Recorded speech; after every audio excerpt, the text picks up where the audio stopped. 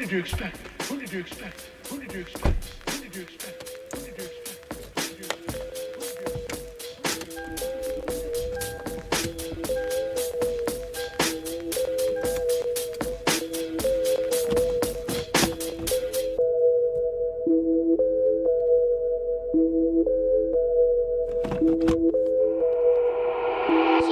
Welcome to the east side. We don't wait for doors of opportunity, we just wait on when we gotta kick them in. Decatur, Georgia, or a den of thieves. Hidden leads just to feed the village. Hidden leads make them feel like ninjas. Niggas always keep the metal tucked till you run up, get your face cut. Got your brukins on the back end. Though too many niggas trapped, they be stuck in genjutsu. They see the world from a different view. Shadow clones cause they silhouettes. Hard to point out when they robbing you. You never know what be inside of you. You never know who you be talking to. Till it's 2 a.m. on the east side. Black as shadows in the nighttime. They don't wait on nothing but the right time. He ain't come around the corner. Shots fired, that's a nigga down. Sad, but this is normal around this town. I've been crying for my niggas found. I've been praying for my niggas down. Always looking for some progress. Try a nigga, he gon' regress. Locked and loaded that nigga ready. Turn your brains into red spaghetti. I be looking for God here. Hopefully he see that I'm trying here. Save my niggas cause they really lost. Talk to my niggas before you write them off. They say, Vic, don't you move on that side, boy. Both the crime rate and junkies stay high, boy. Scary niggas, they ain't see my vision and they see it, they want in the convoy. Stop by the corner store, know that it's kissing there. Let them watch windows, punk gas for a bag of chip shot with the water. But no, they got size, I don't need no patchouli. I just want water. Star bitch with my brothers like Pops and Earl. We gon' turn Keller Road right into a Melrose. I might turn Wesley Cap to a motherfucking church. And they got them my people and teach them their worth. I don't need no appraiser, I'm knowing the worth of my property. They just owns out the cap, always a lot in the world. And I'm winning all that construction on this side. I'm taking my time, now it's 2 a.m. on the east side. Up as fuck, no I'm writing rhymes. Late night, now the early morning like an alchemist. I'm turning into something. Shots fired, that's your nigga down. Sad, but it's normal around this town. Cause I'm calling, say you beat the charge. He can't wait to come back around. Other cousin calling, y'all must stop. Say he heard prices went back up. I confirm that he gassed up. Told him chill, though, cause we next up. People be looking for God here. My job is to teach them look in themselves. Say my niggas cause they really lost. Spitting for the ones they breaking off.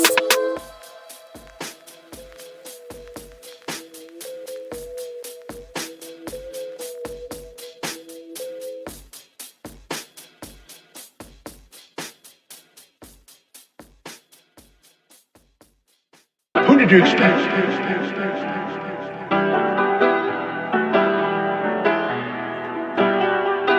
Biggest the what? Biggest the what? Biggest the what?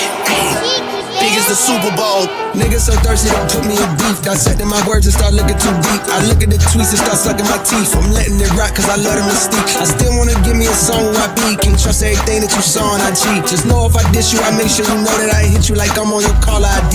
I'm naming the album to fall off. It's pretty ironic cause it ain't no fall off for me. Still in this bitch getting bigger. They waiting on the kid to come drop like a father to be. Love when they argue the hardest MC. Is it K Dot, is it Aubrey or me? We the big three like we started a league. But right now I feel like Muhammad Ali. Yeah, Muhammad Ali, the one that they call when they shit ain't connected no more. Feel like I got a job in IT. Rhyming with me is the biggest mistake. The Spider-Man meme is me looking at Drake. It's like we recruited your homies to be demon deacons. We got them attending your wake. Hey, how the gang got away from the bars, man, this shit like a prison escape. Everybody stepping from fucking and everybody breakfast, and I'm about to clear up my plate. When I show up, it's motion picture, blockbuster. The goat with the golden pen, the top toucher, the spot rusher. Spray this whole shit up, the crop duster. Not Russia, but apply pressure to your cranium. Cold's automatic when aiming with the boy in the status of stadium.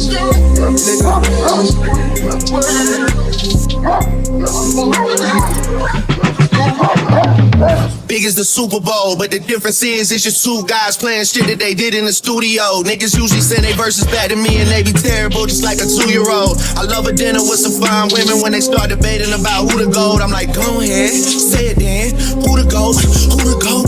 Who the GOAT? Who the GOAT? Who you bitches really rooting for? Like a kid that had been from January to November, nigga, it's just you and Cole. Big as the what? Big as the what? Big as the what? Big as the Super Bowl.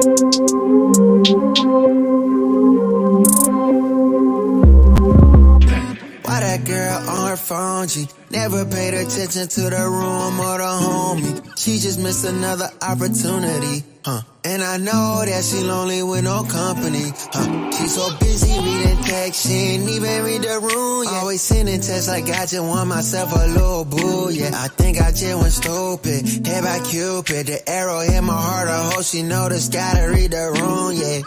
Learn to read the room, I really wish that you can read the room. I really wish that you can look inside of me, and I can tell you how I feel, little baby. Just learn to read the room, Read the room. Just read the room, Just read the room. Learn to feel that presence and that feeling in that mood. Just learn to go ahead and feel that moment too, Learn to read the room. Trying to talk to you was honestly so fucking strange. Trying to find a way that drove my brain to be deranged. I would've never thought I'd have this kind of issue. I couldn't connect with you inside of the same room. I know you feel me, at least I think you do. It's hard to tell, I cannot read the room. Seem to be unfazed, that's what you supposed to do. You seem so confused, baby, why won't you learn to read the room? I really wish that you can read the room. I really wish that you can look inside of me, and I can tell you how I feel, little baby. Just learn to read the room, Read the room. Just read the room, Just read the room. Learn to feel that presence and that feeling in that mood. Just learn to go ahead and feel that moment too, Learn to read the room. I'll show you how to read the room, baby. Say you faded off that drink, I hit the road and soon, baby. Project nigga section 8, I never had a spoon, baby. She says it's rated, this movie coming soon, baby. No, I ain't worried about your boyfriend, he ain't like that. See me, it's on sight about that pussy, he gon' fight back. He gon' risk his life, I beat him up like go down my path. But your bitch want me, so it ain't my fault that you tried that. Oh yeah. Learn to read the room, I really wish that you can read the room. I really wish that you can look inside of me, and I can tell you how I feel, little baby. Just learn to read the room, Read the room. Just read the room, Just read the room. Learn to feel that presence and that feeling in that mood. Just learn to go ahead and feel that moment too, Learn to read the room.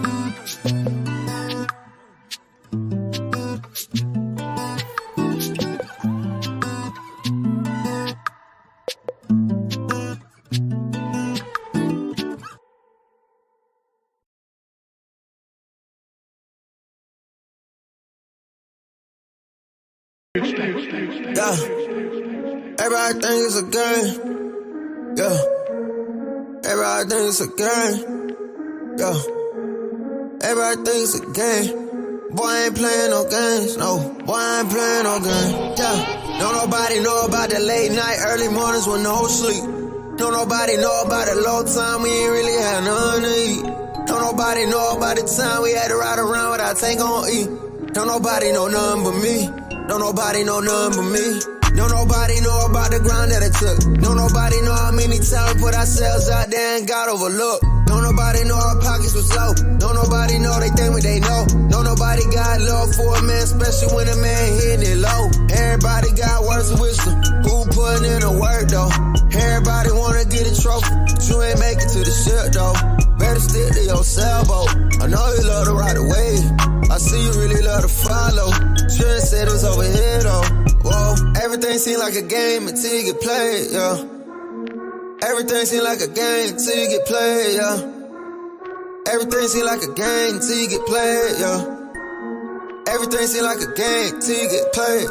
2K. Pat me the pressure, I handle the rock. Stay on the ground till I shoot to the top. Harder than lava, I fire the op. Stay back and shoot, my heart is just hard. I don't miss nothing, my shot can't get blocked. Bust in my face like I'm Curry on God. My mentality win at all costs. Snakes in that grass, had to cut a few off. Keep my head low, my focus is people. The confidence is key, don't let haters get to you. Critics always wanna say something negative. I can't mind them, I know that I'm better than them. I just know I gotta grind for my team. Take the title home and be MVP. Once I do, I'ma show on the king. Finger to the left, so quiet my demons. Everything seem like a game until you get played, yeah. Everything seem like a game until you get played, yeah. Everything seem like a game until you get played, yeah. Everything seem like a game till you get played, yeah. Who did you expect? Yeah. Everybody think it's a game. Yeah. Everybody think it's a game. Yeah. Everybody think it's a game. Boy, I ain't playing no games. No. Boy, I ain't playing no games. Yeah. Don't nobody know about the late night, early mornings with no sleep. Don't nobody know about the low time we ain't really had nothing to eat. Don't nobody know about the time we had to ride around without tank on E. Don't nobody know nothing but me. Don't nobody know nothing but me. Don't nobody know about the grind that it took. Don't nobody know how many times we put ourselves out there and got overlooked. Don't nobody know our pockets was low. Don't nobody know they think what they know. Don't nobody got love for a man, especially when a man hitting it low. Everybody got words of wisdom. Who putting in the work though? Everybody wanna get a trophy, but you ain't make it to the ship though. Better stick to your sailboat. I know you love to ride away. I see you really love to follow. Shouldn't say this over here though. Whoa, everything seem like a game until you get played, yeah. Everything seem like a game until you get played, yeah. Everything seem like a game until you get played, yeah. Everything seem like a game till you get played. 2K, pat me the pressure, I handle the rock. Stay on the ground till I shoot to the top. Harder than lava, I fire the op. Stay back and shoot, my heart is your heart. I don't miss nothing, my shot can't get blocked. Bust in your face like I'm Curry on God. My mentality, win at all costs. Snakes in that grad, had to cut a few off. Keep my head low, my focus is people. The confidence is key, don't let haters get to you. Critics always wanna say something negative. I can't mind them, I know that I'm better than them. I just know I got that grind for my team. Take the title home and be MVP. Once I do, I'ma show on the king. Finger to the left, so quiet my demons. Everything seem like a game until you get played, yeah. Everything seem like a game until you get played, yeah. Everything seem like a game until you get played, yeah. Everything seem like a game until you get played.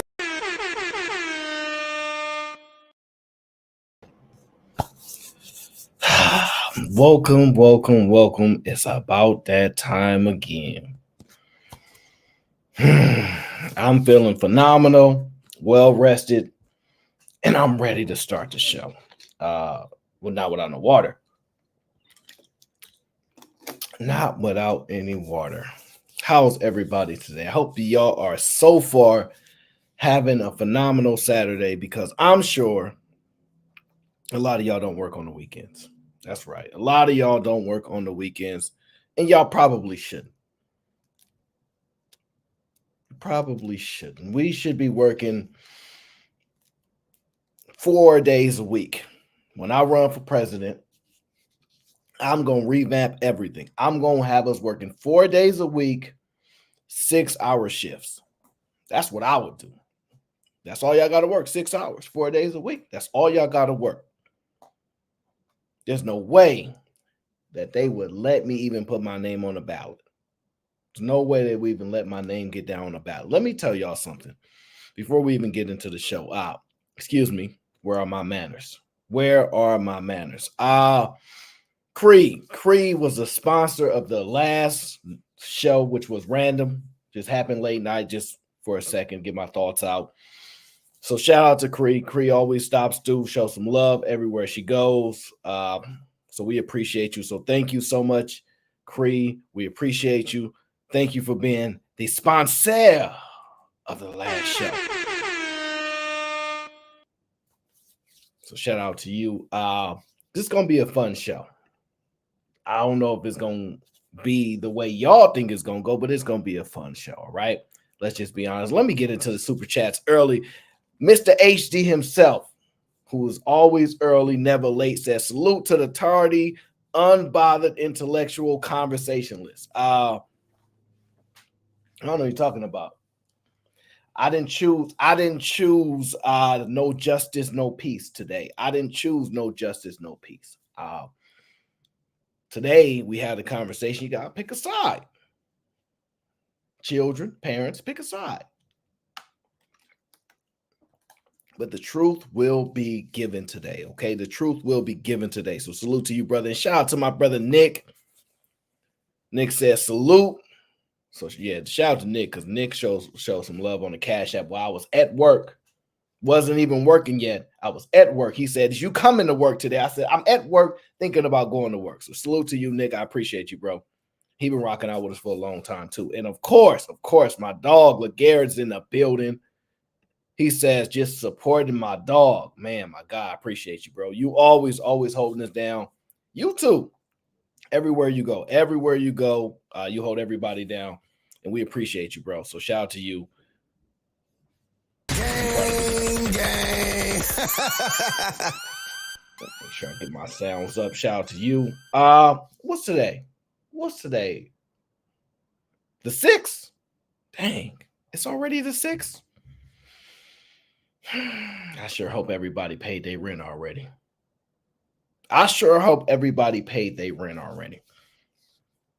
Because I'm afraid y'all might didn't. Pay y'all rent. I don't know if y'all seen the rents out in the Bay Area, but I wouldn't want to pay them either. I seen the rents in New York. I don't want to pay those either. I'm going to just tell y'all the truth. Y'all know about me. But I always pay on time, but I prefer to pay late. There's a grace period. There is a grace period that most contracts have. Usually, you guys have to read it in the fine print, okay? Most contracts have in the fine print. And usually you have a few days after the first, I don't know, I want to say the 3rd or 4th or whatever, as a grace period in general. I tell people all the time, just go ahead and pay them late. You ain't got to pay them on time. Take that grace period. Make them think that they ain't going to get this check. That's what you make them think. Yeah, you ain't getting this check. That way you feel a little bit better for a couple more days. Just hold on to that check. You know how like when you got something like you want this and they snatch it out your hand, thank you, and run off? No. Hold on to that check tight. I'm going to pay you in 3 days. Yeah, so I'm a hypocrite. I pay on time, but I prefer to pay late. Okay, I do. I don't know why I'm like that. I don't want to say I was born like that. I blame my parents. They gave birth to me. I blame them. Okay, I blame them. All right. And salute to Timeout. Timeout says $10 to support the show. Shout out to Timeout. Timeout is always calling me out in the chat. Every time, every show. I see what you be saying. It ain't true either. I don't do this. I don't do what you accuse me of. I'm not a squatter. Pause. Because I don't even know how that can be interpreted on the internet. But I actually don't have a problem with people who try to use squatter laws to take hold. Hey, listen, the law is the law. If you find a loophole, people find loopholes all the time. That's why we got the backdoor Roth. We got loopholes in all type of things, investments, business. Hey, if you know the loophole, you know the loophole. I'm not mad at that. I probably should take some loopholes, but I don't really take loopholes. Mr. Government. Y'all paid y'all taxes yet? Never mind. Because I know y'all going to ask me if I paid mine. And I ain't going to answer that. Nope, we on the internet. I'm not answering no questions. I can't guarantee nothing.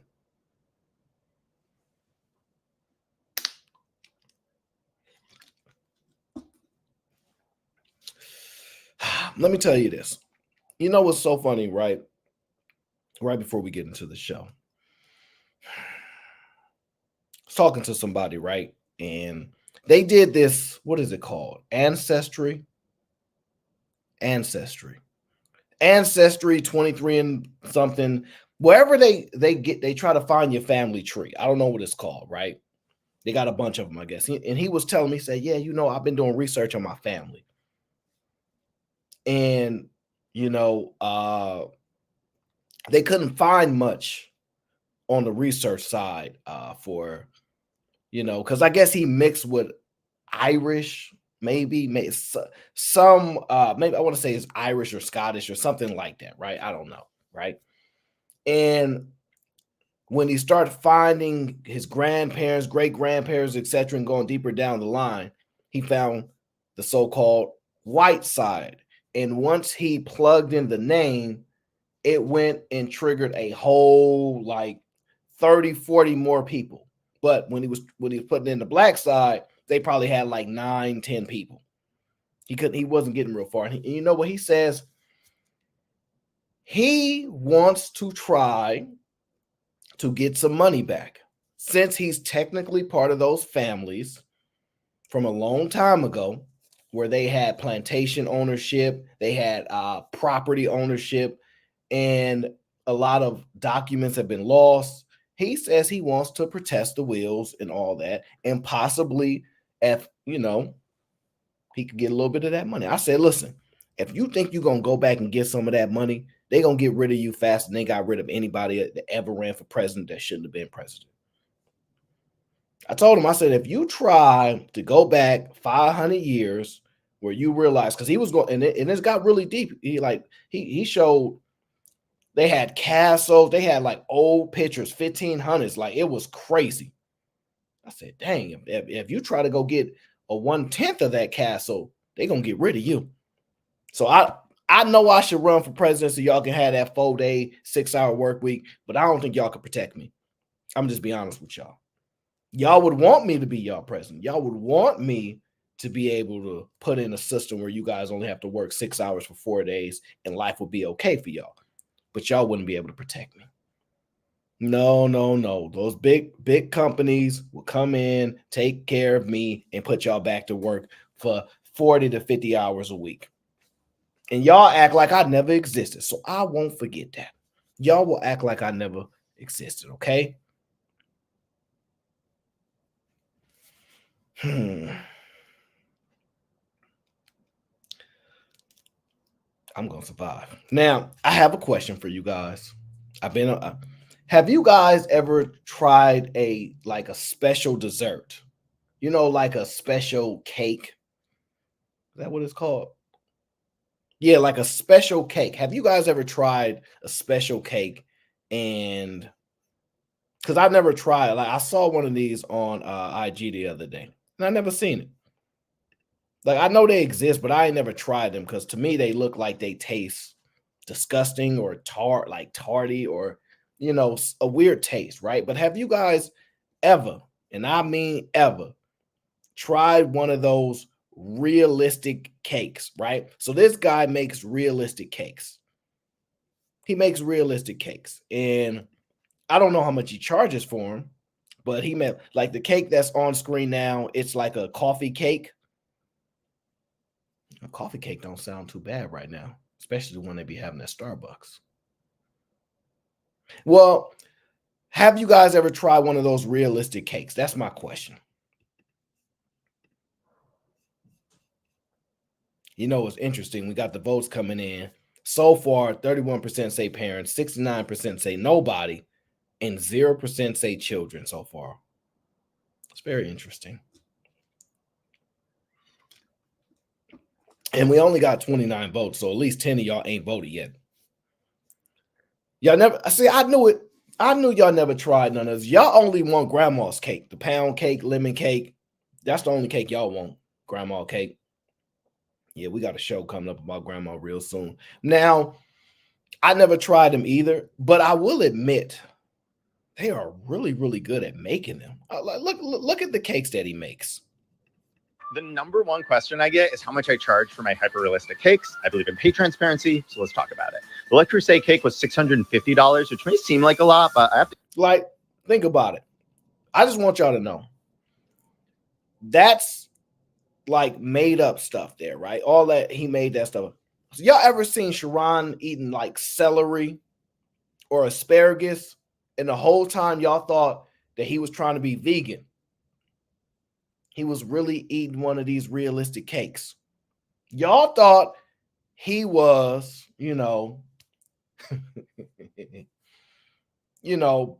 being, careful of what he eats and all that. The whole time he was eating one of these realistic cakes. Y'all was falling for it too. Y'all thought because y'all saw him drink water one show that he was going to be part of the water gang. No, he eats realistic cakes that look like asparagus. Told y'all. I told y'all. Callie Bev said $650. I think not. To make a living somehow. It's hard out there. The iPhone 15 cake is $999. Look at that. Look at the iPhone. That actually is, he's really good at this. That iPhone looks realistic. But if you trade in your old iPhone at Verizon for this cake, you get it for cheaper. The Halloween candy bucket. Look at that. Look at the Halloween candy bucket. He is really good. Callie Bev, stop being cheap. Callie Bev is cheap, y'all. Talking about she don't want to try one realistic cake in her life.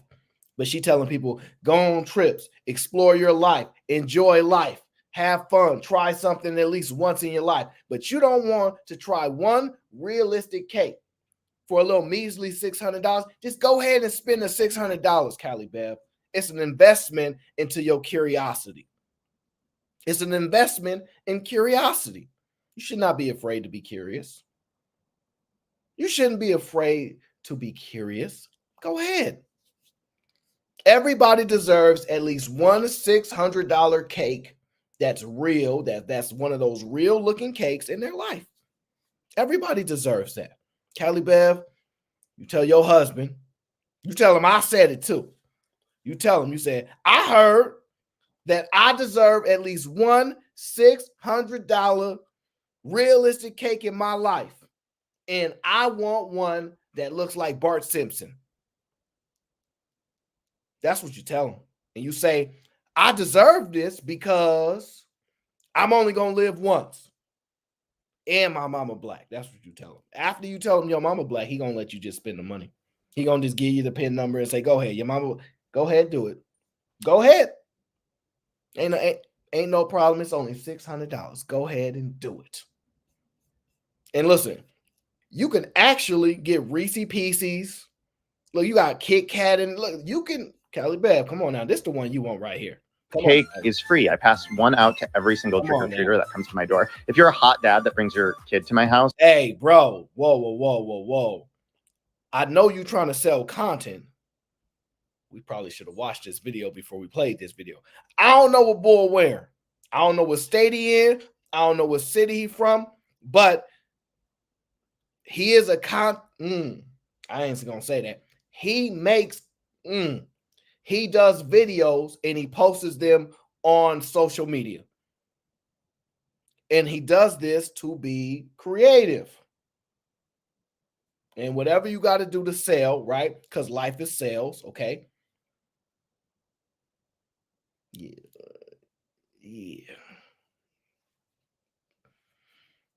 I don't be knowing what people got going on. You have to pay extra to see me in the sexy dress. Oh, you're gonna hate. Look, this is a really good one right here. Look at this. You know what? Let me do y'all a favor. Let me drop y'all his Instagram link. Let me drop y'all the Instagram link. Go ahead and order y'all a $600 realistic cake on Callie Bev's credit card, okay? Stop being lazy and spend Callie Bev's credit card, okay? It's no problem. She understands. She's all about the people, okay? She's all about the people, and she know y'all only gonna live once, okay? Who don't want a realistic? Is that Cinnamon Toast Crunch? Ooh, that's Cinnamon Toast Crunch. That's Cinnamon Toast Crunch. I can't pass that up. You can't pass up no Cinnamon Toast Crunch. Lucky Charms, I could kind of pass that up, but I can't pass up no Cinnamon Toast Crunch. I haven't had cereal in years, but if I come to your house, right, and I might have to because I ain't gonna have nowhere to stay, right? If I go visit these cities, I ain't gonna have nowhere to stay, right? Spence, what up? I probably gonna see your kid's cereal on top of the refrigerator or one of those cabinets that y'all be having. I don't know. Y'all got a lot more space down south. Y'all be having like whole master closets for y'all like pantry or whatever. So it'd be really different. Y'all got way more stuff, like way more room than we have. So I'm definitely gonna be eat your kid's cereal, right? And to be honest with you, I'm only going to do it because when I was growing up, see, my mom and my dad, they had a lock on their door. Yeah, they had a lock on their door. And yes, I knew how to pick the lock, but don't tell them that, right? And so they would listen. Go ahead. Why not? Some of y'all can relate to me on this. After, and this was on the 1st or the 15th, right? You know how we was living. I remember the food stamps. When you actually had the coupon, you had to rip them out, not the ones on the card. Okay, I'm an old man. And you get all the food. Like, you be lit. Everybody in the hood is lit on the 1st and the 15th. Everybody got groceries. Everybody carrying bags. Money just flowing from the government's pocket to the grocery store chains. That's why, Costco does so well. Target does well. Foods Co. Albertsons, Walmart, etc. Right? That's why they do so well, because that 1st and that 15, no matter what, they gonna have profit on that day. No matter what else happened on that day, that's when you probably get some Twinkies, some Pop-Tarts, and all the other goodies. I ain't gonna even say them. But the point is this: we all got our own cereal, right? Because me and my brothers, what we do is we would negotiate top ramen, right? I was young and dumb. I would get the shrimp. Bad idea. I got the shrimp, right? Food for less, yes. Food for less. Yeah. The one we have out here is called Foods Co. Which I think is a chain controlled by Safeway. Yeah. After I got older, I pretty much go to Costco and Target and all that. But back then, yeah, you go to Foods Co. And Foods Co was right by, I don't know. I should look up who the parent is on that, but it's right by the hood and right by the police station. Right by the hood and right by the police station. So what happens is everybody gets their little deal, whatever I get the shrimp, my brother get the chicken, and my other brother get the beef one. Pause. And then we would negotiate. Let me get a couple of them shrimps. Hey, don't give me 2 of them chickens. And then we swap. And then you have a little bit of each ones, right? But everybody had their favorite stack. Y'all know how it go, right? And we all got our own cereal. They wasn't Lucky Charms. They was called something else. They wasn't Captain Crunch. They was called something else. They wasn't even in a cereal box. They was in one of those bags. Long plastic bags that had the I want to say resealable, I don't know what it's called. It's resealable though. Like you can seal it like a Ziploc bag, right? Something like that. Some of those you can reseal those, or depend on the year it was, because they kind of you'd have to do like you do your bag of chips. You roll them. Yeah, the Fruit Dino Bites. That's one of them. So you roll it up, and then you can have the rubber bands kind of keep it all good, right? Y'all know what I'm talking about, right? So what happened was, see, my mom, her favorite cereal was Corn Pops. Yeah, her favorite cereal was Corn Pops. So we didn't get the box, but she had the box, right? She had the box of cereal. We got the bag, right? So, yeah, definitely not the Fruit Loops, but that definitely Cali. So, right now, y'all know after about 3-4 days, all the food is gone. Let's just be honest. 3-4 days, you might make it a week or so. But after that, all the food is gone. That's how it works, okay? If y'all ain't grow up in the hood, y'all know what I'm talking about right now. But just know, after a couple days, maybe a week, food is gone. Adios, muchachos, gone, right? So moms, what she would do is she would hide her cereal in the room. Some of y'all gonna have stories like this. And see, what happened was, see, I never knew I got an older brother. See, I never knew that after we was done eating all our food and all our cereal, we just got to deal with it. He would be sneaking in the room and he would be taking some of their cereal. One day I caught him. Yeah, I caught him. And I said, ooh, I'm telling. Yeah, I said it. I ain't afraid of you. I said it. Ooh. I'm not going to tell you how young I was, but I said it. And he said, shh, be quiet. You better not say nothing. Here, you want some? I said, Mm-hmm. And that's how I got an extra bowl of cereal after I ran out of cereal, because I wasn't getting none at the time. After you ran out, you know, your mom said, hey, after this is done, y'all done until the 15th. So y'all better make it last. Come on now. Have y'all had these conversations?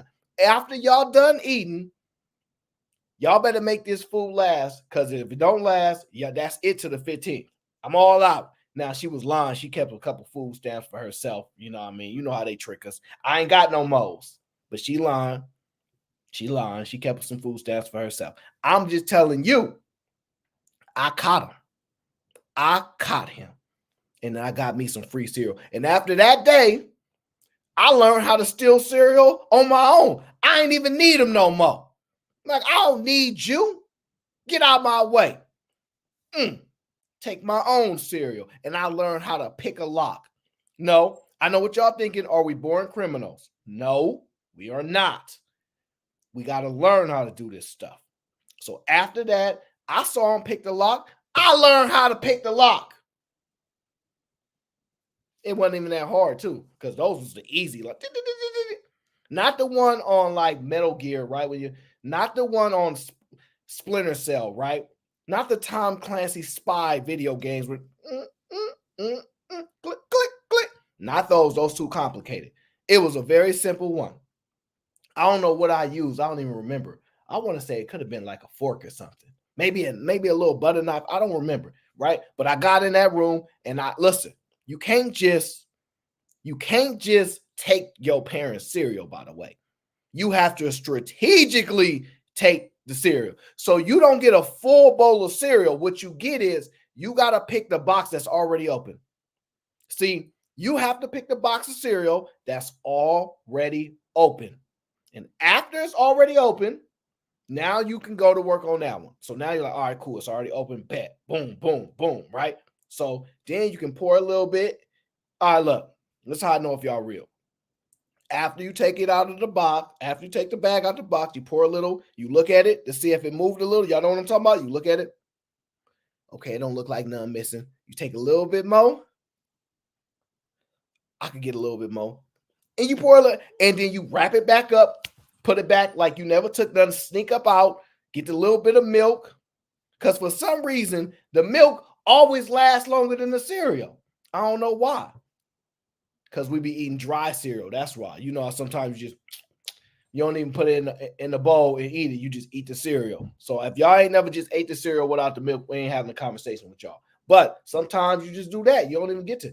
But then sometimes it just depends. But just know I learned at a very young age how to steal cereal from my parents' room. Okay?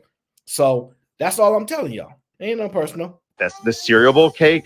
$5,000. Inflation is crazy. Groceries, cereal especially, very expensive these days. The Stanley thermos cake, $1 million. All y'all were fighting over Stanley tumblers this week. Yo, I'm still mad I can't use my Stanley.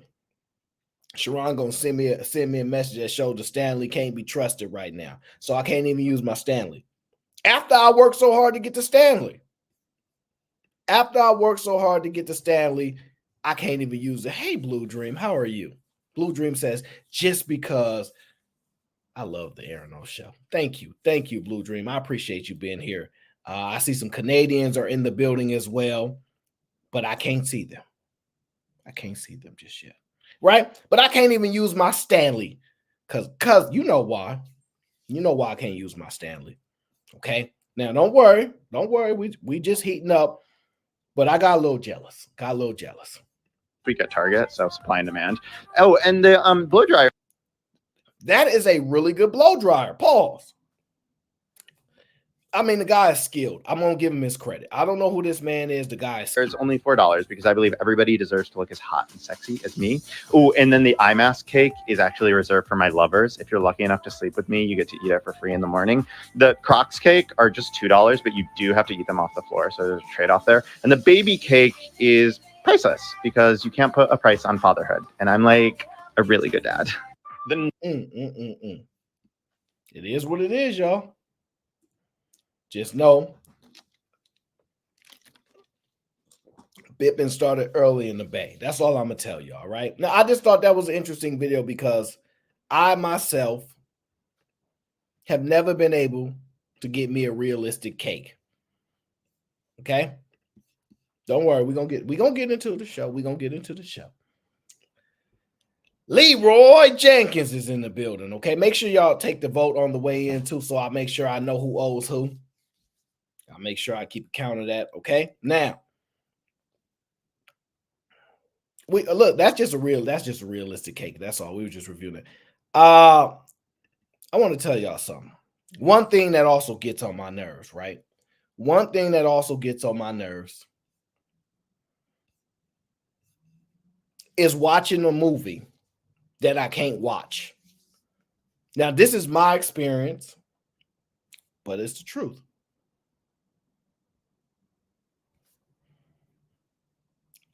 I don't like watching movies with people who do this.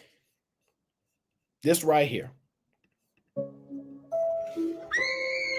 Who is that? Watch the movie. What happened? Watch. Did she die? We both watching the same movie. The movie started. How am I gonna know what happened? We both don't know what happened. We both watching the same movie. Why are you asking me these questions? Why? I can't stand people that talk through the movie. Y'all know what I'm talking about too. Watching the movie. Oh my God. Oh my God. Oh my God. No, don't go in there. They're gonna get you. They can't hear you.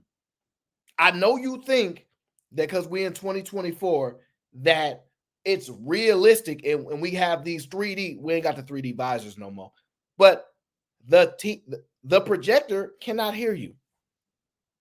The projector does not know that the monster or the killer or whoever it is on the other side of that door.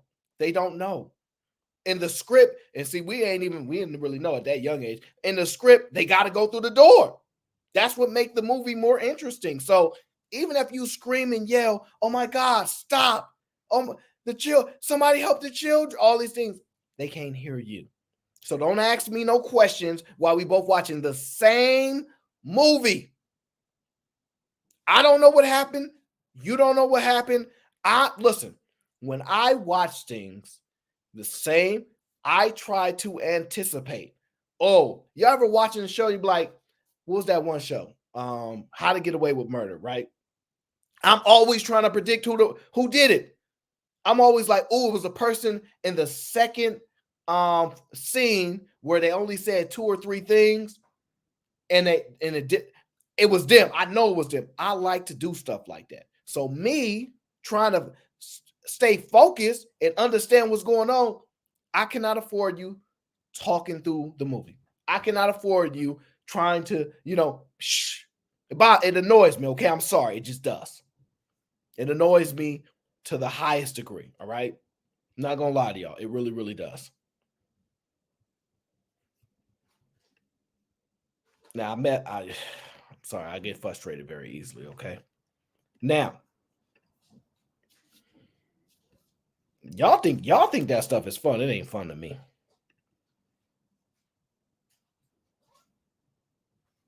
No.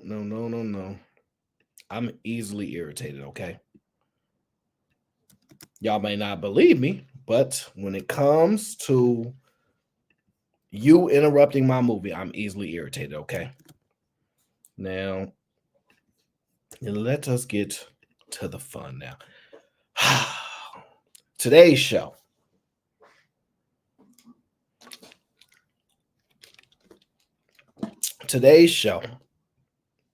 The creators of life, who owes who. I was listening to 50 Cent because I think 50 Cent is a phenomenal businessman.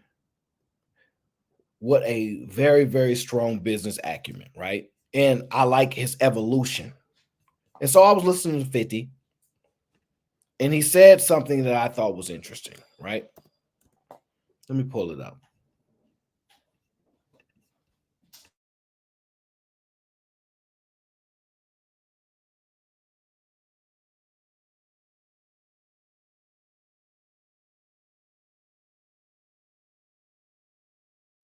Here we go right here. This is something 50 Cent said that I thought was interesting, right? And this is something that I say, well, not exactly because it's 50, but listen to what he says.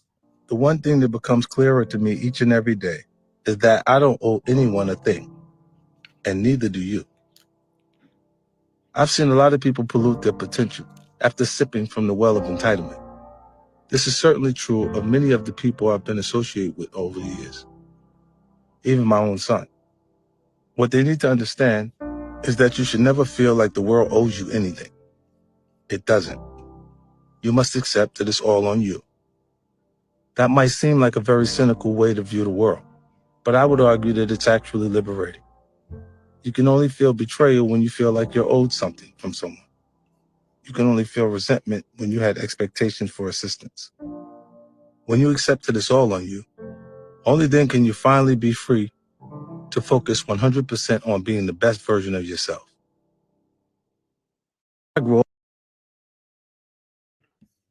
That's why I'm very big on accountability. I don't blame nobody else for nothing. I blame me. That's where all the power is. 50 actually agrees. I never heard him say that before, but 50 actually agrees with me. If it's all on you, that's where all the power lies. So all this diverting blame, this, here, and that, it actually doesn't benefit you. It doesn't benefit you at all. But people don't learn that until later in life, okay? Now, I still want one of those very expensive cakes, okay? But that's actually very, very much how I am. If somebody makes me mad, right, I blame myself because I let them make me mad. If somebody, and by the way, this is a very hard thing to do. If somebody, because it's hard accepting that you might be a victim when you don't see yourself in a victim mentality. So anything happened, I'm like, man, I shouldn't have went down that street. It's my fault. I knew I shouldn't have went down that street. If I didn't go down that street, this wouldn't have happened. Man, if I didn't buy this, this wouldn't have happened. If I didn't, even when I listen. Everything is my fault. Everything. I had no idea when I made that shift, that mentality that everything is my fault. I had no idea the actual comfort that you get from it. Because when it's all on you, you have the strength, you have the ability to actually implement change. And you guys gonna learn that. I want to get into this daddy-daughter time, okay? Daddy-daughter time. It is daddy-daughter time, okay? I got my baby girl with me. What's your name? Nani. What do we do with our money? Save it. And then what do we do with it? Invest it. What are your I ams? I am smart. Mm-hmm. I am a princess. Mm-hmm. I am beautiful. Mm-hmm. And I am a leader. Mm-hmm. And I am smart. Mm-hmm. What Did else? I say smart? No, he didn't say that one, I don't think. Okay. What's the last one? I can be anything I want to be. Let's go. Make being smart cool again, y'all. Yeah. I'm his twin. That's a fact. Now, I want to say that you stole that from Nas. I know I can. And you think you doing some motivational stuff. No, I'm kidding. I see this a lot more than I don't see the opposite. And this is why I struggle with a lot of these conversations when people say, y'all don't take care of y'all kids, right? And I'll be thinking,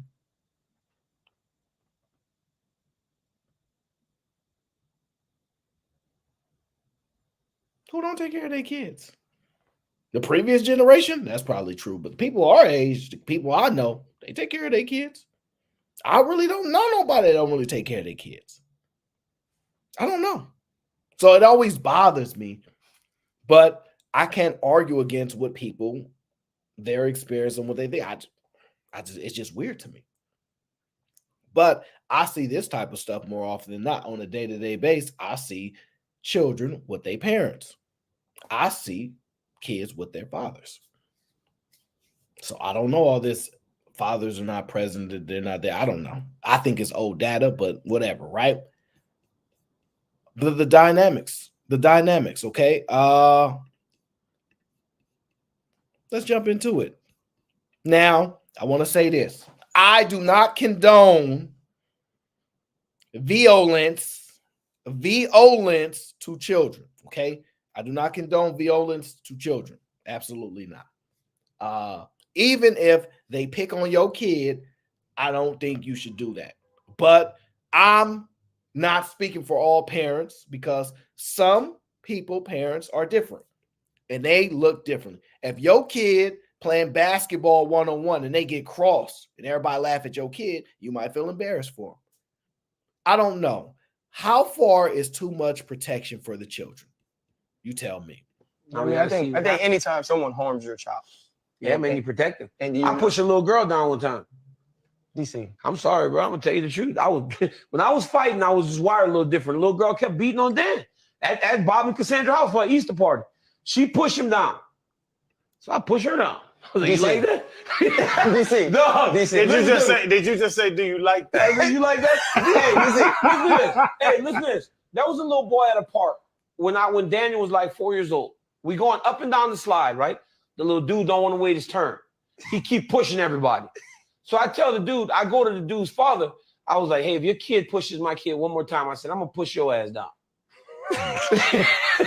He was like, what? I was like, man, get your kid under control. I was like, get your kid under control, man. I said, if he pushes him one more time, I'm going to push you down. Dude left. He grabbed his kid and left. I was like, hell yeah, yeah, you gonna grab your kid and leave. You better leave. You can't, DC, here's the thing. You can't do that, bro. Yeah, you can. Brother. Now, you guys tell me, is that good parenting? I don't know. I'm asking y'all the question. Is that good parenting? If somebody push your kid down, you push them down. I don't know. Maybe is that good parenting? Because y'all be giving me mixed information. I've been getting mixed information from y'all. I don't know if he did the right thing. First, he pushed the little girl. He pushed the little girl down because she messed with his son. He had a mob on her. I don't know. It's family over everything. That's what y'all say. Y'all say family over everything. That's what I heard y'all say. So my question then becomes, did this guy do the right thing? Did he do the right thing? I don't know. I can't really see myself doing that, but I'm not going to lie. That is probably hard to watch your kid get mobbed on like that. You know, the kid that come to the playground, get out of my way, and all the kids scared. Watch your kid get mobbed on like that. Especially, he didn't care if it was a little girl. He mobbed on her. I don't know. I don't know, guys. I don't know. I just thought that was some special parenting right there. And you guys got to learn to parent the right way, okay? You guys got to learn how to be parents the right way, okay? I see y'all be struggling with this. Just different type of parenting. You hear from the dad. I don't know.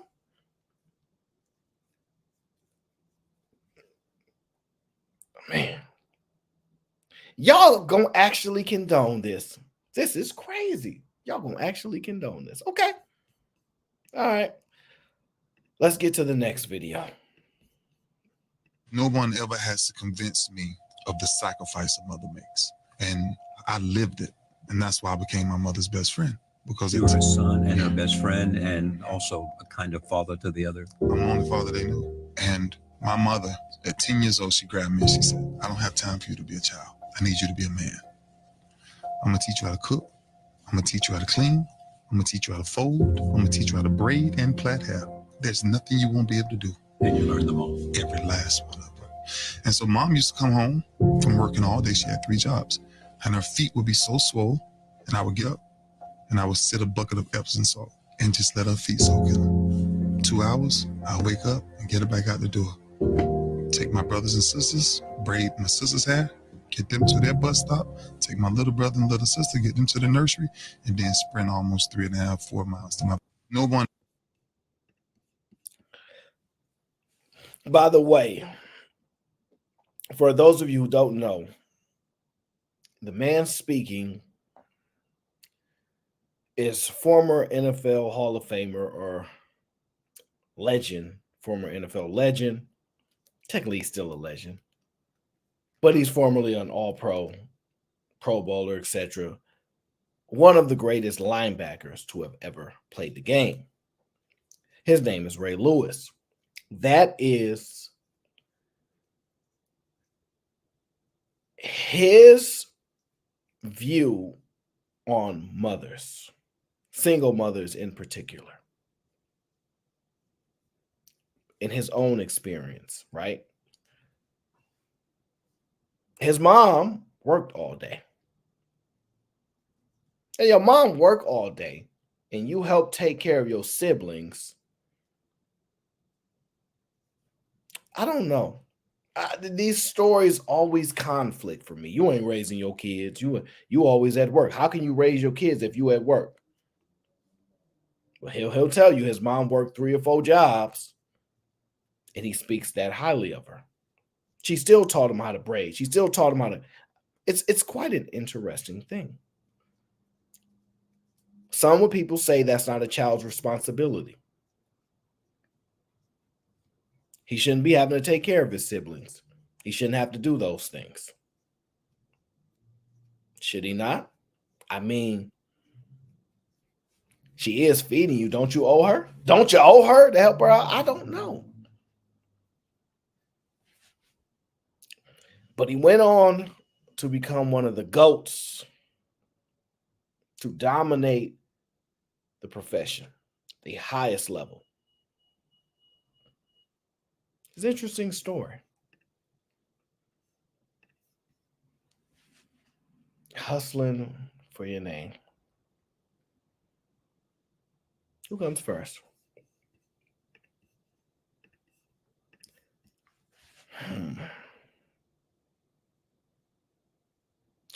Yeah, rags to riches. I agree. Listen to this story. So a year ago, my dad passed away. It changed my whole life. Yeah. But my dad made sure that we never needed anything as a kid.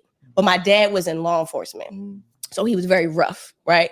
So at times I didn't think my dad loved me because he couldn't say I loved you. He was a provider. But when my dad passed, everything was in order. Like we will have money for the rest of our lives. My mother never paid a bill when she was with my father. She never has to pay a bill. She can live her life that she had with him for the rest of her life.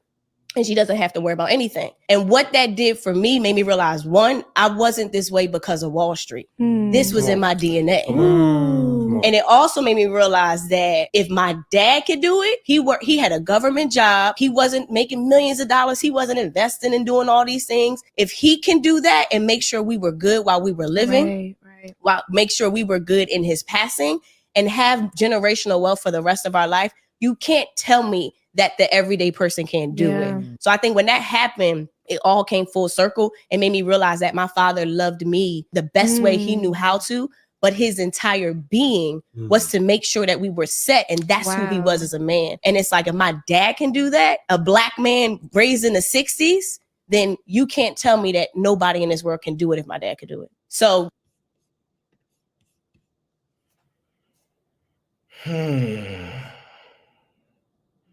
I'm afraid that story is pretty consistent. Nobody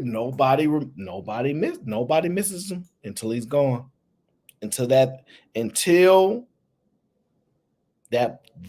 space is gone and you realize the void, you miss him. Notice she said he could never tell me he loved me because he was the provider. What the heck does that mean? She said it. I want y'all to hear her say it. I don't know what it means. A year ago, my dad passed away. It changed my whole life. Yeah. But my dad made sure that we never needed anything as a kid. But my dad was in law enforcement. So he was very rough, right? So at times I didn't think my dad loved me because he couldn't say I loved you. He was a provider. See what she said? At times I didn't think my dad loved me because he couldn't say he loved me because he was a provider. Nobody really dissects that thought process. Are you telling me that he was under such an enormous amount of stress in life that he never could spend time thinking about how much he loved you? He only could do the things that he thought was love. I don't know. But once he passed away, you ain't worried about a thing. Mom ain't never had to pay a bill, ever. He had everything in place. You know what? I often hear, what happens if the man passes away and I ain't worked, and how I'm gonna pay the rent and stuff?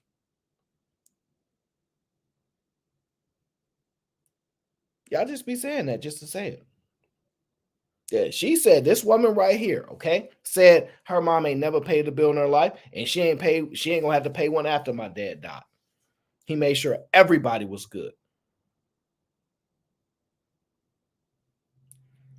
Sounds like a consistent story that men often say.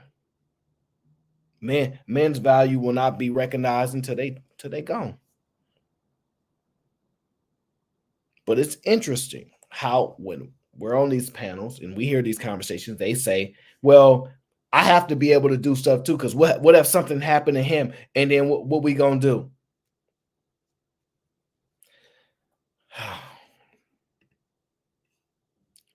Another key thing that she said it's in her DNA. Listen to what she said. But when my dad passed, everything was in order. Like we will have money for the rest of our lives. My mother never paid a bill when she was with my father. She never has to pay a bill. She can live her life that she had with him for the rest of her life, and she doesn't have to worry about anything. And what that did for me made me realize, one, I wasn't this way because of Wall Street. This was in my DNA. See what she said? I wasn't this way because of Wall Street, meaning her financial knowledge, her dedication, her ability to earn lots of money, her acumen, all of those things did not come from her being on Wall Street. It came from it being in her DNA that she attributes to her father.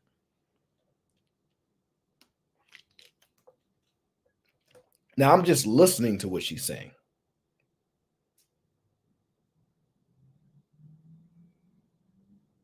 I'm just listening to what she said.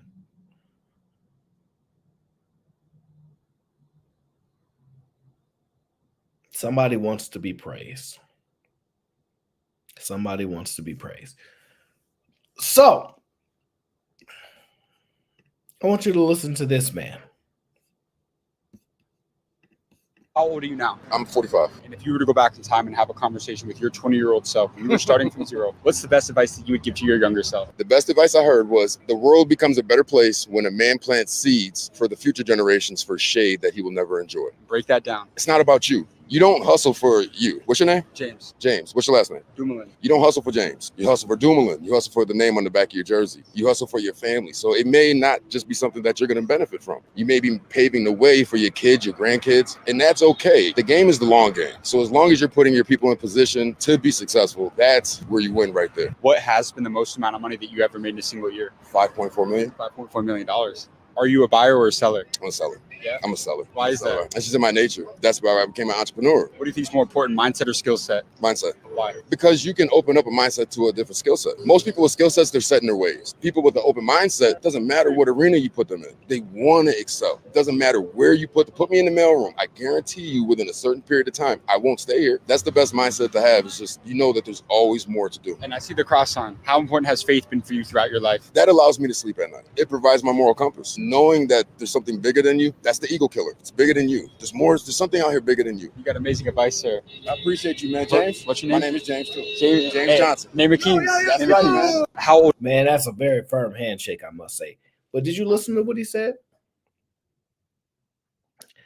He was told he don't hustle for him. He hustled for his last name. And did y'all listen? He may never get to enjoy it. I want y'all to hear him say it one more time. What are you now? I'm 45. And if you were to go back in time and have a conversation with your 20-year-old self, and you were starting from zero, what's the best advice that you would give to your younger self? The best advice I heard was, the world becomes a better place when a man plants seeds for the future generations for shade that he will never enjoy. A man plants seeds for future generations for basically a tree that delivers shade. Warren Buffett talks about similar language like this, in which he will never enjoy. The man will never enjoy the shade that he created. That's what he said. Break that down. It's not about you. You don't hustle for you. What's your name? James. James. What's your last name? Dumoulin. You don't hustle for James. You hustle for Dumoulin. You hustle for the name on the back of your jersey. You hustle for your family. So it may not just be something that you're going to benefit from. You may be paving the way for your kids, your grandkids. You heard what he said? It may not be something that you're going to benefit from. Now, this is similar language that I've heard, right? Similar to the point where that's how I think. Like I've pretty much given up all type of thoughts about material gains, right? I don't care for it. I'm fine with having a conversation about it. I may joke here and there, but I don't need it. It no longer drives a level of happiness that for me, right? So everything I think about is like, this could benefit somebody else, or this can go to them, or this sacrifice that I make now because I found a way to find, and I don't know how to describe it. I found a way to be content in which how life operates, that the things that other people haven't accomplished, meaning the mindset that it takes for you to find being content without buying things and getting things that the world tells you you derive happiness from. I've jumped into that mindset to where I have a level of acceptance, and I don't have to accept it with a level of disdain, right? I embrace it. So I'm not upset. I've figured a way where I'm like, man, you know what? I'm good. I don't need all this stuff. But I'm not mad at anybody else that does need it. I'm not mad at anybody else that does need this stuff. They can't tap into the mentality that allows you to no longer need those things. You might have to sacrifice for them. Don't make them a bad person. It makes them different from who you are. The sacrifices and abilities that you have, everybody don't have. So I can be fine without this, but they cannot. Does that make them a bad person? No. It means you have an ability that they don't have, and they are likely going to benefit from your ability, and you might not benefit from their abilities. Listen to that. They are likely, people around me, people are likely to benefit from my abilities, and I am likely not to benefit from their abilities. You have to be okay with that, and you can't be upset with them because they're not you. It's a hard pill to swallow to know that you have to do something that somebody else don't have to do because you have the ability to do so, and you can't fake like you don't. So you have to be able to find balance somewhere. And when he talks about hustling for your last name, it ain't about you, I think the conflict is starting to become this. We tell you all the time, we don't want to be construction workers. We don't want our hands, our fingers, our legs and stuff not to work.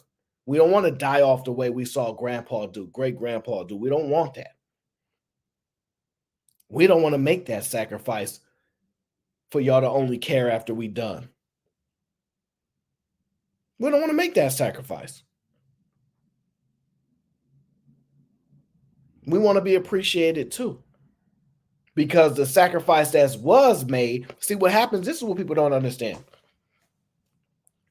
When y'all go around y'all city and y'all see buildings, y'all see businesses with people's name on it, right? It sounds good. It's a little bit of playing to egos for people, right? But statues get knocked down. The sacrifice that great-great-great-grandfather made, nobody care no more. Nobody even remember his name no more. He was told it ain't about you. It's about your family. And if you got to suffer for them to gain, you're going to suffer, and you're going to do it with a smile on your face. You're going to do it with a smile on your face. And that mentality, in my opinion, has been passed down generation after generation. Men have been told, look, it is what it is. You're a man. Be a man. Be a man. This whole concept of being a man, it heavily lies into sacrificing one's own happiness, desires for the outcomes of others. And what y'all have seen is some men have found an ability to be able to have an abundance, right? Where they have money, they have the sacrifice, and they've accumulated all of it, right?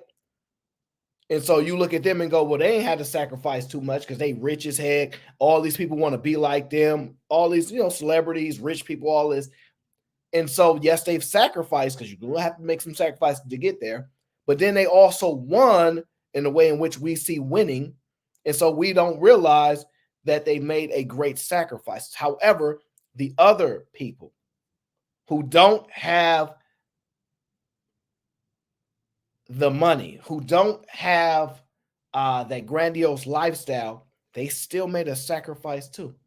But they never got that money to identify that they won the so-called game of life. What they took solace in was that their family was good. Yeah, I might never had a Rolls Royce. I might never had a Mercedes Benz. I was good with my pickup truck. As long as I knew the sacrifice that I made, my family was good. So y'all never saw that man living life like y'all see the other winners. So that's why y'all have this abundance mindset, right? I'm not knocking anybody. I'm just expressing.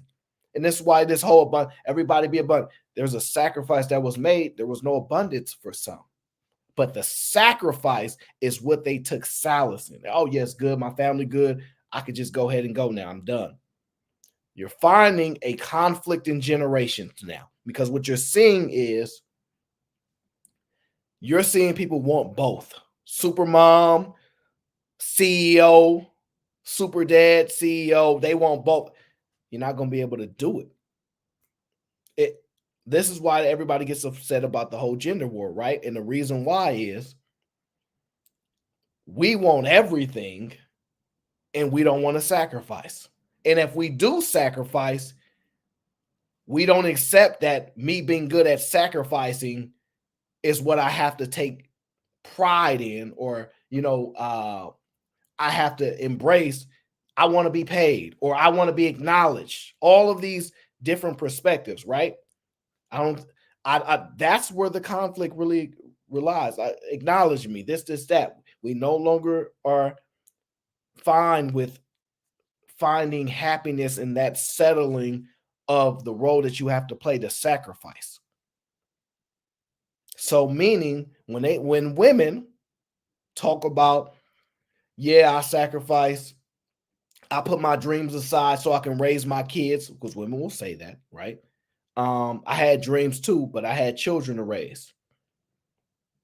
Women are upset that they great-grandmother, some of us are old enough to say our grandmother, sacrificed. Our grandfather sacrificed. They had to put it on hold. I had dreams of going pro. A lot of guys will tell you, yo, this guy was good. He could have went pro, but he had a child. It's funny. A lot of people don't really know these stories. Dang, like you was really, yeah, man, I was all state, had a scholarship, everything, healthy, but I had a kid, so I had to take care of my duties. These are not made up stories. These are people's real life. So this whole thought of dads abandoning kids, it's so interesting to me. But the level of sacrifice and people not being happy in their sacrifice is why we're here. You got to sacrifice and you got to be happy about it. I can't pay you to be happy about this, because the sacrifice that it requires, I can't pay you for that. Money can't solve this sacrifice. So I've seen sacrifice start to dissipate everywhere you go, from the men's side, from the women's side. There's a level of, nah, I don't want my flowers after I'm gone. I don't want that. And women are saying, that's why I'm tired of these men acting all sassy and speaking about what their experience is. but it just goes to seem that way.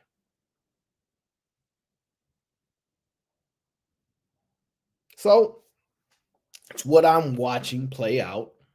As you guys know, I observe a lot, and I just collect the information of life and I give a perspective on it. And I'm watching this stuff play out. And I'm not sure how we solve this issue.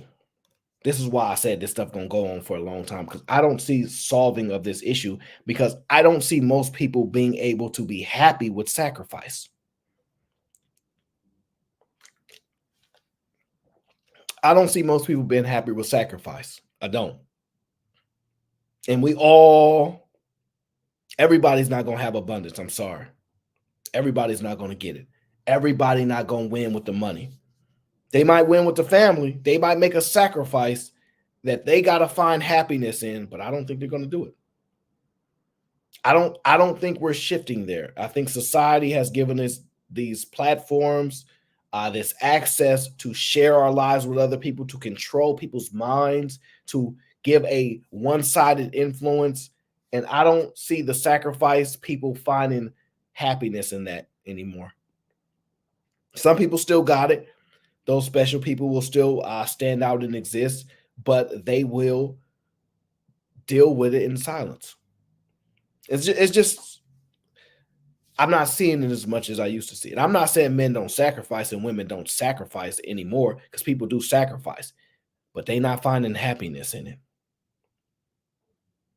They're not finding it takes a certain trigger in your mind to go, I can do this, and it is what it is. I got it. And I walk outside with a smile on my face and go, I'm good. It's not as bad as people say it is. All the stuff that they want, I don't need. It's hard to find people like that. It's a lot of selfish people. We're selfishly making sacrifices. And it's cool, right? We're in a different society. We're in a built-up society. We no longer have to do the same sacrifices that we had to do back then. But there were certain things that we still had to do, which was we had to fall in love with our sacrifice and be happy that somebody else was going to benefit from it, and accept it. And accept it with a level of love in a lot of ways. So I don't see that happening. You guys can tell me what y'all see happening, but I don't see it. And I think it will continue to become problematic as we continue to move forward and forward, right?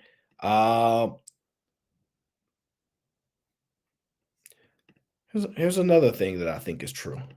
This right here, sons, daughters, his perspective on this is quite, in my opinion, interesting. When my son was born and the doctor handed me my son, it's crazy as a father because I knew I would die for him, right? And I don't even know this dude. He could be a terrible human being, but I would die for him, But when they handed me my daughter, oh, it was different. I was like, oh, okay. I would kill for you.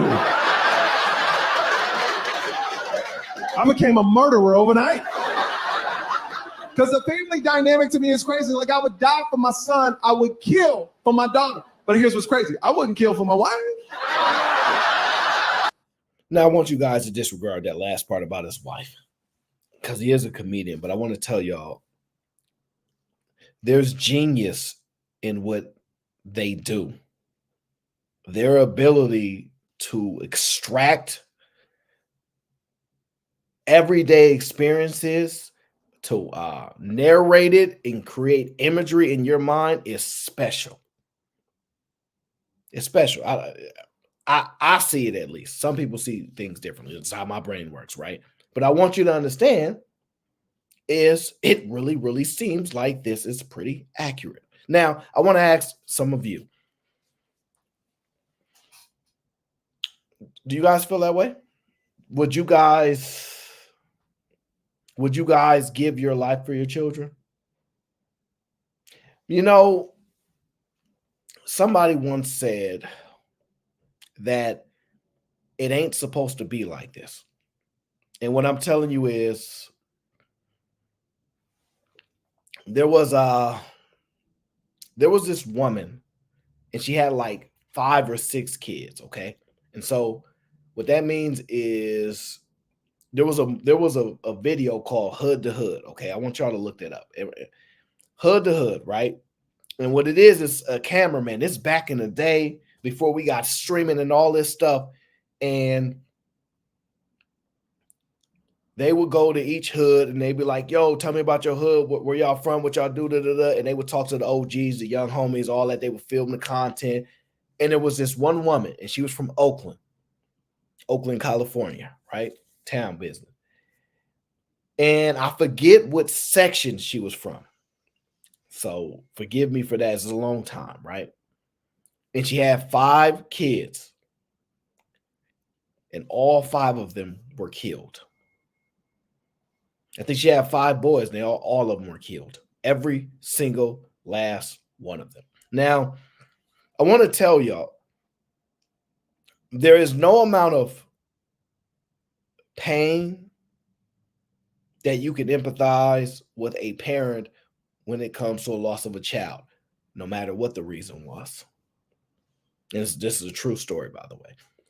I will tell you this. It's hard for me in those moments to maintain neutralism where I don't feel how I know I'm feeling, because there's just a certain crack that you feel when you hear somebody scream, "Not my baby!" And I'm not saying that to be like in a joke, but I'm being very serious. Like, there's a certain level of pain where they go, "That's my child, that's my son, that's my," and that joke that you feel like, whoo, she had to go through it 5 times, and she's still standing. Still standing. Every last one of them. You guys can look it up. From Oakland, California. Every last one of them. And so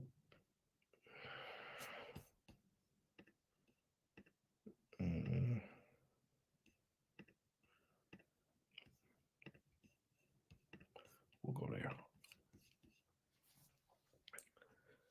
So in my mind, right, I think it's a no-brainer.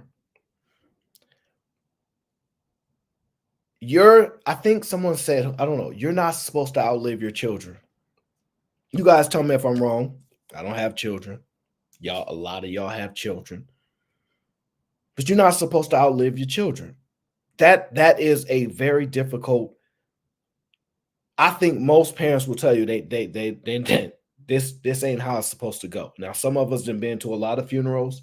We see a lot of parents' faces when they had to look across and realize that they child went before them.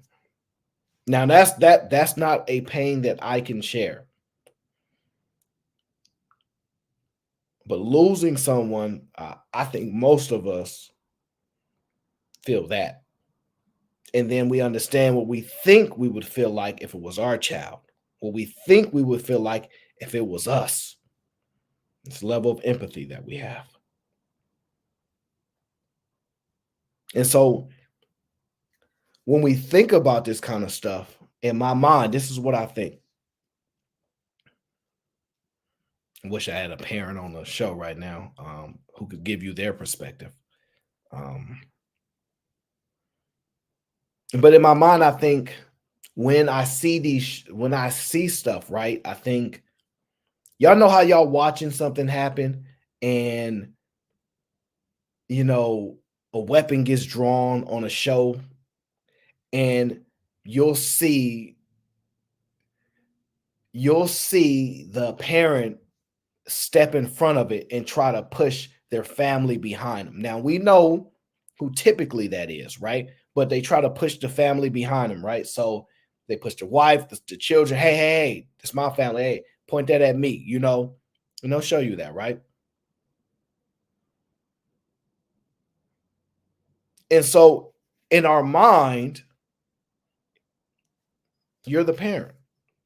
So when they tell you things like, hey, You got 2 kids hanging off the mountain, whatever the case is, you can only save one. Most people were like, I can't pick, right? And so if it has to be, like, for example, right?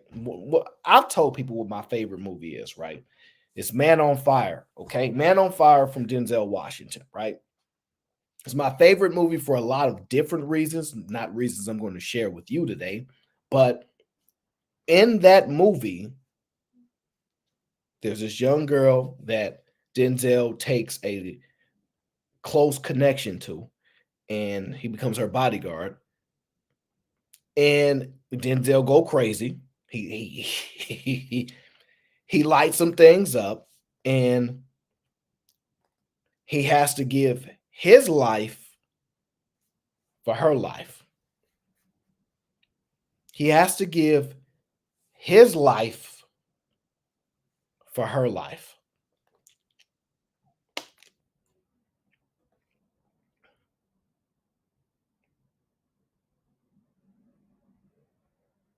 Now, if y'all anything like me, and most of us have a lot of similarities, right?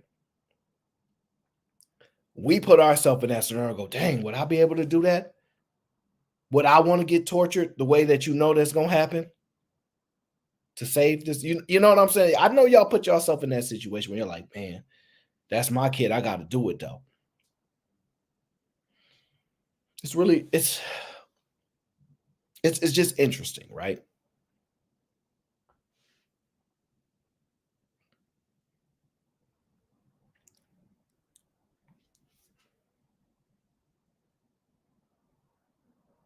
So, do we sacrifice because we owe them?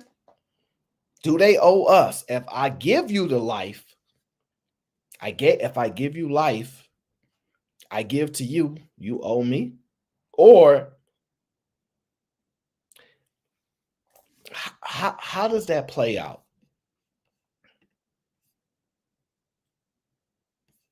How does that play out, right? So for example, right? 50 Cent said this in the interview, right? When he talks about the children and the dynamics, because a lot of times y'all will tell me, let me check the so we got 10% say children. So 10% say the children owe, 36% say the parent, and 54% say nobody owes. Now, I think all y'all cap, but I'm going to end the poll there, right? I think y'all capping. But I always hear, I didn't ask to be here.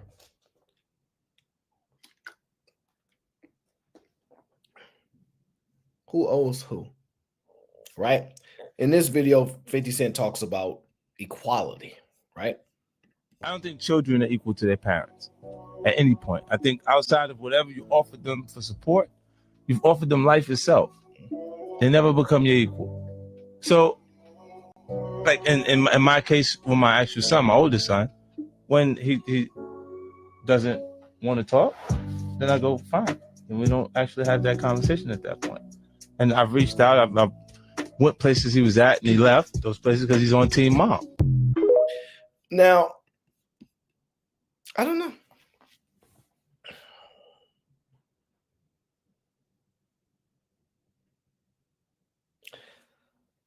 I think too much.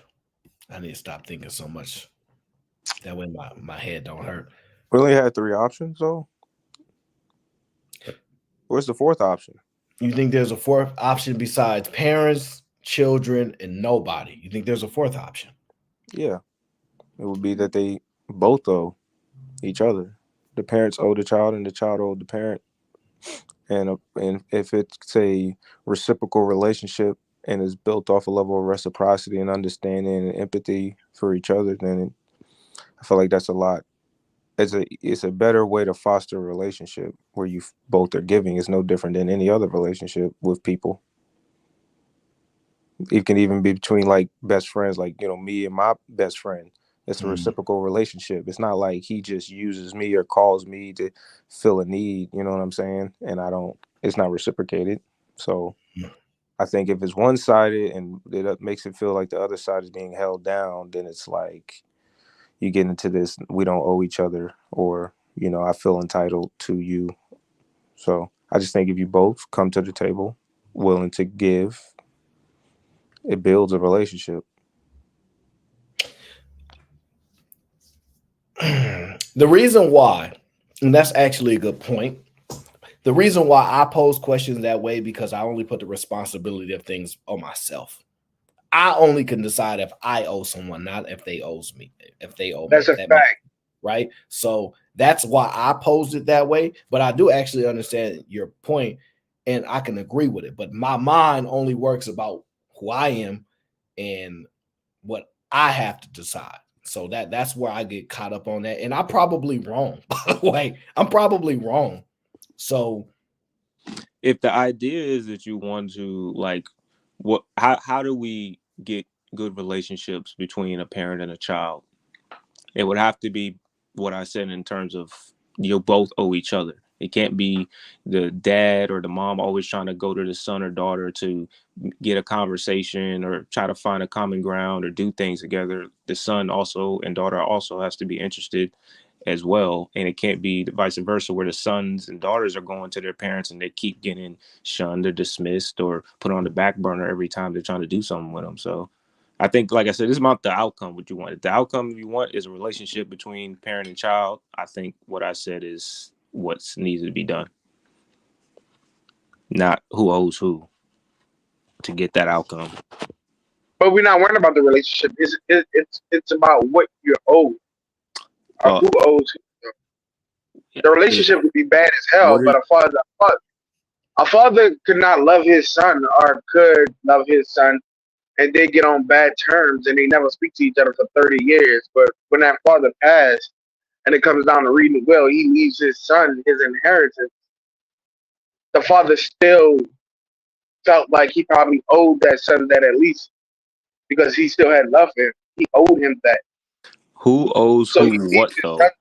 They owe each other what? No, you don't owe each other. You don't owe one another anything. That person has to make that choice.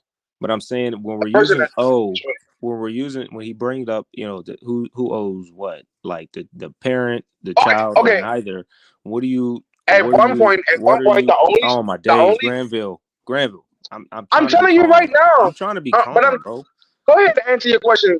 You already know what I'm going to say. Fuck it, answer, because you listen, know what I want to say before I finish. Yes. So answer my question. There's only one point in time that someone owes someone something. A parent only owes a child for the life between born and 18 years old. You are obligated to take care of that child until they become a full-fledged adult at the age of 18. You owe that child food, shelter, and protection, and an education. Outside of that, once that child is 18, they're not owed. Granville, your microphone is going out. That's God. Because the crazy part is, like, I knew he wasn't going to be able to answer my question, and I was really posing it to Aaron because he's the one that made the poll. So the idea of and you're saying the parent, child, or neither. What are they parent, child, or neithering to? What do you mean by owe? Like money, responsibility, time, attention, affection. Like, what is the owing pertaining to? Well, you know me, I pose open-ended questions for a reason, and it's pertaining to conversationally about when you hear you owe your kids this, they didn't ask to be here. You owe because this, and you owe because of that. It's created around that thought process, but it's not limited to. So what would be the sense of the child, like taking care of them when they're old or sick, or do your children owe you the right? Are your children supposed to take care of you when they get older because they owe you? No. No, they don't owe you, but it'd be nice. So, and in the sense of a parent owing a child, I guess that would be what all the stuff Granville mentioned in terms of raising them to live until they're 18.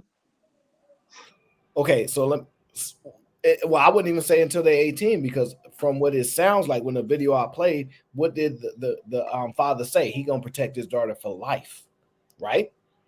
But Yeah, that's that's something what that I'm they saying. is that. But I'm saying is that where we're going with the sense of owing from a parent's end is that they owe their child for life? Okay, I'm gonna ask you the question. Are you saying that you don't owe that for life? It comes at an expiration date or something. Is that what you're trying to say? That's not what I'm trying to say. I'm just asking a question on the sense of owing, on the parameters of this owing. Can When I? we're using Can I? on the parent end, when we reference, like you said, people owing their child something, is it the idea that you owe them as a father? I guess you owe them protection for life. And then if I would answer the poll, I would say no. Got you. I understand. See, it's not what I like to do is to allow people's minds to think. I don't want to limit it to anything. So how I state something makes your mind think that way, I want to focus on that. And it could be something different for everybody else. Well, look at this perspective, man. This is how I'm looking at it. I got four sons. I'm in it right now for them. Well, how you pose the question? Who owes who? I'm saying right now I owe them, and then over time I owe it to myself. So either way, it kind of refers back to me because I had the kid. At the end of the day, you can look at it both ways, but it's smarter to look at it like, hey, I owe it to y'all to take care of y'all, look out for y'all to y'all like to Granville point, I guess to the adult age. Then after that, I'm still owing it to myself to look after them.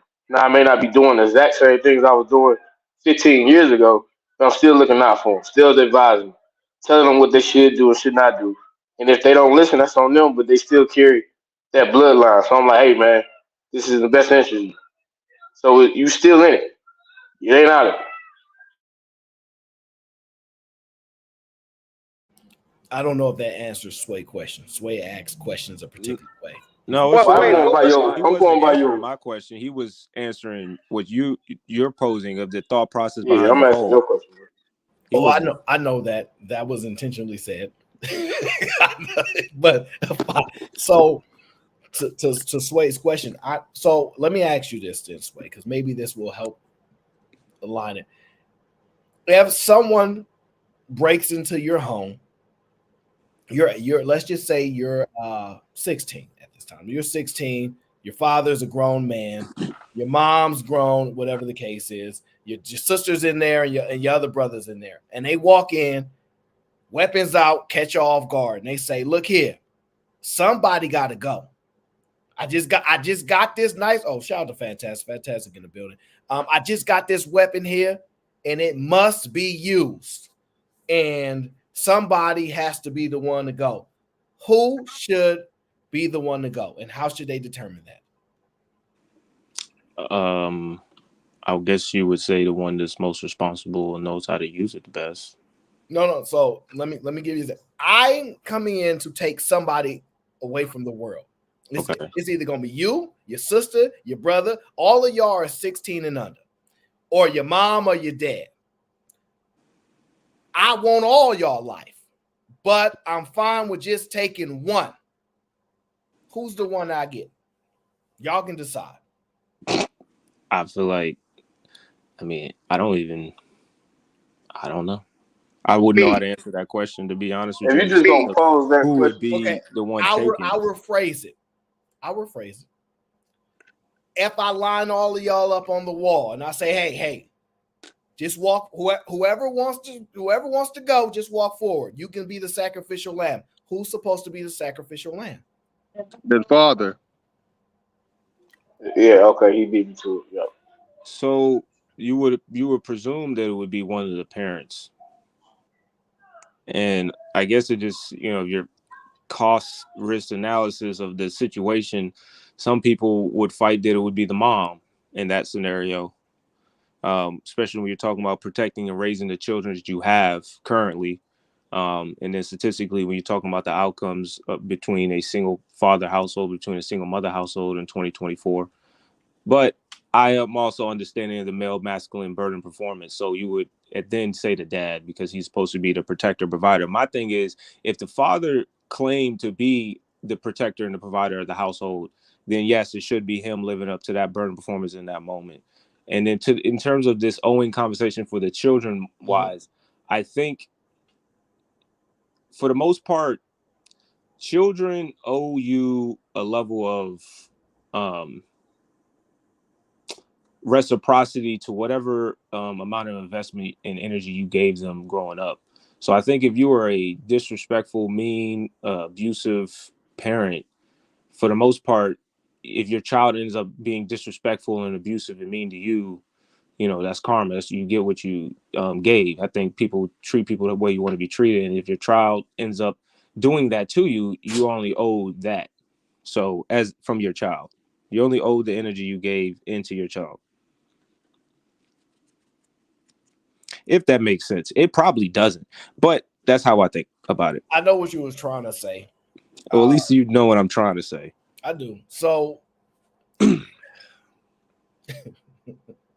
but like I said, I understand when you in your example, it's a tricky question. But when I compartmentalize the situation, it would be based on the family and what they kind of accepted. Because we got multiple different households now, from the liberal and conservative, and all these other, you know, weird in between orthodox, non-orthodox, whatever you know, just everything's crazy right now. So okay, I wouldn't be surprised if you cost risk analysis that the mom should go because she's done her duty in terms of where they're at in the family, and from there it's up to the father to keep it going. that's wild. But cost risk analysis. Let me read the super chats that came in. MC Heavy Tit says, having to watch my parents lose my brother in a car accident was hard. He was only 37 years old. Yeah, because in my mind, and I'm so sorry that you had somebody said the daughter. It might be the daughter. My fault. Well, the thing is, you have no idea the type of pain that your parents have to carry for the rest of their life. You know, like that. Like I that's so hard, man. That's so hard. It is. Big Bad Bull says, if your child doesn't take care of you when you get old, they risk you spending their inheritance on a caretaker, though. That's a fact. True. That is true. So, wait, are you bargaining the inheritance with a requirement? So are you tying the inheritance onto service? Most people don't have an inheritance. Hold on. Okay, most people don't have an inheritance. Let's go with the super chat. Let's start that dumb shit. Listen, I got the inheritance. I have this money. If you're not willing to take care of me, I need to be taken care of until I take my last breath. If just so happens the money that I have saved up going into my will is going to you gets used up to take care of me until I take my last breath, then so be it. That's the choices we make. That doesn't mean I owed you anything. You didn't owe me anything. Yeah, they don't care.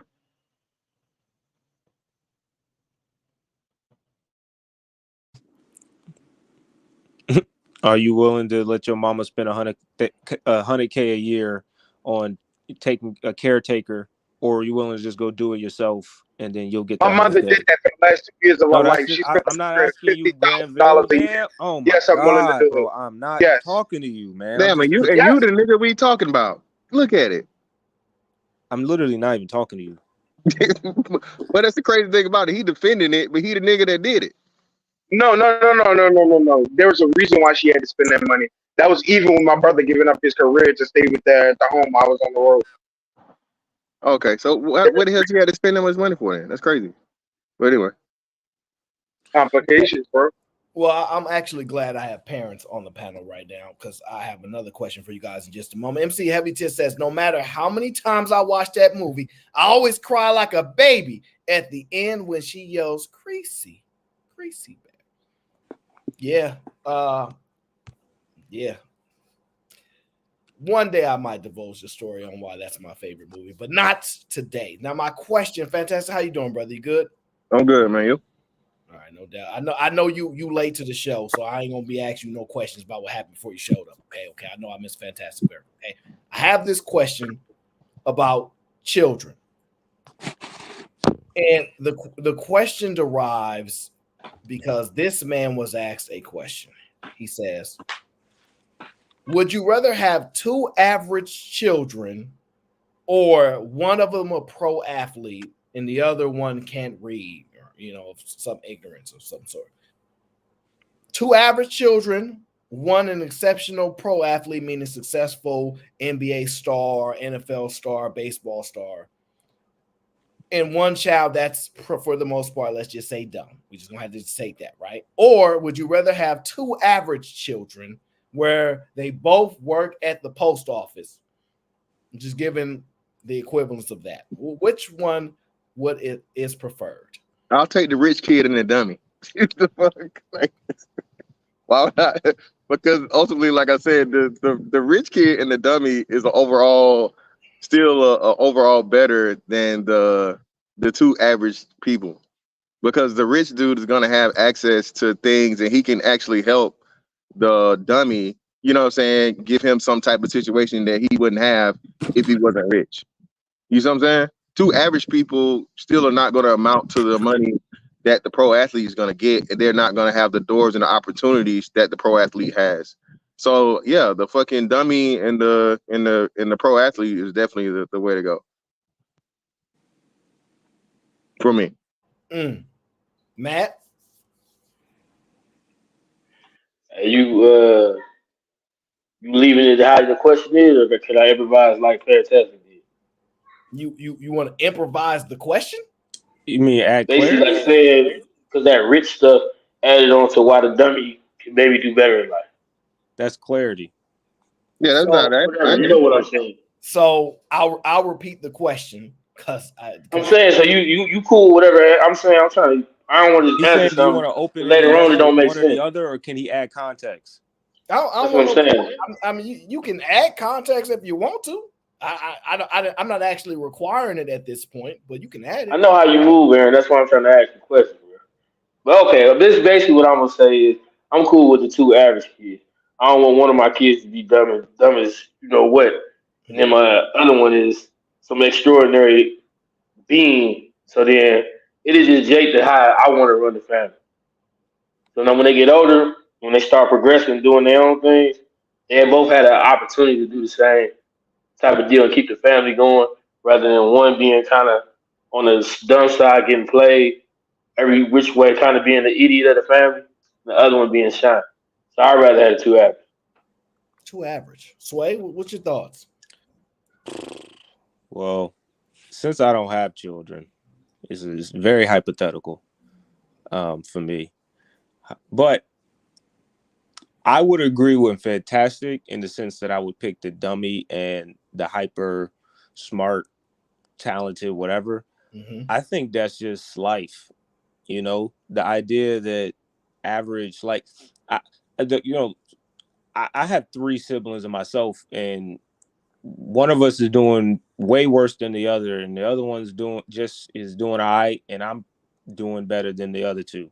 If I'm gonna keep it a bean. And I think that's just life. We all grew up in the same household, had the same parents, had the same, for the most part, not necessarily the same influences, but I think we had a level of like the same opportunities. We just had made different choices. So I think, you know, if one is going to make the choice to do certain things and become a pro athlete and a star, and then the other one's going to do certain choices and stay a dummy. Like you said, I can only lead them to water, but I can't force them to do shit. So I just think that's more of life, and that's why I would agree to it. You know? Okay. Well, I'll play the video and then we'll come back to that. Would you rather have two average kids or one kid go on to be a pro athlete and one kid can't read? I'd go with one kid pro athlete and one kid can't read. Would you? 100%. Because I'm gonna make the one kid who can't read follow the pro athlete around and carry his bag or something. But I want a pro athlete. I want the tickets. I want the perks, and I'm gonna ask that pro athlete to take care of the dumb one. Would you rather have? That's his answer. They basically trying to argue that's Patrick Mahomes and his little brother, but I'm not saying that it is. But that's what the comments were saying. Right? That is really what it is. That's definitely what it is. Well, I just read the comments. I didn't even know Patrick Mahomes had a little brother. His little brother a fuck up. I mean, his little brother is a dumbass. He fuck up is taking it lightly. Fantastic. I know you're doing much better at not cursing this year, but Granville already didn't ruin it. Okay. Oh, all right. Okay. He beat you to it. Don't even feel bad. I know. Wait, what did he do? Come on, Granville. We got the footage. Come on now. So this is the so here's the key, right? So see the difference in this question, because the way Sway aligned it is what real life exists. The nuance unfortunately, in your statement is you're making the decision to choose to have a hyper successful one and a dummy, where life takes that decision away from parents. They don't. Are you talking to me right now? Yes. I mean, I'm just saying I can also agree to all the points that Fantastic and this guy said in terms of what the potential is. But I'm just agreeing that the idea of two average children working at the post office, I think that's not realistic for the most part. I think one is obviously going to do better than the other, if I'm gonna keep it a bean. So I just agree to the dummy and the hyper athlete. No, I'm fine. So I have two questions, right? Because I want to try to tie all this in. Two questions. If you had to give one pinky, your left pinky, right, for your child to be born healthy, would you do it? Yes. Yeah, of course. Yeah. Hands down. Saying, so I'm guessing like this is it. This is like, hey, like a Faustian bargain. I'm thinking, right, to where like, hey, your kid right now is looking like they're gonna have a heart issue or something, birth defect, but if you do this, they'll be all right. Correct? Yeah. Just give context. Yeah, exactly. Oh yeah, no problem. That's how I feel too. I feel like, yeah, take this piece, it's fine. Yeah, right? put the foes up. Yeah. So the question then becomes, if you're let's just say you're 21, right? And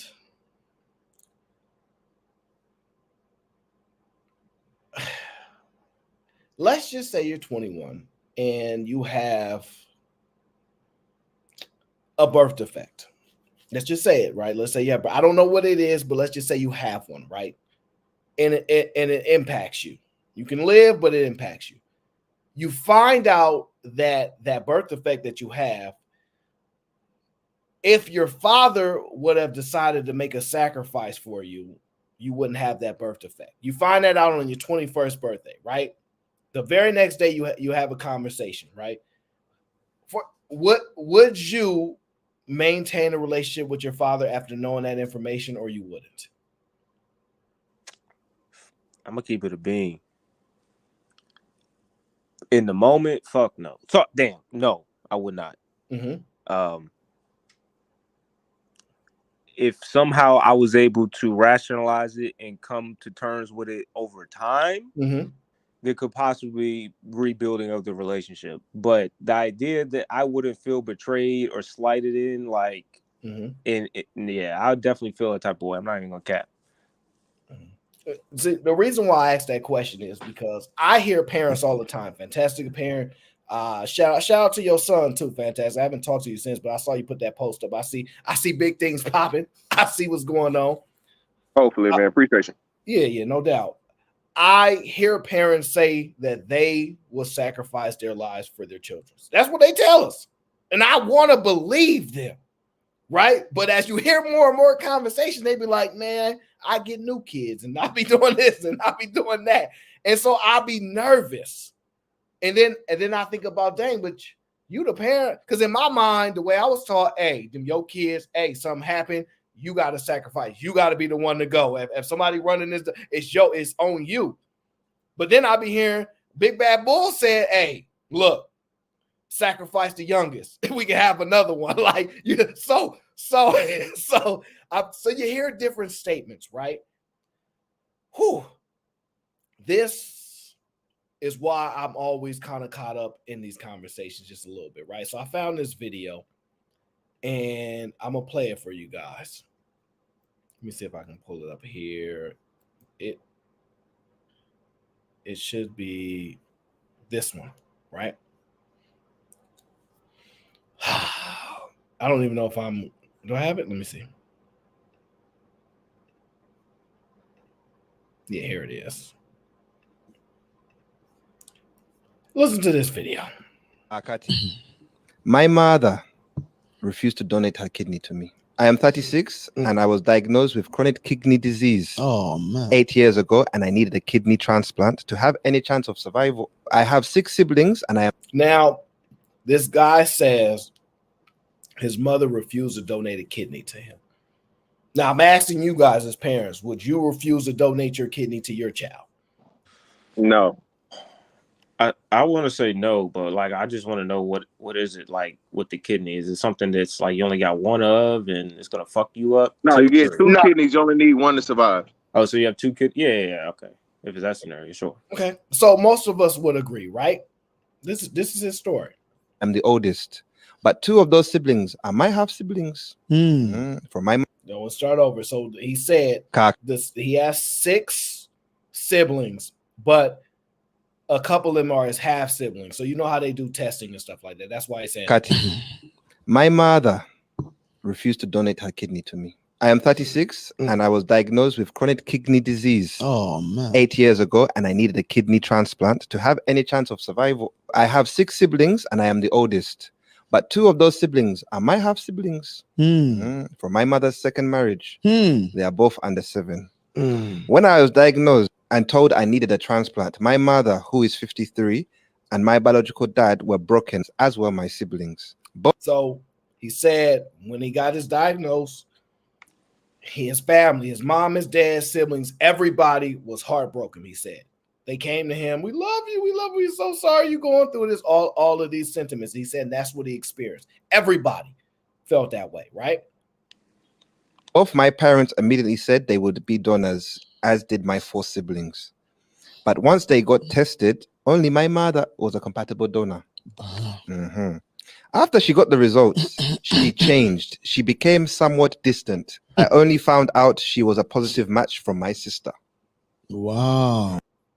Now, after everybody got tested, brother was ready, sister was ready, pops was ready, everybody was ready to donate. We love you. After everybody got tested, only the mother was a positive match. During that time also, after the information was found out, the mother became distant. The information of her being a match came through via his sister, not from her. Okay. A couple of weeks later, she asked to meet me at a coffee shop, which was very odd, with her husband, who kept quiet the whole meeting. That's in brackets. And she advised she could no longer go through with the surgery as she was worried about the risks, and she has my 2 younger siblings to raise. I was devastated that my mom, my best friend, would let me down like this and practically let me die. Now, the mom took him to a coffee shop. I don't even drink coffee, with her husband, who's not his father, clearly, as stated, as so, and told him, I'm not going to be able to go through with the surgery. I can't do it. I got other kids to raise. He says he was heartbroken because that was his best friend.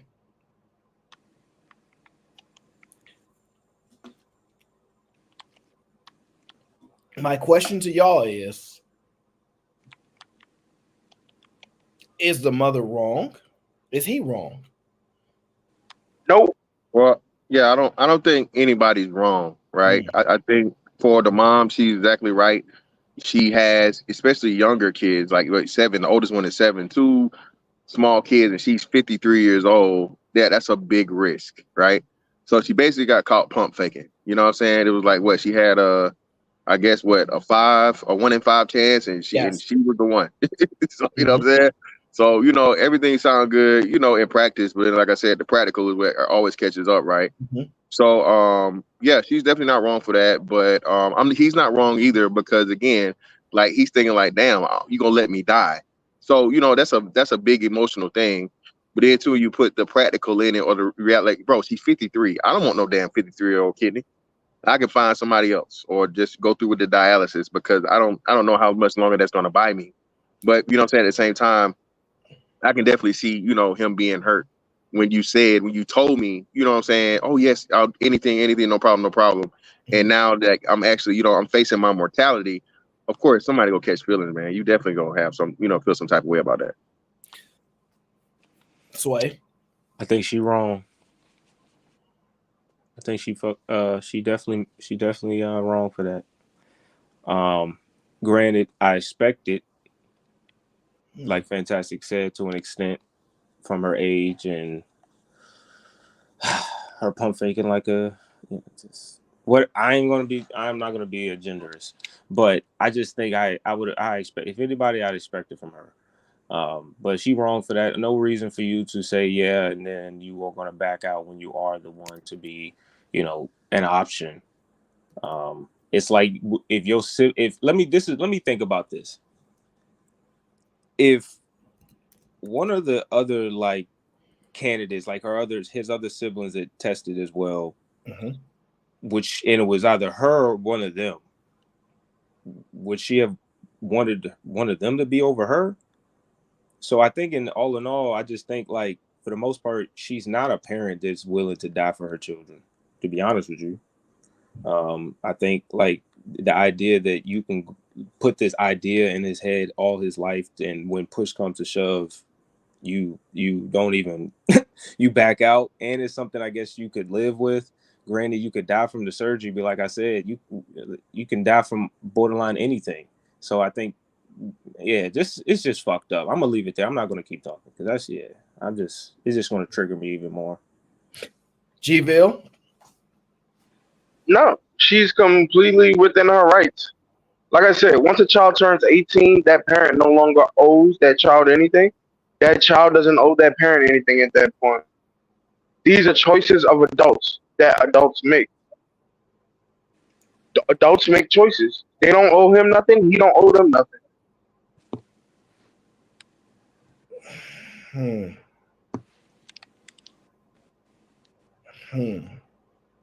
Now on the flip side, I know this is going down a rabbit hole. He eventually finds a kidney. Something happens to her and her husband with their two young children, and he's the only one that can help that situation. If he so chooses not to, even if it's out of repercussions, even if he's getting payback, that's within his right, and he would not be wrong to do that. So interesting. So because the way you described 18, so are you saying if he was 16, right? If he was 16 years old, she better get that kidney up. Yeah, she got to get that kidney up at that point. Yeah. If he was 17 years old and 360 days. I don't fucking care. Get the kidney up. 18. I drew the line. 18. Interesting. Because I'm so if you're 16, get that kidney up. If you turn over 18, you're no longer entitled to a kidney. That is interesting to me. That's just how I look at it. The law says parents got to take care. You got to take care of your child till you're 18. I'm just going on the law. Unless you emancipate him or some shit, or you give him over to the state or some shit. But 18. That's crazy. When you could go to war, you're an adult. You know why this is crazy? Let me tell you why this is crazy.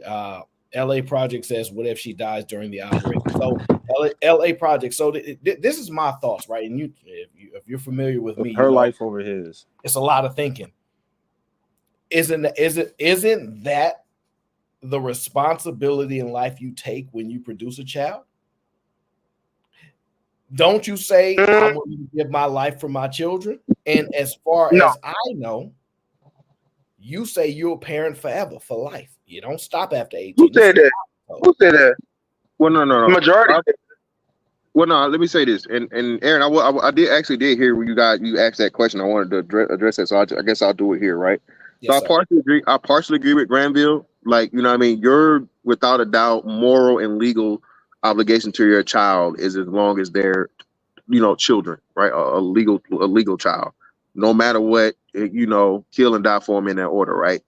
Now the equity you build as a parent with that child is what determines the, and reciprocity, how much they listen to you, how much they obeyed, they were just a a bad kid, right? The bad kids do exist. Depends on how that relationship goes on from 18 and on. And like I say, if you do have other children, it's not just that kid. You feel what I'm saying? So like, you know what I mean? If it's a thing where all my kids are minors or whatever, so on and so forth, and I gotta jump in front of the bullet, I gotta take that bullet. Point blank, period. You know what I'm saying? If I gotta fight that bear, I gotta fight that bear.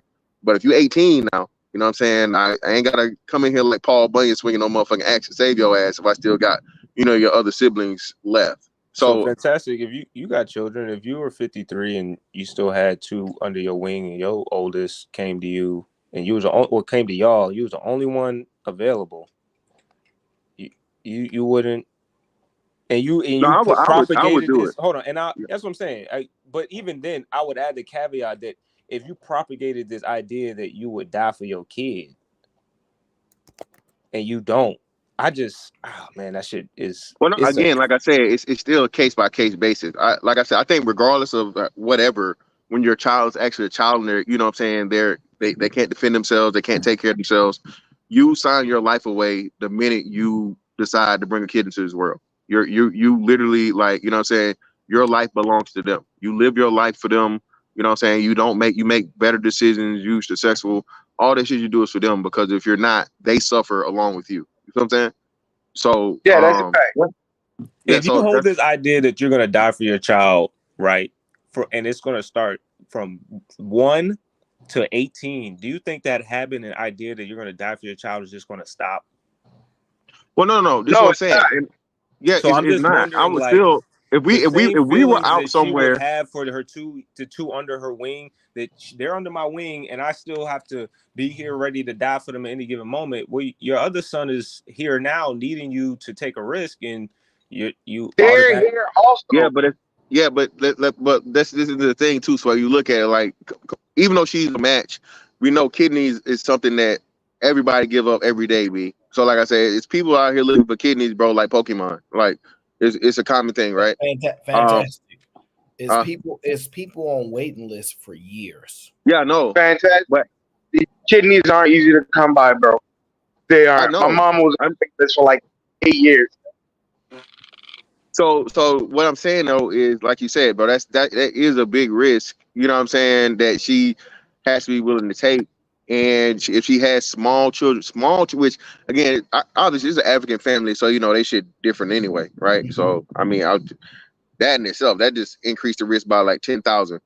But you know, young kids, hey, listen, I ain't getting no surgery in Ghana, nigga. Ship me back. Okay, I'll take my anywhere African nigga, don't do no surgery on me. It, Jesus. Fuck that. Ain't no over that. I'm looking at this shit reality, bro. These lives on the line. But nah, like you said, real shit. Yeah, man. You definitely have to take it into consideration though, man. You got small children. Yeah, man. Well, let me ask you this, and to be honest, because you don't know how to do anything besides that. Would you feel differently if his father turned him down? No, I wouldn't feel different at all. It's the same thing, because again, once everybody, bro, even though like you know, death is one of life's few guarantees, right, bro? Nobody wants to, like, you know, see that shit, bro. You know what I'm saying? Like pretty much, you know, increase the chances of that purposely. So I'm just wondering if one of the small children was, let's say the children was 14, and it was either the 14-year-old that's under her wing or her. Like, I'm just like, what would you decide then? But she still shouldn't give it up. She still got children to raise. So the other one, the 14-year-old, should give it up. No, they shouldn't give it up at all. A child under 18, that's a choice for an adult. No, he's not saying this.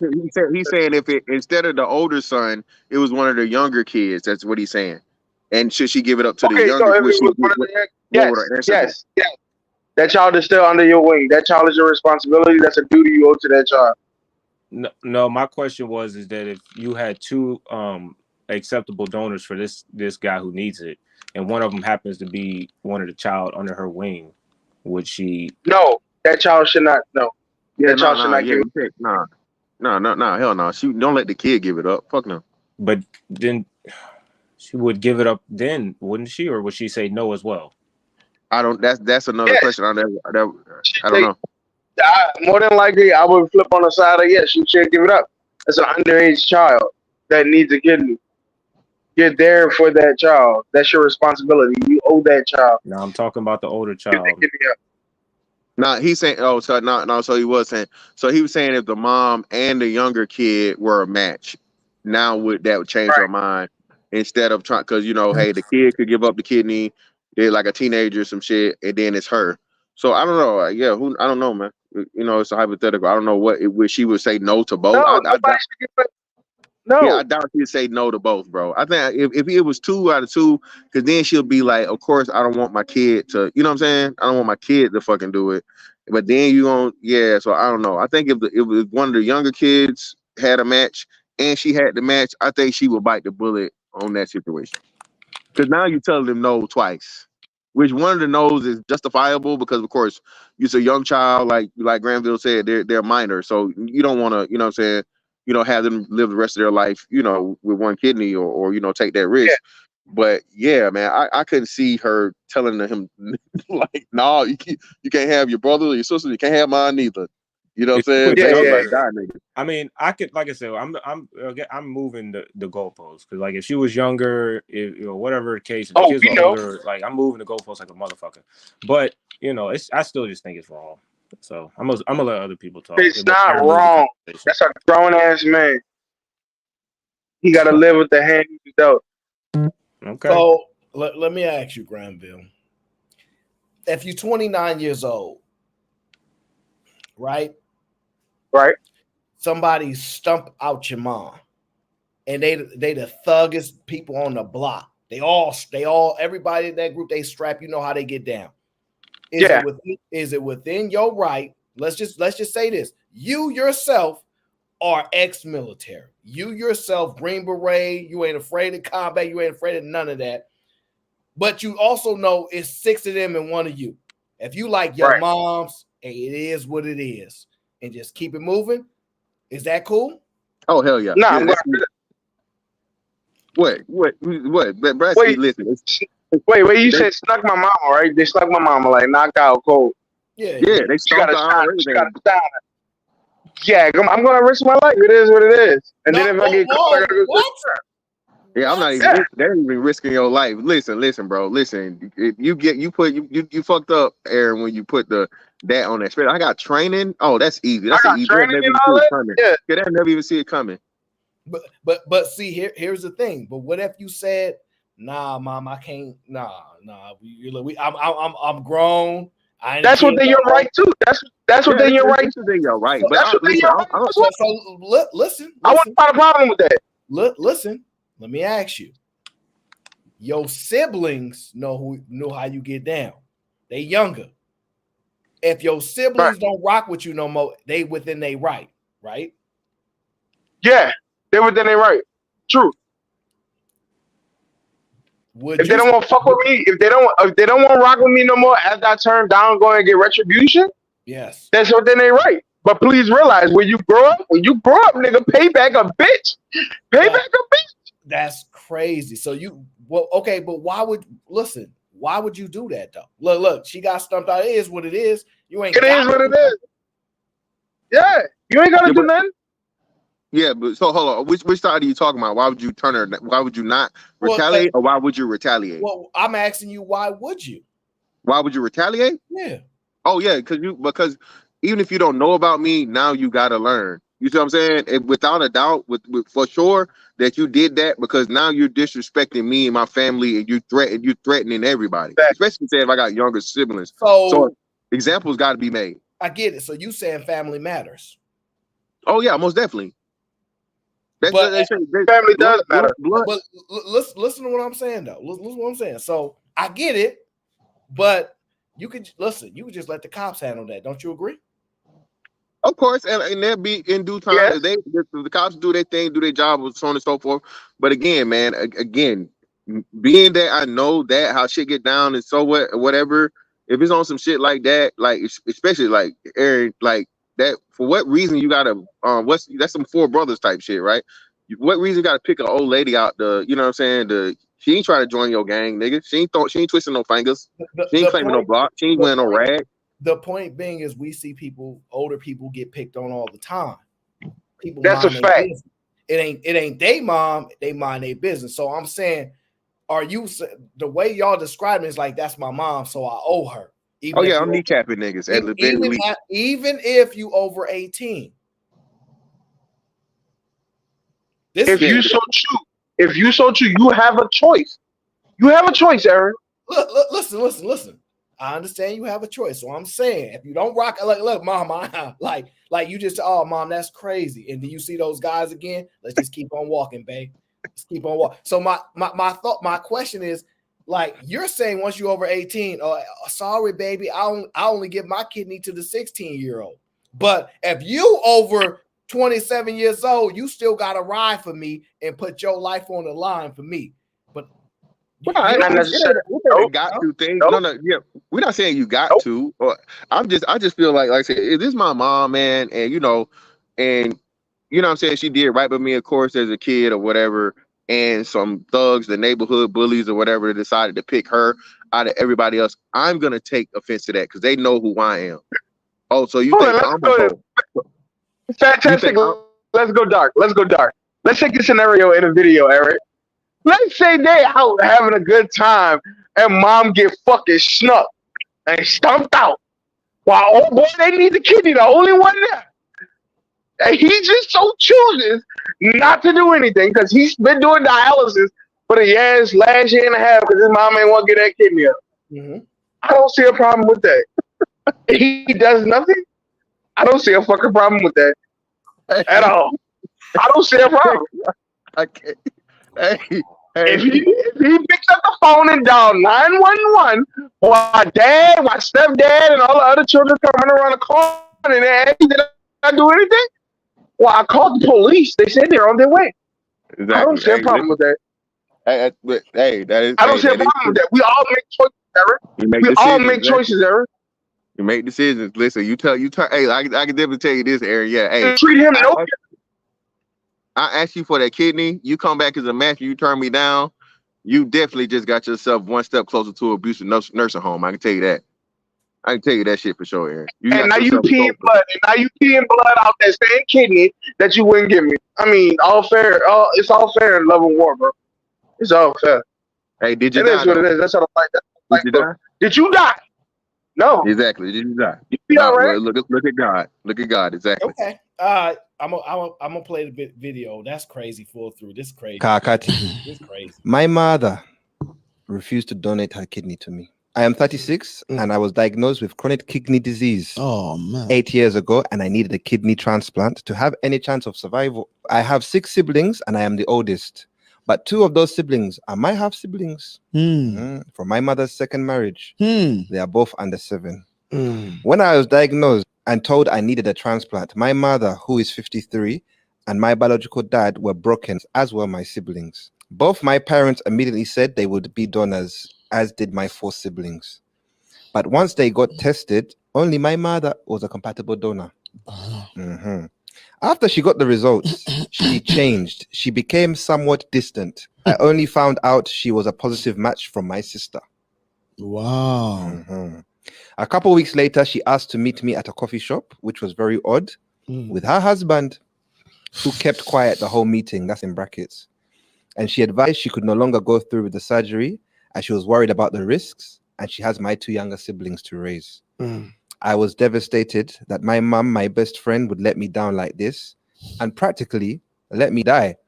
I suspected it had something to do with her husband, but I decided to leave it as that. Thankfully, a year later, I found a match and I am relatively healthy now. Amen. But I haven't spoken to my mother since. Facts. I am soon getting married and my family are pleading with me to forgive and invite my mother to the wedding, but I want nothing to do with her. Damn. That's a deep one. Preach. This is mad. Yeah, I can't Karma rock. come back. Nah, fuck that. Karma come back like a motherfucker. I was about to die. Fantastic. If that donor did not come, I could have died. But you know what crazy? You know what complications on that dialysis? You know what complications on that dialysis? I know. But listen what I'm saying, Granville. But the thing is that it did. You see what I'm saying? So everything worked out in the end. Feeling some type of way at the time, like I said, man, yeah. Like you said, that shit hit you and the motherfucker like, your mama's like, hey, I'm sorry, but she had good reasoning, fam. You know, which again, of course, the husband don't want his wife to die, which it was with him saying that. I don't even understand what husband would want to risk losing his wife and the mother of his children, even though it's not his father. So if she was just, you know, happy go lucky, she had no reasoning, yeah, it's up and stuck. Fuck you, bitch. Hey, you know, good luck. But she I had good understand that. reasoning. She had good reason, and at the same time, that reasoning crushed me to a point that I had to get back to a stable mental state. I had to go through this process of restless, stress. I have all these complications. I finally get my fucking kidney. I'm about to get married. I don't want somebody there on that day that I haven't fully healed from trauma. I don't want to ruin my day. Well, but you know what though, and like they said, you know, time heals all wounds, right? That's what I Eventually, think. I'll come back around, but Yeah, it's too soon. like if it's a year, like I can definitely understand. Like I said, with the time frame they gave, but for the things, right, you have to start somewhere, right? And I think, like, you know, a fucking celebratory event like a wedding would be one of the settings to do that. And I'm pretty sure, bro, she would be. No, I need to focus on my wedding. Maybe when I get back from the honeymoon, we can talk. Well, that's Maybe what I'm saying. maybe when I get back from my honeymoon, we could go have coffee and have a conversation. Yeah, well, I just figured she'd be extremely, you know, apologetic and happy and all those things. You know what I'm saying?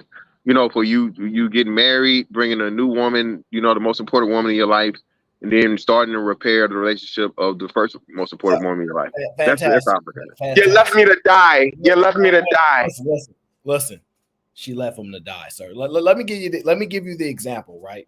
So I can paint this imagery in your head.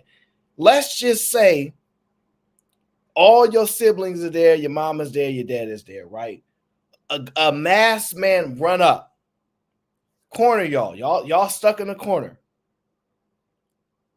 The person walking down the street, he fired, and that person out of there. Y'all saw it. Dang, he looked at y'all and go, one of y'all gotta go. And your mom pushed you ahead. Sorry. Now, mind you, mom pushed him ahead and say, look, listen, I'm sorry. So somebody gotta go. She pushed him ahead. He literally aims at you. Click. He out of bullets. Do you ever have a conversation with your mom again after that? After that, hell no. Matter of fact, I'm finna slap the shit out of mom. Like backhand, Aaron. That's different. Do it, Aaron. So that's totally different, Aaron. Wait. I'm not arguing that it's different. What I'm telling you is this. This man believed. Okay, so I think a lot. You already know that, right? So when people have to have acceptance of death, like, yo, I'm gonna die, it's hard. Like, it's hard to accept that your imminent death is 6 months from now, right? It's imminent, and you have to go. I have to accept it. That's a huge mental shift. We understand that, right? So he looked at his mom. He looked at his dad's siblings, and they all said, we love you. We're so sorry you're going through this. His mom cried, oh, my baby. She looked him in the eyes and go, I know you're going to die. I know I could potentially help you, but I'm not going to do it. Now, after they acknowledge, because mind you, she think you gonna die too. Let's be clear. She think you gonna die. Everybody around you think you gonna die. She tells you, I have an ability to help out. I do have to put myself at risk. I do. But I'm sorry. I'm not willing to risk that. And you just gonna have to die. It just is what it is. I'm so sorry. Right? After all that is said, you think that he should ever have a conversation with her again? If by the grace of the heavens he does go on to survive, even though she believed and everybody else did that he was actually going to die. Yeah, again, man, like I said, had it been with the circumstances, the younger children involved, I understand her decision. Would I be mad? Of course I would. Would I blame you for? Would I blame anybody that decided to never ever talk to her again in life? No, I would not blame them. I would not. I understand that. You pretty much signed my death sentence. Like I said, you killed me, right? But my thing Right. about, you know what I'm saying, looking at this, you know, in totality, if everything works out, you know what I'm saying, put yourself in her shoes. Now, if we reverse it, right? I know that's not the situation. Now reverse it. Your mom is the one and she's 53 years old. You know what I'm saying? That's not too old, but Right. it's older. She's the one that needs the kidney, and you got the kids. You got a family. You got all this stuff, right? Or, I mean, if you said no, ma, I can't do this because you know I have a family to take care of and the complications and so on and so forth. I feel like it would be the same way. And if she came to get the thing, I'm pretty sure she would forgive you because she understands. A parent understands the duty of a parent. As a parent, again, your life is not your own. Like Granville said, when you have, you know what I'm saying, minor When children. you have small children, yeah. Yeah. So again, I can't. I can understand it all day because again, but you know, with the circumstances, the small children is what makes it justifiable to me. Even though she pumped fake like a motherfucker. Okay, She fantastic. reneged. I hear you. I'm with you. You know, I listen. Let me ask you this. Should the mother prevent the father from, so let's say the father was a match, right? The mom goes, I'm not letting my husband donate his kidney to you. I'm not letting. Now she being a bitch. Now she the mother. No. I'm not letting your father donate his kidney to you. We have children to raise.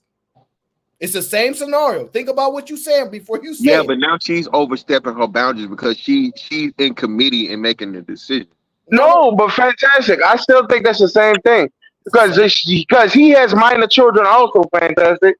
I don't think he should give that kidney away either. He got minor children because them his children. Yeah, but if it's it's two parents. So again, if it's two parents, so he's making the decision and saying, and we're saying the same. Hold up, but you're saying the same like mother and father, right? Listen, it's the same scenario. However, the father is a match. She's telling you, no, you cannot donate your kidney. And this is his biological father too, right? Correct. This is oh hell no. Yeah, she overstepping, man. She overstepping. No, she not. She has to preserve her family. Hold on, Granville. If you will make the argument that we understand your parents as parents, she has an obligation to those kids, that father has an obligation to the kids too. He does, but he also has his own individual and independent decision to make concerning all of his children. So if he says, I believe I'm healthy enough, I'm willing to fucking withstand the risk, and I know if something goes wrong, at least the children still have you. You see what I'm saying? That's the benefit of a two-parent household. But listen to what you said. I agree with what you saying.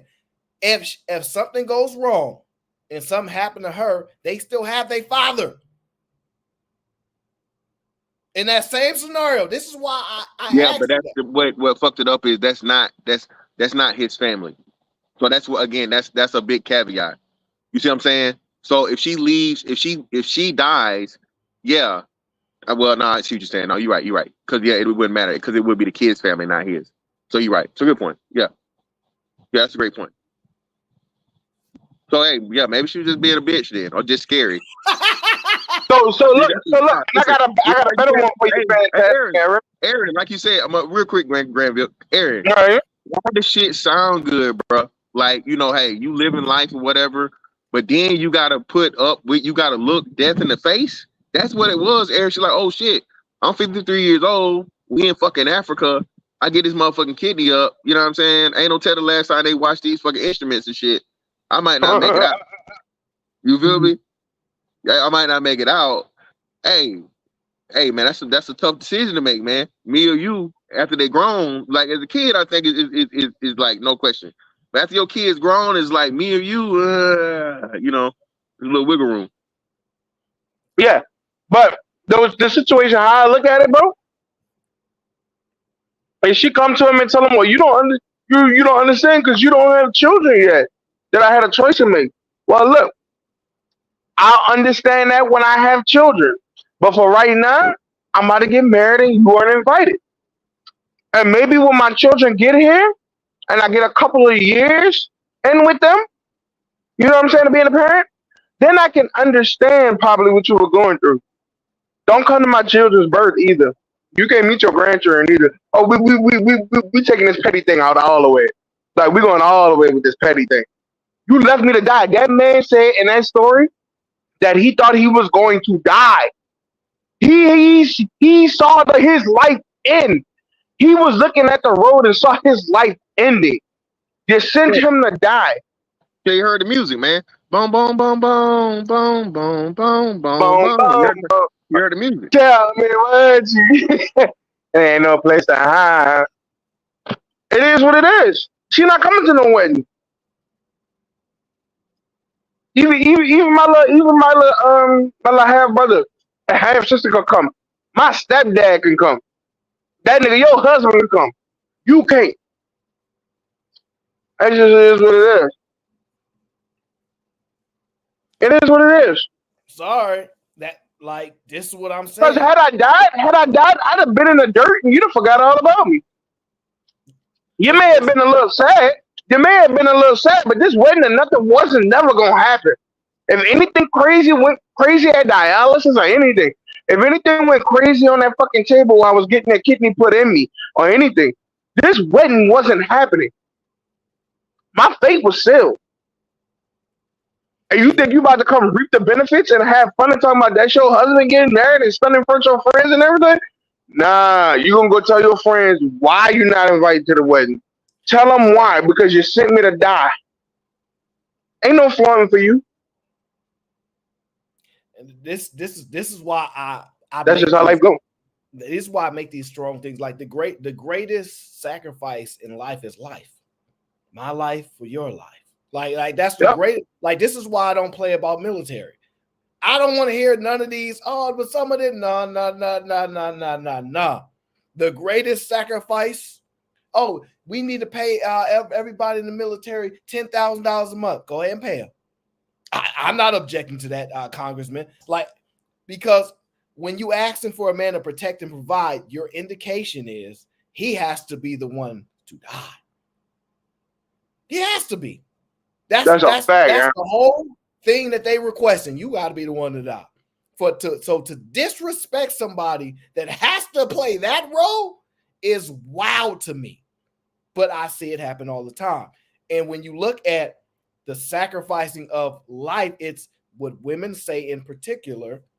I risked my life to give birth to you. Now, I don't know. Maybe it's true. Maybe it's not. Statistically, whatever it is. But if the child has to owe the parent, if they're risking their life to give birth to the child, if the child don't in fact get no owed for, actually having his life at risk, to get the kidney from his mom. Like that's why I was trying to figure out who owe who in this scenario. Like who owes who? Nobody owes anyone anything, but at the same time, Aaron, everybody has a choice to make. And what happens from that choice depends on who's all involved with it. Yeah. I get it, but the choice I get it. But sometimes we don't have a choice. That's just the way it's supposed to be. Like by default, this is what it is, right? It's by default. And I'm saying, I don't know. I'm with you. I don't know if I've never talked to somebody again for less. Like we have to be honest. We have to be honest with ourselves. Shout out to Devil R says, so the son gets, but did you die dove treatment? LMAO. See? Yeah, that's kind of true. But did you die? That's foul. And shout out to Sharon. Sharon says, it's God's will. Jesus take the will. That's not cool. That's not. It's God's will. And God told me when I was on the operating table not to invite your ass to this wedding. God told me. He told me. I prayed on it. He told me don't let you come. Now, honestly, in my opinion, if someone has the ability to help you live and they pass on it, you ain't never got to talk to them ever again. Ever. That's a You fact. ain't never, ever got to speak to them to your line. Listen, I'm somebody, if you do me wrong and I'm like, I will never talk to you again. I can look at people and talk through them like they don't exist. So if I can do that for something that's less. My parent look at me and I go, yeah, hey, I know I'm the only match, but nah, I can't do it. I'm the same way, Aaron. I feel the same. How you feel the same way? And you just say his parent was a piece of shit. His mom was a piece went of to shit. the last statement he just said in the sense that, wait, what? Okay. Oh no, you talking about in the sense of where you ain't ever gonna talk to nobody again if they do something wrong or something you don't like, and then you gotta act like they don't exist. My bad. Oh, for sure. Gotcha. I could definitely cut a nigga Y'all off are for just like. mean. Y'all are mean. That's crazy. Not mean. It's an eye for eye, tooth for a tooth. Oh Lord. You hurt. I'm gonna hurt you. You gonna hurt me like I hurt you. However you want to say it. We're gonna all be snaggle and blind around here. Nah, you just gonna be alone, nigga, by yourself. No, I don't see how you ever could be cool with your mom again, ever. I don't either. I just don't see it. Like and y'all know me. I'm as objective as I possibly can. I understand Fantastic and shout out to Fantastic. I know his phone was down. He had to dip off, but she has other children to raise. So the argument is that if she didn't have other children, then you would disagree with it. No, I would not disagree with it. I would still go with her on the choice of not giving up the kidney because she does not owe him anything. He's a grown ass man. No, she don't owe him anything. It sounds just listening to you that you believe parents owe their children till 18, and then the children at 18 owe their parents to their death. Hell no, they don't owe them fucking parents. Just like she ain't going to that wedding. You ain't coming to my wedding. I don't owe you nothing. Aaron, when we become adults, in my eyes, it's all about reciprocation. It's all about do you do that kind of. You saw the 50 Cent video that I played, right? Right. There's now, what part are you talking about? There's no equality. Children are never your equal. Oh, that's a children on your child is never your equal, correct? But they still need respect. You should show them respect too once they get adults, and they should always show you respect from the day they're born. Now, if things start to go sideways, hold on, Sway, because you don't like when people cut you off. So just hold on. The emotional damage I'm feeling right now. I know. I apologize. I'm sorry.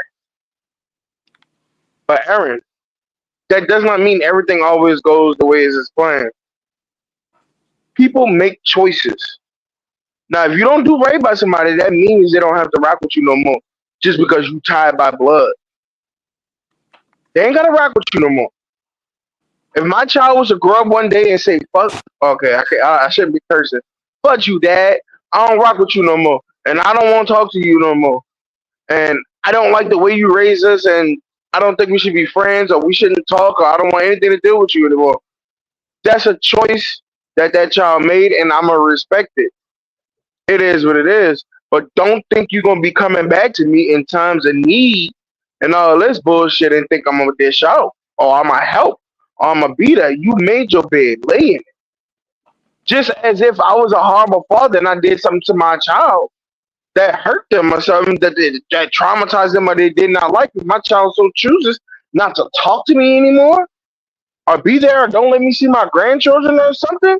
That's a choice I'm gonna have to make. That's a choice. That's something I'm gonna have to live with because of the choices that I made that affected them. That's just how it goes in real life, Eric.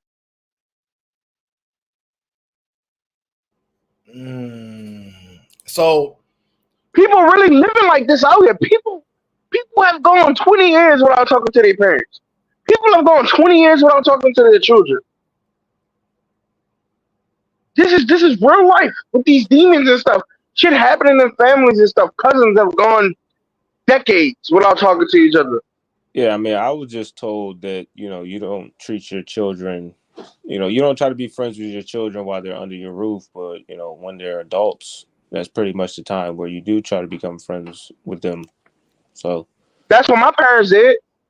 My parents were not my friends growing up. but once you turn My 18, parents, I think not my they start friends. to get, you Yeah, start. my parents started getting more lax with me and stuff. When I turned 18, they started talking to. They would let me start drinking around them and everything. I could smoke around them and all. I could not do that before 18. I was not allowed to do certain things.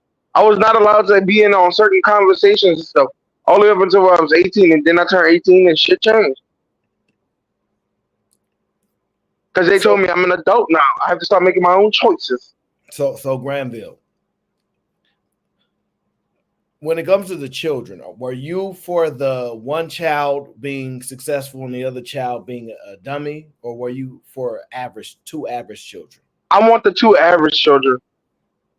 I want them to be able to sustain themselves and have a family. I don't want it overly on one side, and then I have to leave a child to the wayside that can't do that's having complications and stuff. They can't get right. They can't keep the straight and narrow. I would rather two balanced children working at the post office.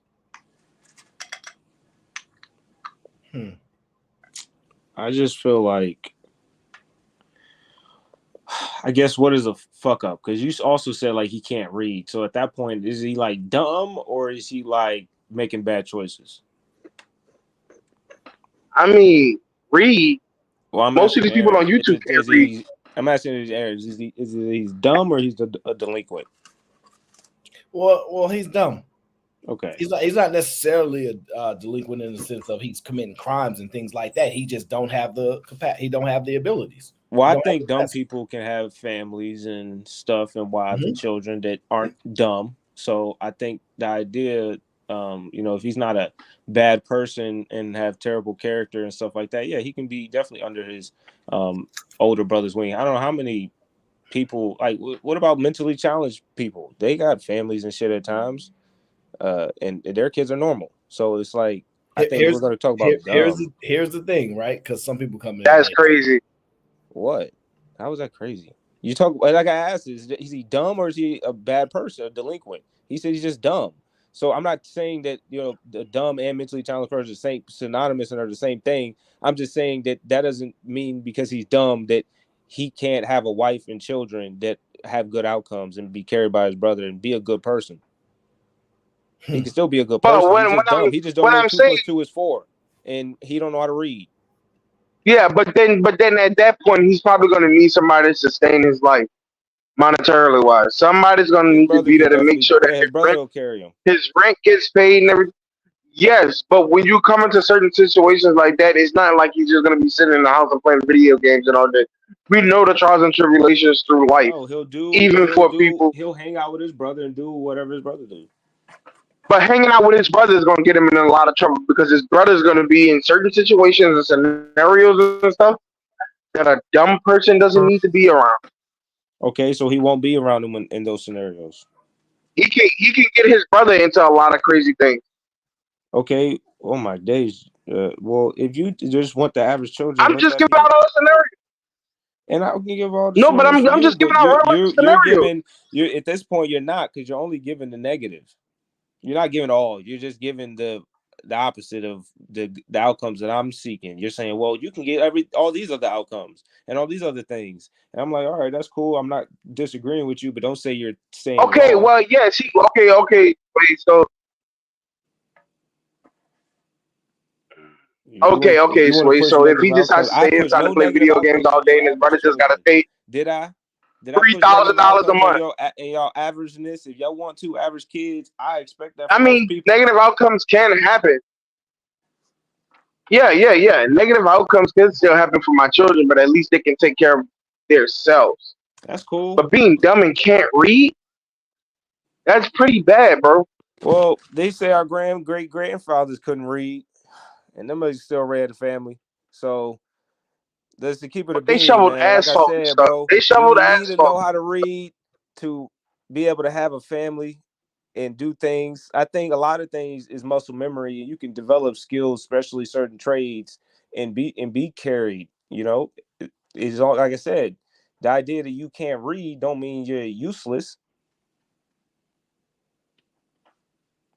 True. Your ass can barely I can read. rock with that. You can barely speak English, let alone fucking read. Talking about people dumb. True. That's a fact. That's a fact. Anything else? Yeah. I think we Anything all else? agree. We all agree. I don't know. Yeah. I don't know. I'm actually. So old boy not going to the wedding. Old boy not going to the wedding. I mean, old girl not going to the wedding. Yeah, I don't think you can invite your mom to the wedding at that point. I think you have to. I don't think the relationship gonna work no more.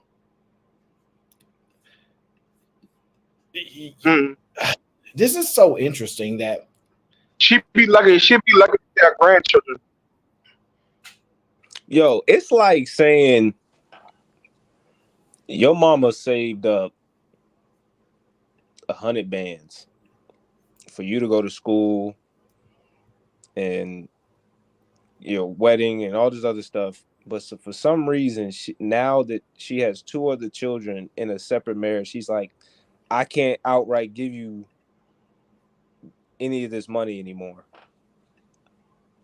And I think that's what if I would be willing to if I'd be willing to feel betrayed off of that, I'd be definitely willing betrayed off of the scenario he went through. Like, you know what I mean? I'd be willing, like, there are things that I would cut my mom off for less than the shit he going through. So I would, that's an easy decision. If I for was 50 in bands, that's an easy decision if I was in his shoes. 50,000. It's like, bro, I bet this is, I mean, did your mom have like kids or your dad have kids separate? Like, do you have half siblings, Granville or Aaron? Who me? Yeah, do y'all have half siblings? Oh hell yeah. Yeah, I got 2. Yeah. He had a life with my brother. Would y'all feel betrayed if your parent at any point like demonstrated like they were choosing the half siblings over you? At any given moment, it don't even have to be this life or death shit. If you felt that they were picking the half siblings over you because they were currently with their mama, y'all wouldn't feel the type of way? That's not enough of information because it's still a child. They wouldn't look at their children as halves. That's not the point though. The thing is that they're separating you from them. That's if they're not, they wouldn't be able to separate you from them in the same scenario. They should still look at you as their child. Well, I agree with the statement you're making now, but the requested thought is complex because I don't think they would look at us different because of other children. Every child is a half child to a parent, technically. Like so, like how we look at half siblings is not how they. Well, I'm just that's why I'm just using the terms instead of like I would use it to demonstrate. Just say you had siblings different from you guys have separate parents. You know, one parent or the other. You share one parent. That just said half sibling. It wasn't to necessarily demonstrate how your parents compartmentalize it. It was more so to demonstrate if they were to choose you. I mean, choose like separate y'all based off of the partner and the family. I guess they're now committed to, quote unquote. Like, you know what I mean? They're separating the families. Like now you're not necessarily part of the family he or her is living. So they're discriminating you against based off of that fact. In the sense that now you're not really their same value as a child to these ones. I don't know. It's just I wouldn't want to be put in that scenario where it seems like you're picking me over them because you're currently like responsible to a new family. The idea that, you know what I mean? Like, no, you're still responsible to this family that you created as well, with me or whoever extra siblings I got. Okay. So are you talking about adult me right now, or early 20s me? I don't, nigga. What? Right now, I don't care. If my dad was to pick, my dad and mom was to pick my younger siblings over me at this point, I really wouldn't give a fuck. Yeah, I that's don't what. care. Yeah, that's what I was thinking too, Sway. That's why I was I don't trying care. to. Yeah, because at some points you realize that they make their decisions for different reasons, and you don't need, Yeah. especially if you don't need them. Like if you're not in a need position, you'd be like, yeah, she probably should help them Well, out. I'm talking about in a need position. I'm Yeah, just saying it doesn't necessarily have to be a life or death. We could be whatever. yeah. As an adult, we don't care as much because we got more power and control over Yeah. our lives. So I think Yeah. For her to look at you like you not important is what you're saying, as far as it has to be Yeah. based upon a life or death situation because it's too complicated any other way of looking at it. All right, fuck it then. Yeah, leave it at that then. I don't care. It's Sorry, just dang, I cussed. I know it's just too complicated. Let's talk about Mother's Day and Father's Day. I want you to listen to this. Has anyone else noticed that we celebrate Mother's Day and Father's Day very differently from one another? On Mother's Day, we typically ask moms to spend the day having fun with their family. They are expected to do some fun activity with their kids, whether it's going to the zoo or the beach, or maybe just for a nice family walk. They're expected to maybe even host a brunch where they don't just celebrate themselves, but they celebrate their mother-in-law. And oftentimes, they're the ones tasked with planning all of these things. Their partner will say, "What do you want to do for Mother's Day?" And she says, "Well, I don't know." And he says, "Well, just tell me and I can do it. If you just let me know, I'll do it." And so not only is she expected to be with her family and celebrate other mothers that are not just herself, she's expected to help plan it and execute it, right? And come up with the idea for Mother's Day. But on Father's Day, what I've noticed is most men are golfing. They are golfing. They are not with their family. They're not celebrating their dad. They're not celebrating their father-in-law. They're celebrating themselves. They're taking a well-earned day to relax and have fun with their buddies. They are taking a day for themselves. They are celebrating being a father by being away from their families. But women are expected to celebrate being mothers with their families, because women are told that the only thing we should care about in the whole world is our families and our children, and that if we want time to ourselves, then we're selfish. But interestingly enough, when you ask women, what's the number one thing you want? What do you wish you had more of? They say alone time.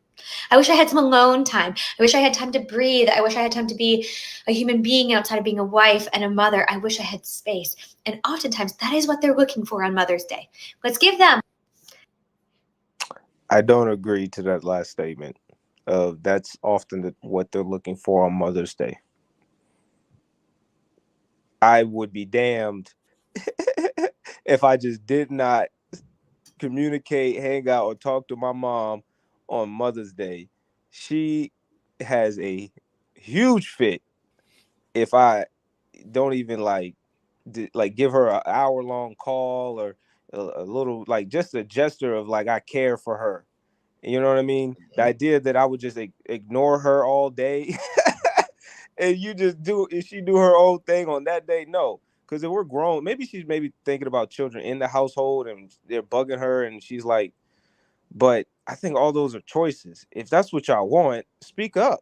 The men have spoken up that they would rather be alone on those days or do something that they find enjoyable with people that they find a joy with. And just so happens y'all don't like the same things that we like for the most part. And we got to carry y'all for the most part, pay for all y'all. These guys can pay for themselves. Like, I just think the idea that if we were to do with you guys, it's just it's a bill. So we don't want to spend a bill in our brain unless it's, to this level. If it's for us, if it's our day, let us do what we want. And vice versa. Do what you want. I don't care. I really would not care. If my girlfriend, we had children, and she was like, hey, I want to spend the whole day by myself or just do whatever I want and just go to the spot. Like, all right, that's cool. I'll watch the kids. I really, like, that's her day. How am I going to stop her? That don't make sense. Can you replay the video? Because I had lost service, not going to lie. That's going to cost you $5. Yes, $5. Right, hold up. It was a long video by I got you. I'm just playing. Hold on. Mediocre born white woman.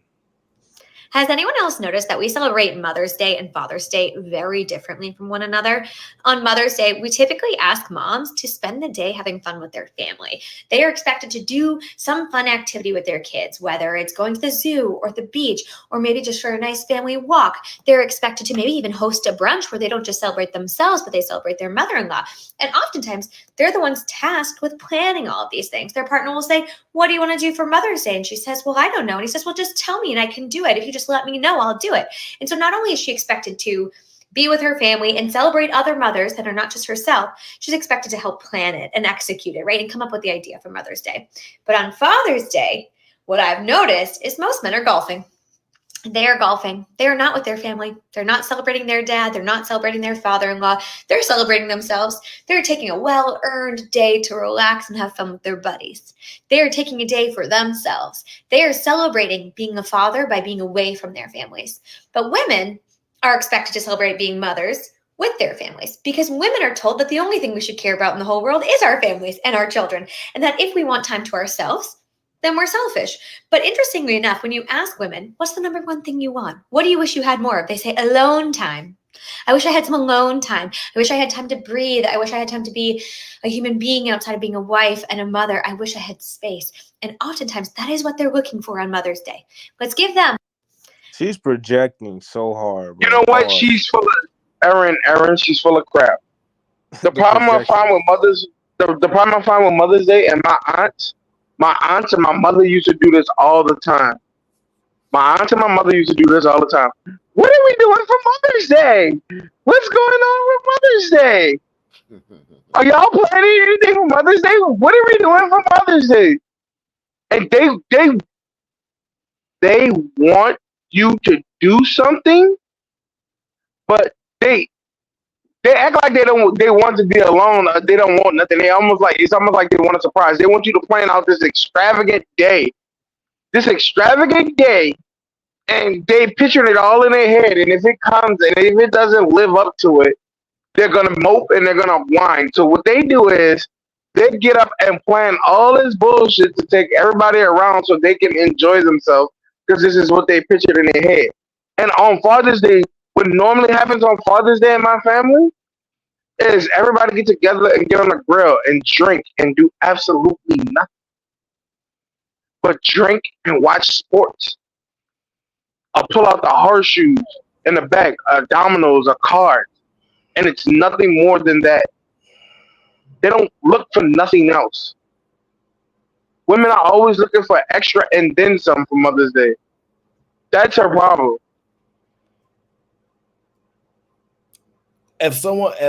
Let me ask y'all this then. This is I'm trying to figure out the right way to ask this question. What has a man ever told you about Father's Day? He's like, let me tell you how good Father's Day was for me in 2016, 1992. Have you ever heard a story about Father's Day? Hell no.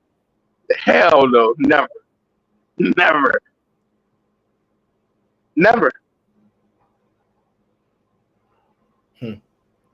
Nah. Let me ask y'all this then.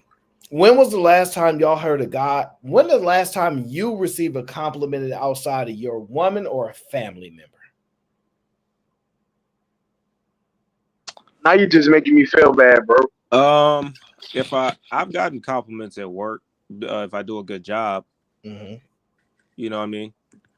Yeah. Like that was some clean work. Good job. My boss is also different. He's young. He likes being more like hyper active, upbeat, positive, reaffirming. It's gonna be a good day type shit. You know, he's like 32 years old. So but he's like conservative as fuck. He just knows how to manage, I think, better than most. He's not the one to try to bring you down to have a conversation, but he knows when to be real with you. What's the best gift? Right? Because that's a good question. What's the best gift? Debbie said, if all dad will get is some socks and some power tools, why would he want to stay home? So what's the best gift that y'all didn't seen somebody y'all know, not on TV, get for Father's Day? 2015, 2019 Blazer Bay. with a 150 on the back, with a mini tongue 2,500 power trolling motor. That boat is $56,000. I've seen a guy get his house paid off. I've seen a guy get a new car that he's always wanted. But this is obviously social media. So if I didn't have it, if you're talking real life, none of those things. My uncle, real life. My uncle getting that boat. My uncle getting that boat was real life. That was 2015. Was a 2019 Blazer Bay. That boat is $56,000. That shit was fire. Hold on, Granville. Kylie Bev is here and she got her glasses on. I don't know if that means she mean business or if she's here to tell us about how she would give up her kidney for her child. I don't care if her child was 21, 31, 41, 51. I think that's what Kylie Bev is here to tell us. She disagree with Fantastic. That mom better give up that kidney. Go ahead and say it, Kylie Bev. Say it. Go ahead and say it. Depending on how young the other children were, give up the kidney. Okay, give us the parameters. How old they got to be for you to give up the kidney? Shoot, anything under than the age of, I'll just go with the arbitrary 25. Anything under 25, give up the kidney. I mean, don't give up the kidney. Take care of the other kids. Yeah, she said 25. But at least you put a stipulation on it. Hold up. So what if he's under 25? Give up the kidney. So if he's older than 25, but how many? Wait, okay. So look, how many other? You see how complicated I can think of this? Just that doesn't make sense. How many kids does she have? She had 4, and then she had 6 total. The 2 that was under 5 siblings. The two half siblings. So it's 6 altogether, and 2 out of wedlock, or 2 in a different marriage. No, nigga, currently he had 4 still under her roof, but they're like 7 years old or something. You want? Yeah, I can play the video. You want me to play the video for you? No, I came up here and talk about Mother's Day and Father's Day. Real talk. I was half listening to the kidney shit, but yeah, if the kid is older than 25 and the younger ones are under the age of 25, I have to make sure that I'm here for the other children. What if the oldest is also under 25? He's 24 and they're 16.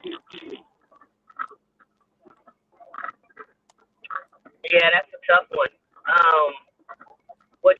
My heart would say give up the kidney, but I don't know. It depends on a whole bunch of shit. That's interesting.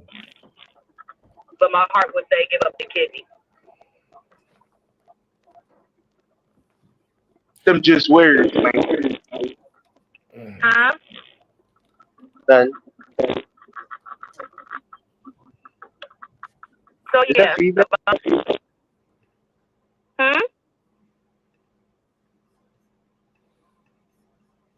What do you say? I didn't hear him. I thought I heard feedback. My bad. You talking to me? Nah, on my end. You got feedback.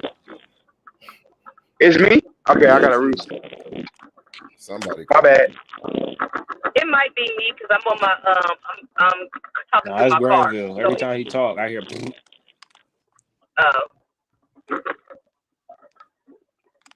But yeah, that'd be a tough one. Like I said, my heart would say give up the kidney. Especially like, can you die from a kidney transplant? Yes. Yep. Is it likely?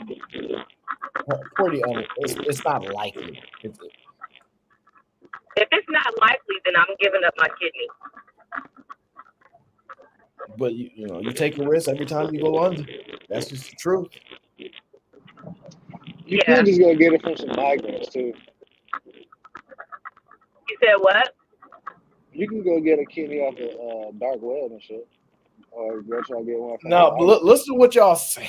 Get a kidney from the dark web. This Here he go with this illegal stuff. That's crazy. Yeah, I mean, You know what? Go ahead and type the website in the back. Go ahead, 1015. Put the website in the back that you can get it from the dark web. Big business down there at the border, bro. Yeah. No problem. Let's get back on to Mother and Father's Day because that's what Callie Bev came here. Go ahead, Callie. My thing is this. I've never heard of you having to spend your Mother's Day around your kids like that. Like, I've never heard that. She's projecting, Callie. That's why. Well, everything she said was straight cap. I think she's talking about what happens typically. Oh, I've never heard that you have to celebrate your in-law like that. Like, so she said. So key thing is, I think that's a little bit. When this woman talks, she usually says expected. So I'm gonna play it again to make sure I didn't mishear. But she usually it's the word expected. Has anyone else noticed that we celebrate Mother's Day and Father's Day very differently from one another?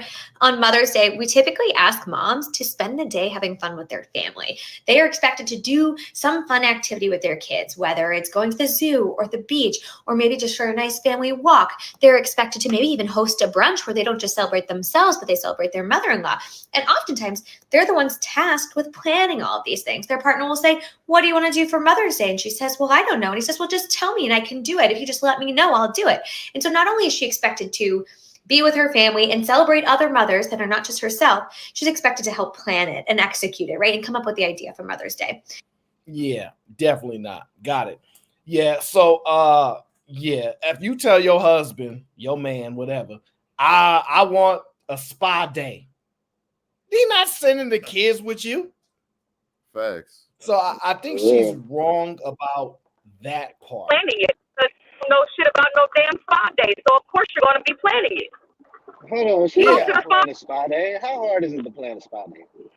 No, but Callie is saying, like, regardless, he don't know. Men just say, "Here go the wallet. Here you go." Like go ahead. Nah, you gotta do a little bit better than that, bro.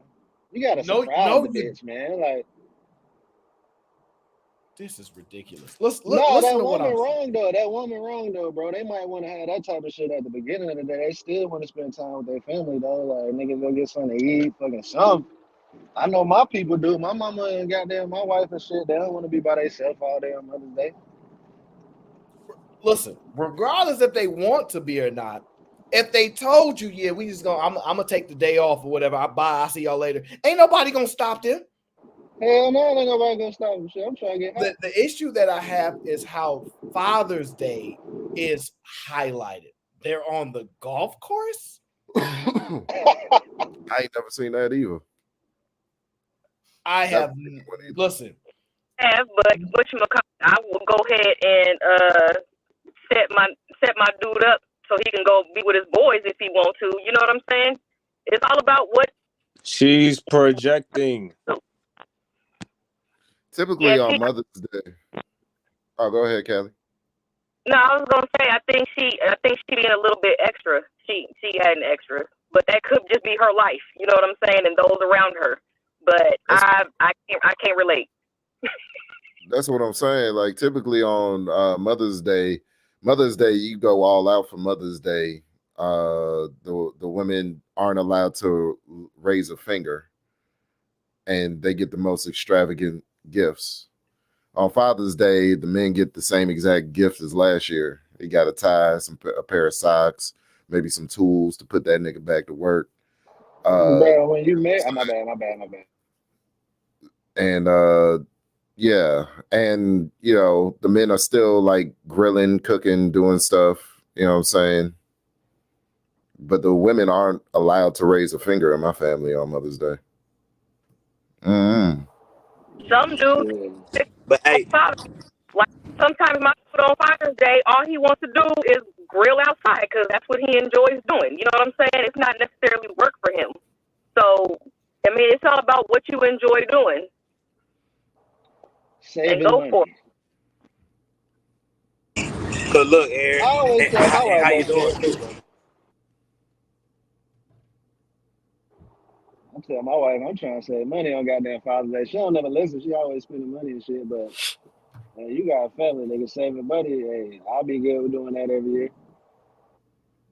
Yeah, I think most dads, if they are away from the kids, is because they're usually spending. They don't they're not comfortable with people spending money on them. Typically, most men are not. Most men are not really comfortable with you buying them stuff and spending money on. Now I'm trying to change that. I'm trying to get house husbands set up. I'm trying to get men accepting gifts, all this stuff, without being considered sassy or all this other things. But men are not normally comfortable in those positions. So men are not used to being celebrated at all. Wouldn't you guys agree? Well, yeah. Because my birthday just got passed, and I was just like, my birthday just went past, and everybody was asking me what I wanted, and I was just like, man, I don't really want nothing, you know. I was cool with the kids, you know what I'm saying. But then again, just like you said, when it come down to Mother's Day, I don't even know when Mother's Day, but my wife just asked me on Mother's Day she want to have a hotel to herself. So shit, that's what I'm gonna get her. You know what I'm saying? Virgin Hotel, 2-3 days to herself, so she can have a spa. And then, like you said, Callie, the main thing I asked her was, "What you want me to do? You just want my wallet type shit? Cause I really don't know, you know. But I pay for all the shit, so you know that's what that's so." I don't know what she was talking about, but go ahead. Hold on, bro. If they asked you what they wanted, of course they was trying to celebrate you. At least they thought about your ass and even hit you up. Nah, I was more so saying what Aaron was saying. He was saying that men won't also like people buying them stuff, and that's what I was saying. I ain't tripping about her celebrating me, but I'm saying like I just didn't, you know, it wasn't that big of a deal, you know. I ain't really tripping off no I think it gifts all and stuff. depends on what type of person you is, man. If you're a person with good Yeah, energy, that too. people definitely gonna celebrate you for sure.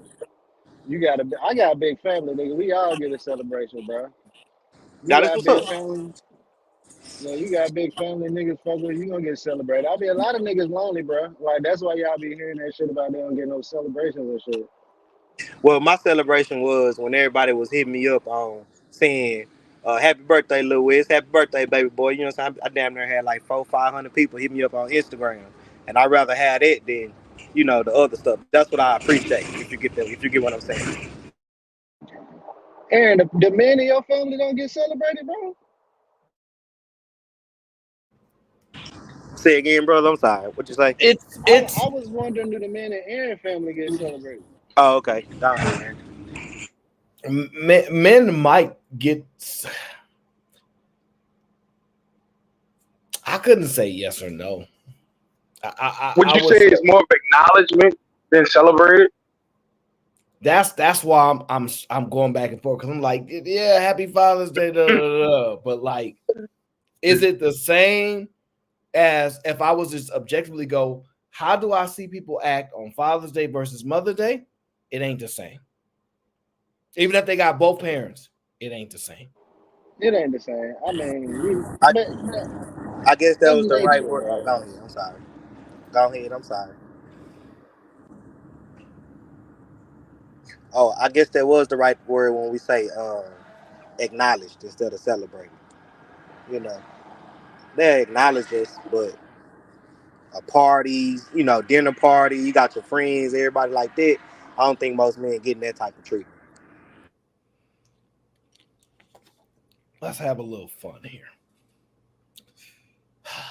Oh, shout out to Peter the investor. Said for the water gang, because the real water king is here. Okay. Shout out to Peter. This video right here had me thinking. And I don't like to think, it makes my head hurt. I want to know what you guys' thoughts are. What does that look like? What does the Insecure man look like? Fix her up project. Not okay. So I know. Say, what does an insecure man What does that look like? What does the Insecure man look like? Fix her up project. Not okay. So okay. What's an Insecure man? So I think it takes a certain secure and confident man to date a woman when their woman star is shining a little bit brighter. And unfortunately, I ran into that in my past relationship. My career started to soar within food. I saw a change in our relationship. And that was like the downfall. Like I stopped sharing things with him. I got you. And like even like great things. And I was Hold like, on, Aaron, please stop it. Please, real fast. Have you seen that video when girls was like, when you go to a girl table, they all be like, like they don't even be saying nothing. They just say, bro. Why is these niggas over here talking about some, like, bro? That's some boy. That shit crazy. Down here, that shit is funny to me, bro. Yeah. Dimming the light, like Halle Bev light has in our eyes, right? Dimming the light.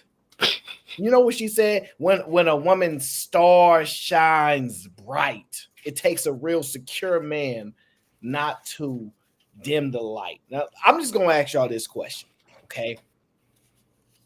Just, who has a bigger star, Barack Obama or Michelle Obama?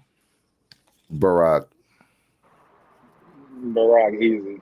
We all know Barack. What you about to say though, Aaron?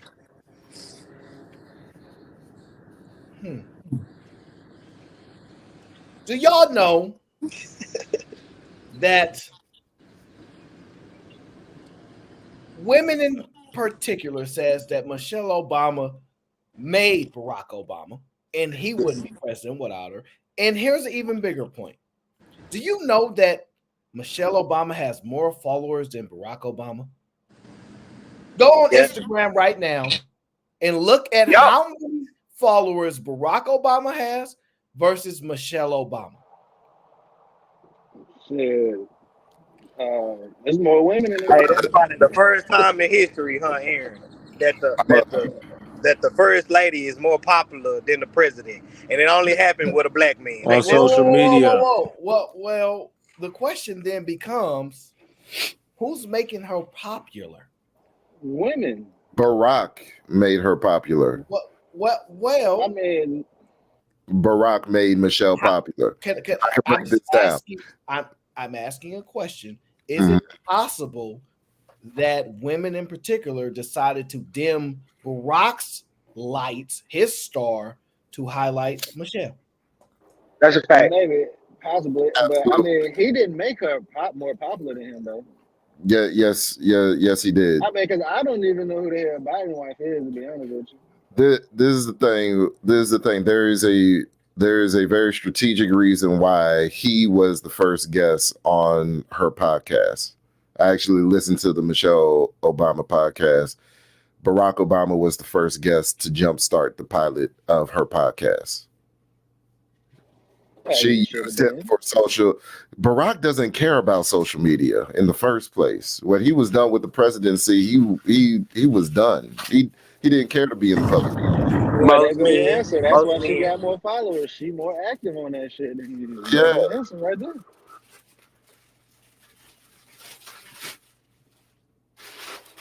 I think women made her popular though, because there's a lot of first women like they ain't as popular as her.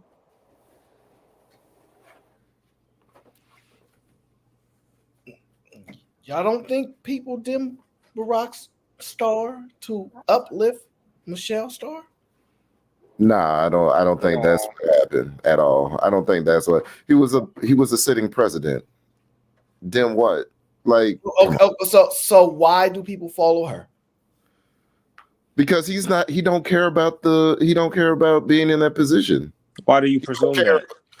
He doesn't care about being on social media like that. Why do you presume that? Why do I presume that? Who's more active, him or Michelle, on social media? Who's more talked about? You think they run their social media account? Nope. You're crazy. Some of them might, bro. They have to make content for their social media account to put it out. Okay, so why is Barack's page not making content? He just don't like. He don't do that. He just don't do content, bro. That's what I'm saying. I think we're looking too deep into it. So is this deliberate to dim his light so that she shines in his retirement? No. Like a diamond. I think after he was done with the presidency, he was done. That's what I think. That's what I'm saying. Yeah, that's exactly what I'm saying. He didn't care about being in a public eye like that. He's a humble. That's what I'm saying. That nigga turned his own light off. As soon as he was done, that nigga said, click, turned his own light off. Was like, I'm done with all you niggas. Like, you did enough. I gave you 8 years. Stressful. How stressful should it be? I don't blame that nigga for doing that shit. If I was a goddamn president, I'd be like, click. Click. I ain't fucking Call me George Bush and Bill Clinton or some shit, or celebrate Jimmy Carter. Call me in. Now to Aaron's point, let's just. I'm sorry. That nigga didn't even want to campaign for Joe Biden.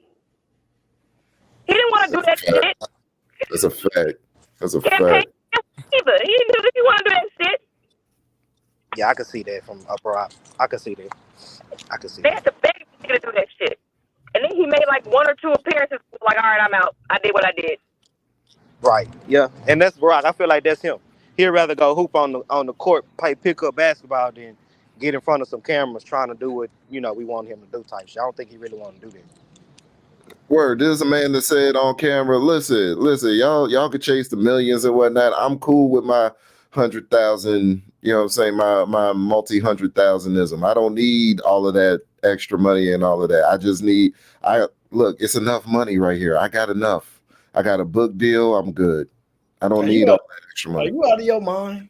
That's what he said. That's what But he already rich. There's no yacht he can't borrow. You see, this y'all get caught up in it. There's no yacht he can't borrow. There's no place that people won't let him stay for free. He can go anywhere in the world. Like, and his attitude is, I'm good. I don't need to. That's his attitude. Because this is the thing about fame, Aaron. When people want that and they just in that, okay, you can't get enough of fame, brother. If you that type of person that want more and more, you can't get enough of it. You know what I'm saying? Like, you will do more to be relevant. You can see it in social media now. These niggas be goofy just to be famous, Facts. Barack just never been that type of guy. Just like you, Aaron, you not that type of guy. You'll hit a certain number and you won't go that far. You won't, you know what I'm saying? You won't keep pushing. You'll get 100,000, and if you get to 1 million subscribers, that's cool, but you're not pushing to get to that. That's what I'm saying. Like, it's just people different. Some people just different. That fame is different, brother. Yeah, check the show. Like, for instance, to back up his point, check the shorts tab on your page. Well, that's not the same, right? So let me try to give you the perspective. I'm basically trying to get you guys to understand why would anybody follow Michelle Obama?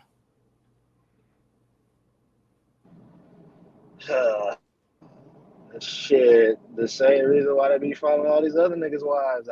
Shit, good question. She don't sing. She don't rap. Uh-huh. Why are they following her? Because she's attached to Barack Obama.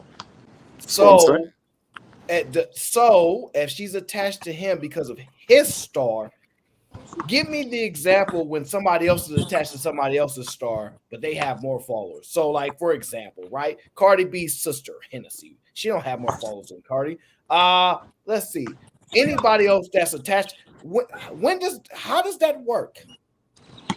Well, it's called social media. In the example that you just gave, you're talking about 2 females, whereas the dynamic between Barack and Michelle is the male and the female. Mm-hmm. So are you saying women find Michelle Obama more valuable than Barack Obama? I'm saying women are more naturally inclined to be more sociable. And they support women like at all costs too. Like, a lot of niggas don't like Obama. That's true. Let me give you an example. Like AJ Green, right? AJ Green was the wide receiver and he do his thing. He got a good social media platform, but his wife, I forgot her name, Miss Green, she always the one that's posting them and stuff, right? We clearly know AJ is way more he's way more like known than his wife, but his wife got more followers than AJ. You get what I'm saying? It's just, and that's just to his point that women are just more social. My wife went to go follow his wife instead of following AJ Green, if that makes sense. You know what I'm saying? So women are just more supportive, bro. Like, yeah, a lot of dudes be just hating supportive too, though, bro. A lot of dudes be hating, bro. Keep it a buck. Niggas be hating, bro. Women be like they be letting a lot of shit slide with other women, bro. They support more. That's why that bitch ass nigga Drake so popular. He got them hoes supporting him.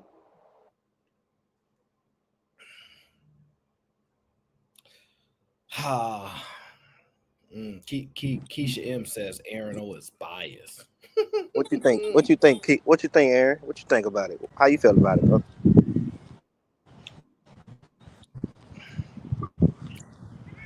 Oh, let me read Double R super chat before I get too far. Moms get thoughtful gifts personalized for them, while dad gets gifts that help them be a use to others. Big difference. So dad get the power tools. Hey, dad, can you put up the TV? Moms get personalized gifts.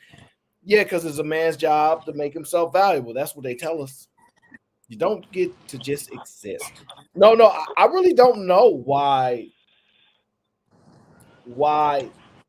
women do that. For example, notice she says, this is why it's important.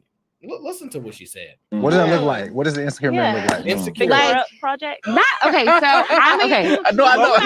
Please, tell us, Okay. what's an insecure man? So I think it takes a certain secure and confident man to date a woman when their woman star is shining a little bit brighter. Oh, yes. And unfortunately, I ran into that in my past relationship. Mm. My career started to soar within food.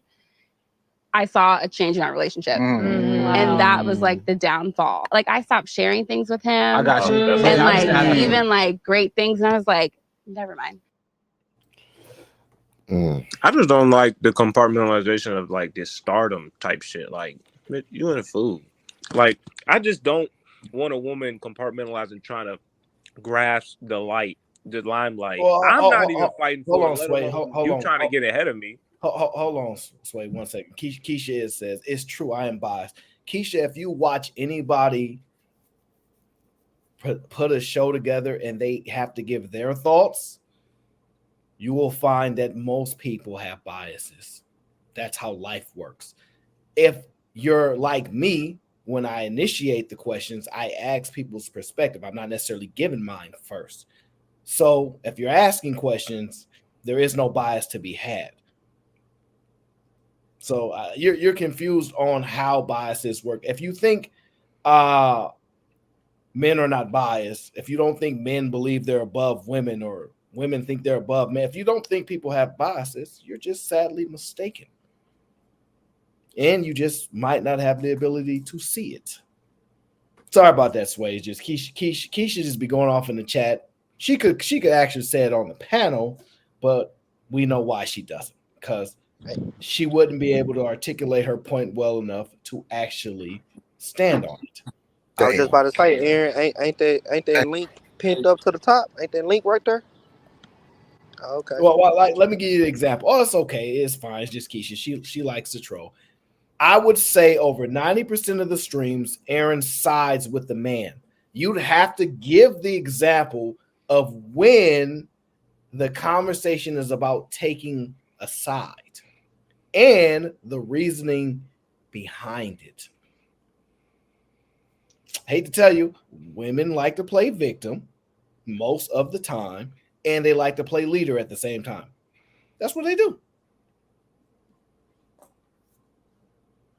Sorry, Keisha wants some attention. You guys got to give her a little attention. You know how it goes. These folks be acting like they don't know how YouTube work, man. No, they do. So ultimately, the point being is, if you listen to the term star, right?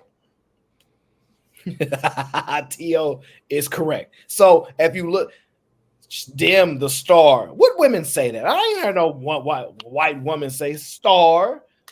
I ain't heard no Hispanic woman look at my, like, I'm a star, like my star, like that phraseology is specific to black women. That's how they talk.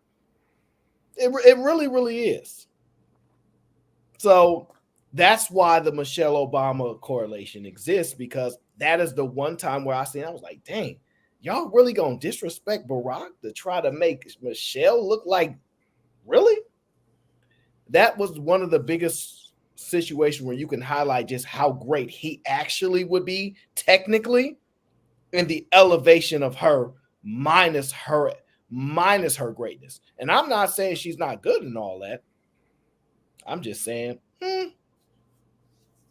she ain't no Barack. I know it's not about what I think. I just the whole dimming of stars and like it happened. It's Barack is a prime example of who it happened to elevate. There's no way she should have anywhere near the amount of followers that Barack Obama has. Not even close. True. You only think about the social media aspect. They was out in the streets, more people know him worldwide for sure, bro. Because I can't I don't think I would even notice her if I walked by her, bro. No cap. I wouldn't go that far, but I really I wouldn't. But I'm talking about like in the real world. I think he's saying he'll go up to Barack before. I notice that nigga easy. You know what I'm saying? Her, I might You get what I'm saying? not notice it's her type shit. Telling y'all, this stuff is crazy. I think in the real world, he definitely way more popular than her, bro. Like niggas is gonna identify him before they identify her. Nah, facts. That's a fact. And that's no different thing. Social media, yeah, but you know. That's not what I'm saying. I'm saying they literally lower Barack Obama's star to elevate hers. No, that's what they intentionally do. I got you. I'm not saying that she's more known than him, but when this girl is talking about dimming my light and my star shining, listen to what she said. When my career started elevating, so that'd be Barack's career start elevating. What did Barack do? He brought not Keisha M. She stayed in the chat. He brought Michelle Obama to the top with him. The argument that keeps being said is that when my star gets brighter, men can't handle it. Won't you just give the example of when your star went up and you brought a man to stardom? That's the thing. Not Chris Brown, Creighton Carucci, and all that. Not those examples. I want the elevation of the man. She must be fucking with a loser, dog. Because no matter how big my wife get, they gonna be wondering who the fuck that nigga is standing next to her. Who the fuck is that nigga? So he must be the nigga she talking about. He must be, you know what I'm saying, just not a interesting looking person or interesting person at all. You know what's crazy? I still find this projection. She probably thought her man was a star. And then she's like, nah, I'm better than you. And I'm the star. Like, why? I just don't understand why. Yeah, to Aaron, like I said, Exactly, I can't deal with a chick that compartmentalizes trying to be a star or fighting for a position of limelight in a relationship. Like, I'm not trying to fight you or even want to be in this position of limelight. This don't make no sense. It's just it seems like a headache. Nah, yeah, like a point of competition. You know what I mean? Like it's a point of competition in her brain. So this is just another form of her competing with you in a relationship, which I find dumb. And just like you were saying, Aaron, yeah, because just like she said stuff start changing once her little food business start booming. You know what I'm saying? And I don't think the man changed at all. I believe she started viewing him different. Come on now. D-Town, you breaking up, bro. Stop driving. I'm outside. I'm chilling. I'm just in the park. You need to go to the house. I ain't breaking up. I'm breaking up. You breaking up. Dang. But like I said, I think women have a tendency to view men differently once they start, quote unquote, elevating. Like he's not doing enough. And so they start to perceive him in a weaker light than they were originally. You know what I'm saying? So they start to perceive men as weak when they're no longer beneath them or on the same level as them. Right. We hear it all the time. Are we talking strictly financially? Strictly financially? We talking financially, social media wise. Women look at everything, bro. Yeah, but I think that's on am I still breaking up? Man, Aaron, like, let me know if I'm wrong. Is the idea of stardom, is that a compartmentalization of lifestyle? What do you mean by startup? Like how they say, like I elevated. Like, what do you mean? Like, how are you elevating? And I'm thinking it means like what they like the lifestyle that they are now able to afford. Yes, it's primarily to the amount of money that they generate or the attention that they generate. But you don't think it's more than just like the necessarily money? It's like everything, because I don't think women look at money as like dollar signs. They look at it as things. So I always going to say it's lifestyle for them. If it's the man, I would like him think it as money because he look at it what it is. But for most women, they can't. I don't see them compartmentalizing them getting more money as them just having more dollar bills. It's them having a better or different lifestyle that they now want or always wanted. Yeah, I think that women kind of see success the way that they think men see success. So they kind of mirror it now. So the way that men judge money, that they believe that's how they're supposed to do it too. It's really not much of a difference at this point. You think that's the only way they can compete? That's why they doing it? And when I say competing, because they can have sex with a lot of dudes and we can have sex with a lot of girls, but it's gonna be a different effect on each other. You get what I'm saying? It's really not going to be a different effect according to what a lot of people say. Well, what the women saying, it is a different effect. You know what I'm saying? They don't want to do it, and if they are going through bodies, they can't settle down with one guy, or they always here and there and things like that. That's what the women saying. You don't hear that? No. I think you had your own idea of what you wanted to talk about, and that's a little different from what we saying now, but that's okay. Okay then. Because Sway was trying to make a different point. Oh, no, I just jumped in. I ain't really hear Sway. What you had said, Sway? I ain't gonna lie to you, that shit was too damn long. Oh, okay, yeah. And Aaron did this shit to me earlier, bro. He keep doing this. Every time somebody make a point, they got nothing to do with what I just said. But I don't think that's what's Oh, that's what he is. Put that shit twice. Because you were trying to go somewhere with it, and he went to, well, you know, women think they could do what men do with it. They sleep with a bunch of people. No, I think he was going based on what you said. Of course. Yeah, I thought that would have hopped on what you was doing. But go ahead, what you about to say? I was responding to Sway.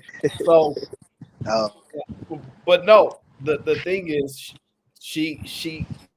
This is what you got to look at, Sway. She started to recognize a difference, right? And she correlated it to her career was going better. That's all it was. She didn't say, in order for her career to do better, that she got to spend less time.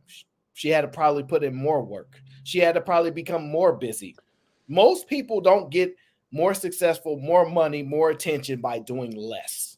She didn't really give any clear examples, like at what he was actually demonstrating to exhibit these like claims.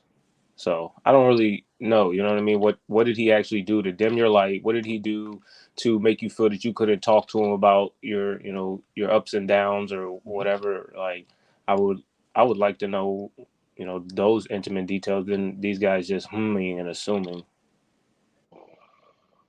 I gotta run the video back. No, she didn't mention that. There's no She didn't running break it back. down. She did not mention any examples. Yeah, she didn't break it down at all. You know what's interesting? What is it? Thank God. I don't know how he keep finding a way to make it on my show every single time. I really don't know how.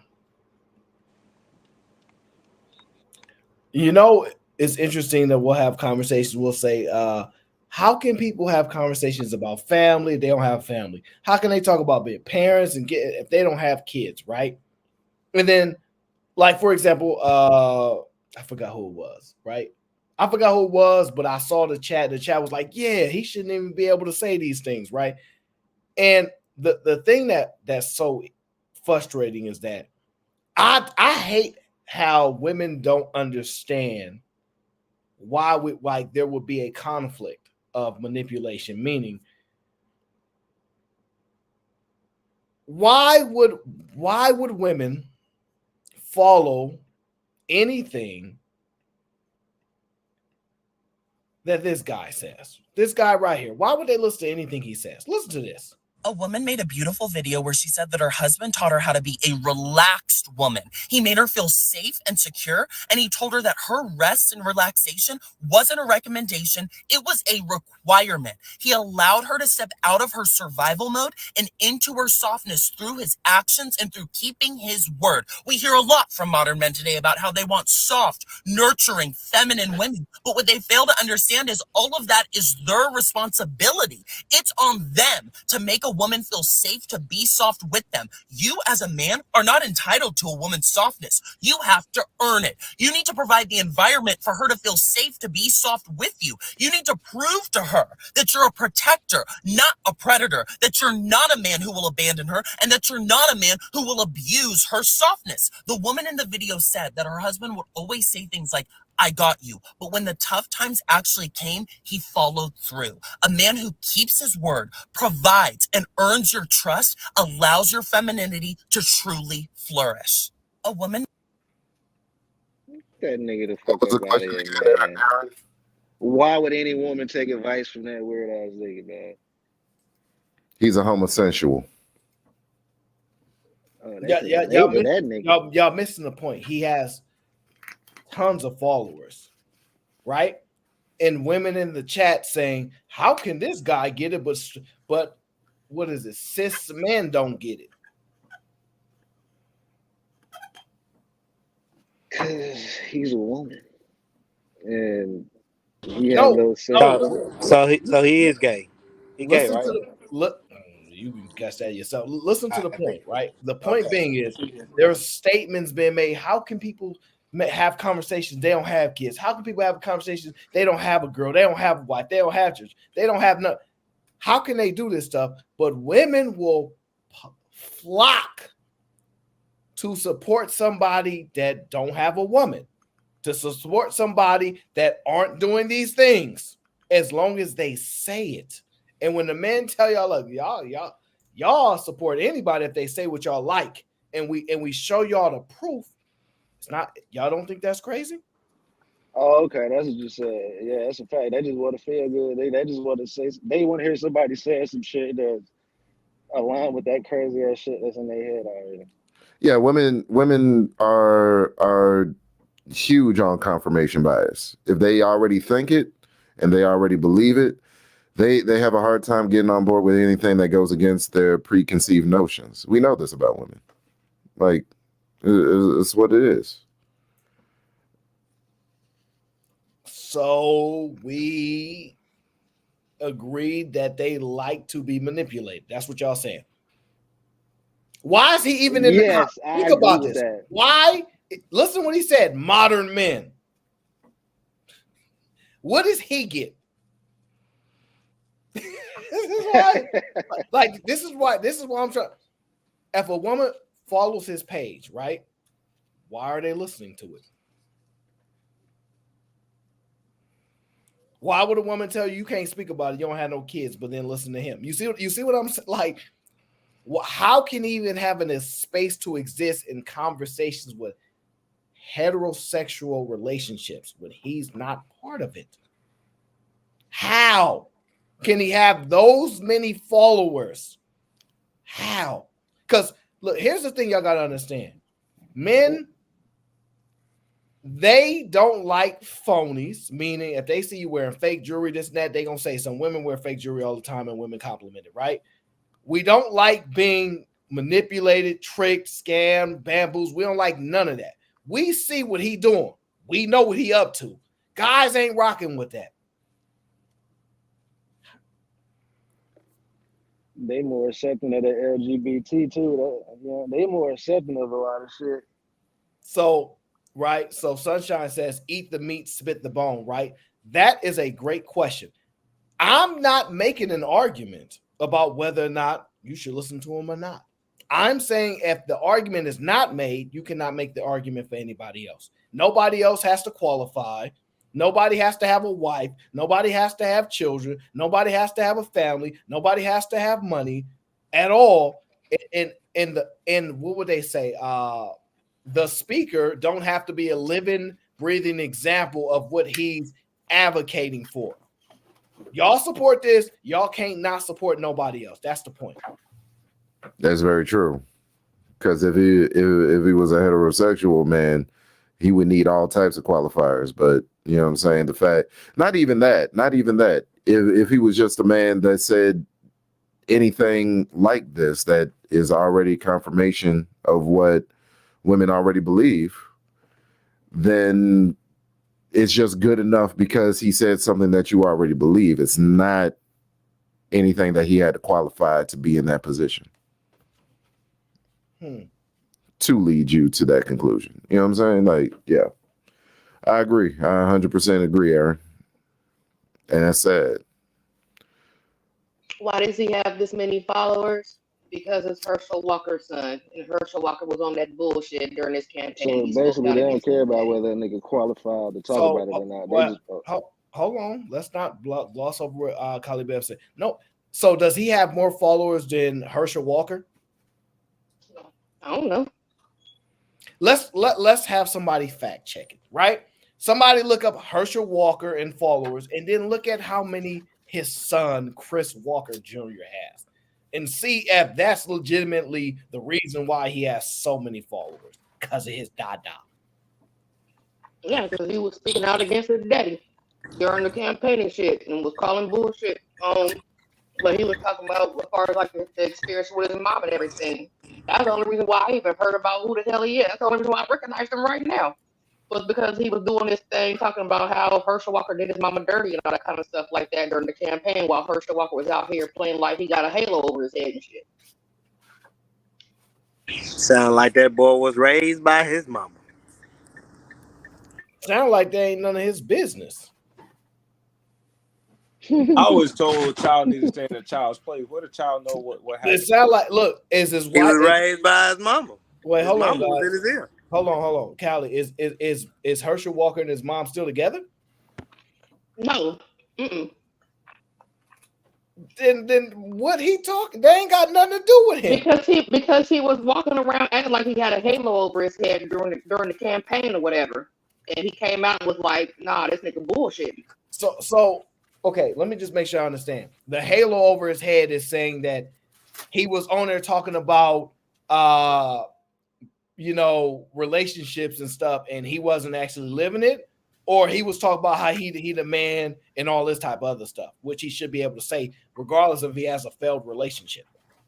No, because he was talking about how much he was against deletions or whatever like that, and he paid his mama to get a deletion or something like that. It was something to that effect, where he was trying to pay her to get a deletion. So I think that's how a lot of stories go, where people say, I did this once and I don't recommend it. Like, so for instance, when people get paroled, they say, yo, I went down this path. I'm the best person to advocate against it because I actually did it and I know it's wrong. So if he's saying, look, it's wrong, it ain't right, and he's using his real life experience to go, it's wrong. What's wrong with that? He didn't use his real life experience. He was out here acting like he was pro-life and everything like that, but he paid his mama to have a deletion, and then he denied it until they came out with receipts. You said he made his mama get a deletion. Well, he should. Yeah, he paid his mama to get it. He was trying to pay his mama to get a deletion or whatever like that, and they provided the receipts for like when he paid her to get the damn deletion. Oh, okay, all right, okay, I got you. So, but the question, okay, so the question then becomes, how does he know about this? How does the son know about this?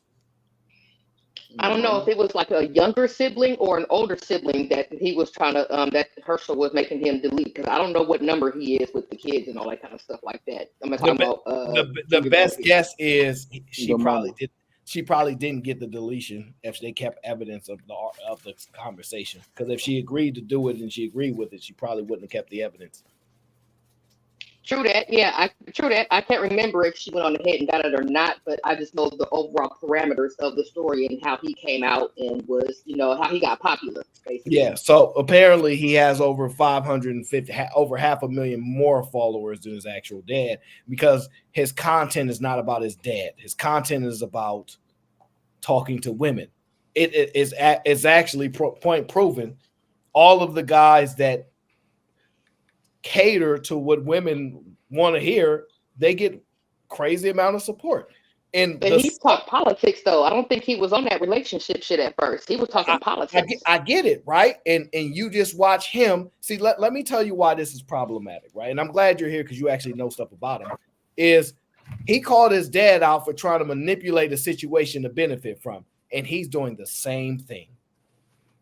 He's literally doing the same thing. Absolutely. So he is. I was about to say that he is his father's son because he's doing the same shit. It's wild. Yeah, like you don't see me walking outside saying we need more animal shelters. We need more animal shelters. I don't have no animals. I don't care, right? But if I like, what the heck does straight relationships do with you? Why aren't you advocating for the things that are most important to you, which I would presume to be your man, your family? Why is his content? Why isn't his content? We're not the only ones that have relationship. Why isn't his content geared around what he has more intimate knowledge around? Because the gender war is more popular. But the support for somebody, if they'll go, see, this is the thing. I care about what's right or wrong. So if we having a conversation, a guy does something wrong, a woman does something wrong, wrong is wrong, right? He cares about talking about the wrong that men do, because it garners like I said, for the women, as long as you can fight against men, like they will support it. Oh, dang, we like this woman because she can make arguments against men and stand up. That's all this stuff is we gonna support anybody that it looks like is on our side. And that's what this is. This is a side thing, like Callie Bev said. It is what it is. I don't necessarily have a problem with it. It's just that women don't mind pandering and people using their emotions to their advantage. But if a man does it and sleeps with them, it's problematic. It's really interesting. Look here, I'm gonna use your emotions and sleep with you and get something out of it and da-da. But this guy will extract money out of y'all, and y'all not looking to take him down. It's interesting. That's it. What I think is confusing for me is, how Candace Owens is doing like red pill content and all that kind of stuff like that, right? She's speaking on the red pill thing. She's trying to making her little chilling circuit around in areas, right? Well, it makes sense because she's already a conservative, so she's going to come at it with that kind of mind frame. He's a conservative too, although he is homosexual. He's still a conservative too. So what I don't understand is the flip in the sort of content. You know what I'm saying? Like if he was going to go ahead and head into this relationship realm and everything like that, it seemed like he would be more so kind of like red pill, but I'm not quite sure how that jives with him being homosexual too. Like I don't know. But it's confusing. It's weird. It's so interesting that would he be as popular if he went against his mom? Is what I like to know. T.O. says men make stars of women for the women doing nothing, getting attached to the men, but not the other way around. Sadly, that's true. Until we get them house husbands rocking, we gonna become our stars. All right. T.O. says, cause these broads, Ricardo. Who the hell is Ricardo? Who the hell is Ricardo? I don't know Ricardo. And shout out to Day. Day says the key word is earn. Modern women cling tight to the word concerning themselves. Anything with them having a sense of entitlement, they will support. Y'all be doing some extra shit. But whatchamacallit? What did T.O. say again? Y'all know I smoke. Short-term memory ain't that great. What was T.O. super chat? I don't remember what he said, but I remember how I felt. Which one? Let me have to go back. Yeah. Because T.O. gets under a lot of people's skin. No, he just said men make stars of women, for the women doing nothing besides being attached to the man, but it's not the other way around. We can make an exception for Britney Spears' ex, right? That's the first thing that I thought about with Kevin Federline. He leased off of her and Star Jackson too. Yeah, we could definitely make it. But remember when that happened, he was eroded like a god because it was like that's not even possible. So it all depends on the man, dog. Yeah, that's what I was saying earlier. My old lady can never outshine me. I don't give a fuck how much money she make. I don't give a fuck how popular she get on social media, bro. She should never be able to outshine you. Because I mean, it's a lot of beautiful women out here, but it's a lot of ugly niggas, you know what I'm saying? And on top of being ugly, niggas don't care about looking good, niggas don't care about smelling good. You know what I'm saying? So they ain't never gonna be able to outshine a woman. Whoa. See, at the end of the day, like you know how the NCAA, you know how the NCAA opened up stuff where they can go ahead, like where the athletes can go ahead and make money and stuff like that or whatever. Yeah. Well, the dudes are not necessarily getting the funds and the popularity like some of the women athletes are, because all the women athletes have to do is just look pretty. You know what I'm saying? So there's always going to be a little bit of there's going to be a discrepancy in popularity from Jump Street anyway. And they're pushing women, and they're pushing women in sports right now. If you go on ESPN and look at all the commercials with major events, sport events going on, it's always a group of schoolgirls or something trying to push harder, do harder, be better, compete with the same and shit. They're pushing that shit too. So that's another reason why. This what I was saying right here, Aaron. What I was saying, like you see, like more so women getting popular off of the dude name than dudes getting popular off the woman name, because there's a lot of beautiful women out here, and so but it's a lot of ugly niggas. So the woman is beautiful standing next to this ugly ass nigga. Yes, of course she gonna get attention. They gonna be wondering who the fuck this woman is standing next to this nigga. But with the man, even if you're an ugly nigga, keep it real. A lot of dudes don't give a fuck about getting fly. Do they, Aaron?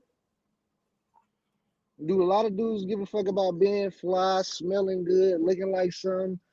Do niggas care about that? Dead ass. Because niggas be on here acting like they don't care about keeping their hair lined up. They don't care about having stamina when it comes to this fly shit. That's how you gonna keep your old lady from outshining you. Niggas have their own style, but niggas don't care about going all dusty. That's kind of crazy, my guy. But, what I'm saying is niggas care about being fly, but niggas don't care about taking no pictures and posting it to social media. That's the difference. But niggas don't care about being the top nigga when it comes to that image shit. When it comes to that's why. But look, niggas care about being fly. Niggas just don't care about taking a picture of it and posting it to social media. That's a fact. The top dog when it comes to that. Yes, niggas don't care about. No. Okay. So this is where you conflating. You're conflating the way women do. Women like, bro. Hold on, I can't hear. Hold on. Well, of course you can hear. Like my dude he loves being fly, right? But he ain't posted no picture since his birthday last year, and then it was a repeat picture of some shit that he had already posted. So niggas just don't necessarily care about taking pictures and shit like that. You know what I'm saying? And when they do take pictures, it ain't gotta be all perfect to show all the stuff and everything like that. You know what I'm saying? So yeah, niggas care about being fly, but they just don't give a fuck about taking no damn picture and look back on it.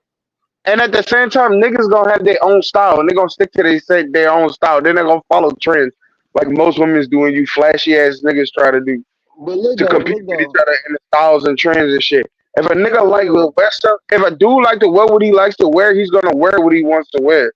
Now, does that mean that it's in or anything right now? No, but he's more liable to have his own mind than most women out here, and you gaudy ass niggas. No matter what your style is, bro, you gotta know how to, you know what I'm saying, put it up. You gotta know how to put it together. I say you gotta have a particular style, you know what I'm saying? Because, like, a nigga that wears suits all the time, like, he got a different swag than me, you know what I'm saying? But he can still put that shit together. Like, if a nigga want to go out there looking like a bad bitch, then that's on him, son. No, it ain't a bad bitch, big dog. It's just about getting fly, my nigga. Like, do you care about being my nigga, you like to be fly, right? You like to be fly, you like your style, right? You ain't gonna never catch me in nothing but some fucking Levi jeans, some Jordans, and a polo t-shirt, nigga. That's gonna always be me. I ain't never going beyond that, nigga. And if I wear a jacket, it's gonna be polo. That's where it stays. I'm never gonna go up higher. I'm never gonna go lower, nigga. But look though, big dog, you understand your position, so you wouldn't be crying about your bad bitch get more shine than you, nigga. You know, nigga, I'm chilling, bitch. Like I got on sweat, like bitch, the polo, like nigga, look, bro, my bitch is the center of attention. Wait, 10, 15. I think you struggling with how you identify and shining. Yeah. Nah, bro, because I mean the money ain't got nothing to do with it. The money ain't got nothing to do with it. It does, right? Let me give you an example, right? If your woman pay the bills, they gonna say you the woman in the relationship. You ain't the man. That's a fact. So that's what they'll say. Nah, If your woman work more hours than you, if she know how to change a car tire and you don't, they gonna tell you. She wear the pants. So that's some bullshit. Yeah, you can't change no car tire. Your woman can. You know some fuck shit. No, it's not. Like hell yeah, bro. That's some fuck Bill shit Gates right there, can't bro. change no car tire. I'm but from a the South random though, woman bro. can. And so He should have been knowing how to do that before he was Bill Gates, nigga. Like that's what I'm trying to say, bro. I'm from the South though. We do that type of shit when we young. Like our grandparents and shit. I'm telling you, bro. I go out to the country, bro. My goddamn grandparents had me doing shit. Okay, bro. Do you know how to build a computer from scratch? No. But maybe you're illiterate, nigga. No. So the point, I'm just saying that ain't no basic shit point though. being is there that it is. the reason that they building can a computer. Nigga. Can y'all respect the host? The reason why they can offer services for changing tires is because a lot of people don't learn how to do it because it becomes unimportant at some point. They're like, man, we'll get to it. Let somebody else do it. That's how society goes. At one point, everybody could do everything. Then they gradually change. So, it shouldn't be that way, bro. It should be the other way around because it's easy to change a car tire. So everybody should know how to do that shit. That should just be some shit that we shouldn't even have to think about. Okay, so let me ask you. Everybody should know how to read. Do everybody know how to read? No. That's different, bro. No, that's you different. still have No. It's different because niggas got disabilities like dyslexia and whatever the fuck that shit called. And you know what I'm saying? Like you can be dyslexic and still change a tire. Then you can be goddamn niggas have broken hands. That's a disability too. What nigga with a broken hand can probably change a tire with the other hand, nigga. How you gonna read the pressure? How you gonna read the tire pressure, nigga? How you gonna know what the tire pressure? Nigga, he know how to read numbers. He know how to read words. He know how to read That's crazy. That's crazy. The point is, you have to be taught. And if somebody tells you they don't know how to change a tire, it's because they weren't taught how to change a tire, sir. That's it. It's a simple thing. If you telling me, oh, he was taught how to change a tire, but he don't know how to change a tire, that's a different story. Some people are taught, some are not. Yeah, that's why I give y'all New York niggas and I guess some of y'all Cali niggas grace. Y'all public transportation niggas, you dig? But you can just look at a tire and goddamn know how to change that shit. But niggas just lazy. Most niggas don't even know how to read the air pressure on their tire. That shit is wild. If y'all, so I'm just being real. Fair enough. Do y'all remember Mr. Let Go? Oh my God! Did Aaron change his hoodie midstream? I feel like you weren't wearing the orange hoodie earlier. Nah, I've been in orange hoodie mode all day. Y'all remember Mr. Let Go, right? Yes, Mr. Let Go has a lot of perspectives. Okay, Mr. Set of Tires himself. That's Aaron, big brother. Leave him alone. Oh shit, Aaron, that's your big brother. That's his half sibling, so you know. For your mama's side or your daddy's side? Nothing less. You know it's on his mama's side. His mama affair. I would not expect none less than somebody booting Sway off the show. Okay, let's get to the as long as I can make my man some money, I don't care. No, but let's get to Mr. Let Go. Okay, Mr. Let Go was having a conversation with Amani Talks. Okay, listen to what was said. Black men do not fight hard enough to be a parent in their children's lives. Jesus. They don't. They do not. Just a question. I am agreeing with you. But just a question though. Why is it that they have to these fight? Men have to fight? The fact that they have to fight is one thing. The fact that they're not fighting enough is another thing. So both things are correct. So I'm agreeing with you. These men are not fighting enough for their child. Can I ask y'all a question? Do y'all agree with her like Mr. Lego agrees with her? She a fucking lie. Nah. My daddy pulled a Kanye. My daddy pulled a Kanye back in 2008, nigga. My mom and daddy got a divorce. He bought the house down the street that was for sale. I grew up with 2 bedrooms, nigga. What the fuck is she talking about, nigga? A lot of y'all didn't grow up with 8 bedroom. I grew up with 2. No. Well, go I ahead. don't know what they mean. I don't know what context they're using fight. Are they saying fight like the mom won't let, so therefore you have to fight? Or are they just speaking of, okay, the mom was awarded custody and I'm not contesting it? You know what I'm saying? Like, okay, fine. I think you know it's what I'm both. saying? So I think it's both. both? I think I'm just telling what I'm assuming, right? I think she's saying they don't fight for custody, and then they also don't fight to see their kids when the mom say you can't see your kids. I think it's both. Okay. Do y'all agree with her? No, she's a liar. No, she's a liar. Callie, you agree with her? I don't have enough information. Yes. Okay, so Callie agrees. So let's let the video finish. That's the thing, right? But why is it that virtually every man has to fight to see their child? Why are you complaining about a problem that you created for yourself? I don't want to hear it. You created that problem. Yes. So now you're like, oh, I have to fight my way out of my own problems. Oh, I'm sorry. Are we not all adults? I agree. Is life not always what we want it to be? Yeah. You'll leave her to fight for herself, but you're like, oh, I ain't gonna fight for my kid. Why I gotta fight for my kid? Over a problem that you created yourself. When we could have all just been like, you know what? I'm good on the kids. Let me wrap it up. So the question then becomes, right? If she's correct, let me ask you. She's a vindictive whore. No, I don't No, know. these ladies just project their lives on the internet. So here's the thoughts, right? Let me tell you the first thing that came to my mind. 2 things. One, if she's right, meaning that men are not fighting to be in their kids' life. 2, that makes me think that men do want to be fathers. She said men don't want to be fathers, right? That's one. And then secondly,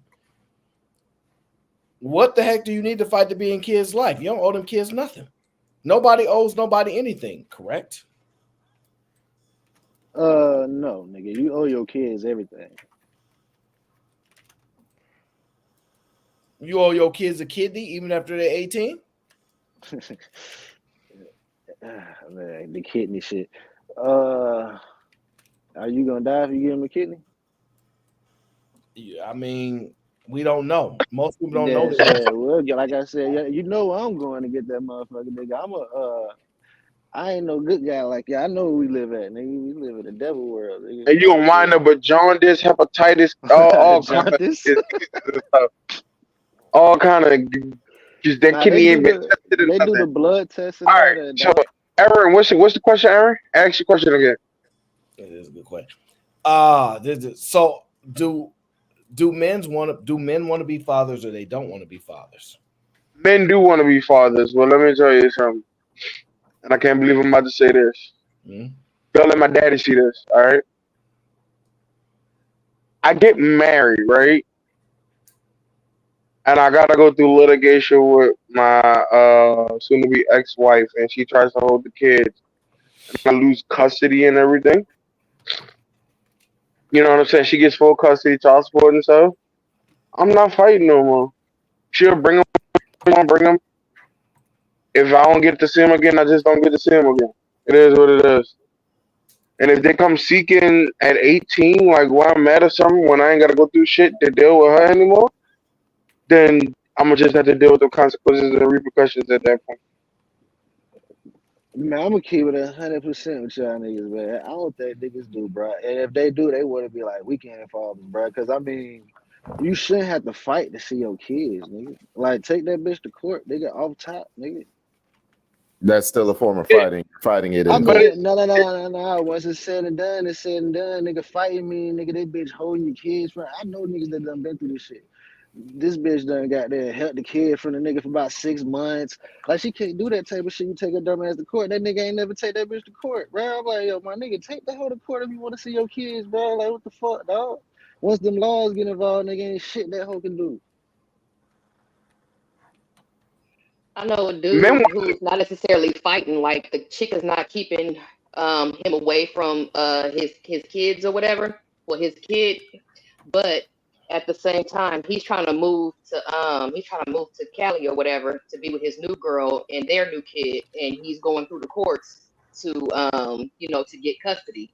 So I mean, I guess that could be fall under the umbrella of fight, but he's not fighting her. Like, he can go and see his kids whenever he wants to, but he is going to court to try and get full custody so he can go ahead and take the kids to Cali with his new girl. He wants all his kids under the same roof.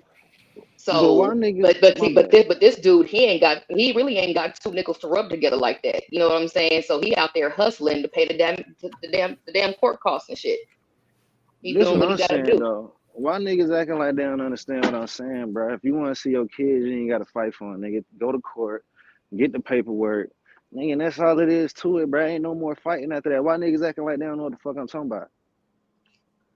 Niggas go through that, but what I think, if niggas what I think the main point is why do I have to go through all this when you know these are my children too? Cause these hoes be salty, then it If I want to see my children, just give me my children. Let me see my children. Let me be with my children. They're not just all yours. Why do I have to put up opposition?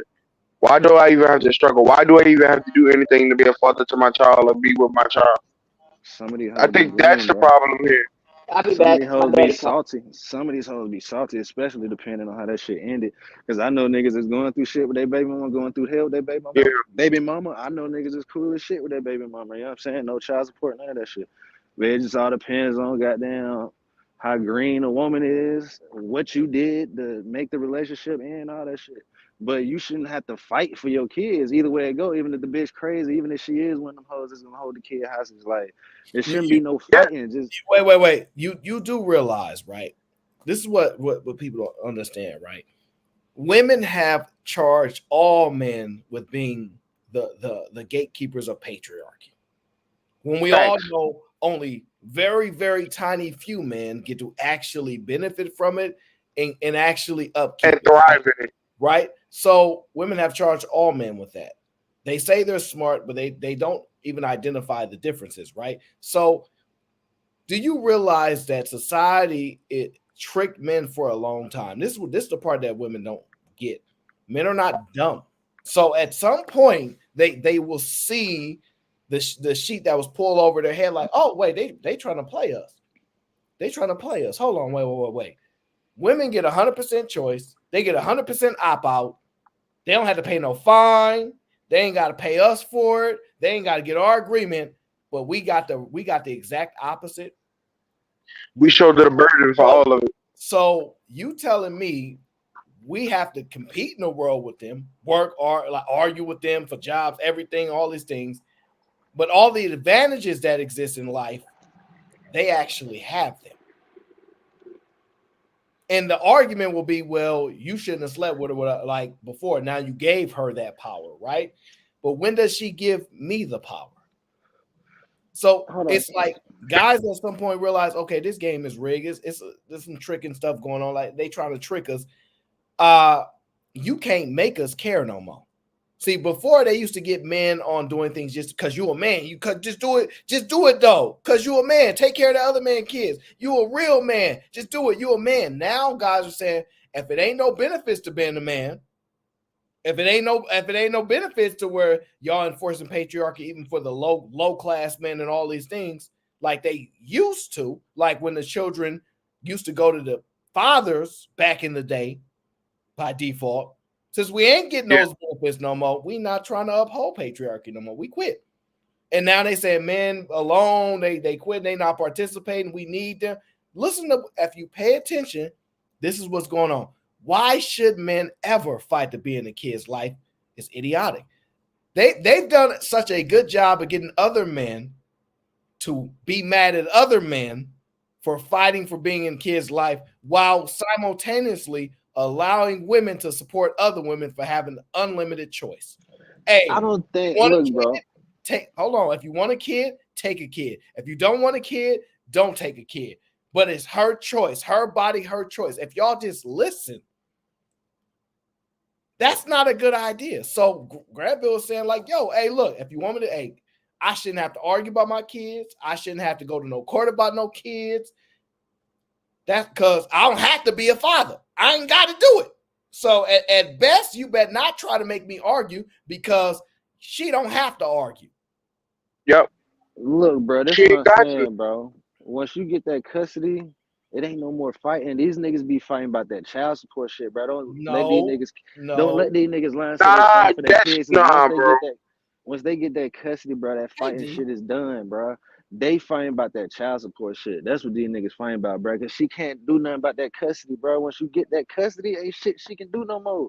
But hold that child support shit over your head. That's what them niggas really be going to court about. That child support shit. That custody shit is.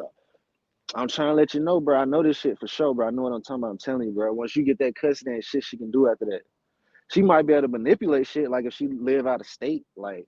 But if y'all in the same city, y'all in the same state and all that. Do you be listening to the show when you on the show, or you just be only listening to what you say? Bro, I'm just telling you how it is. These niggas ain't fighting for their kids. That's what I think, bro. Because I think once you get custody, they are. Listen, no, they are not, and they not going to either. They should. No. Okay, let me ask you this. Tell me how a mother fights for her children. Fight for? Yeah. I mean, usually the mother is the one that end up with the kid. Like you talking about in a divorce, right? So if women had to fight for something, would they do it? I don't know, because I mean, Yes, they will. Yes, they will.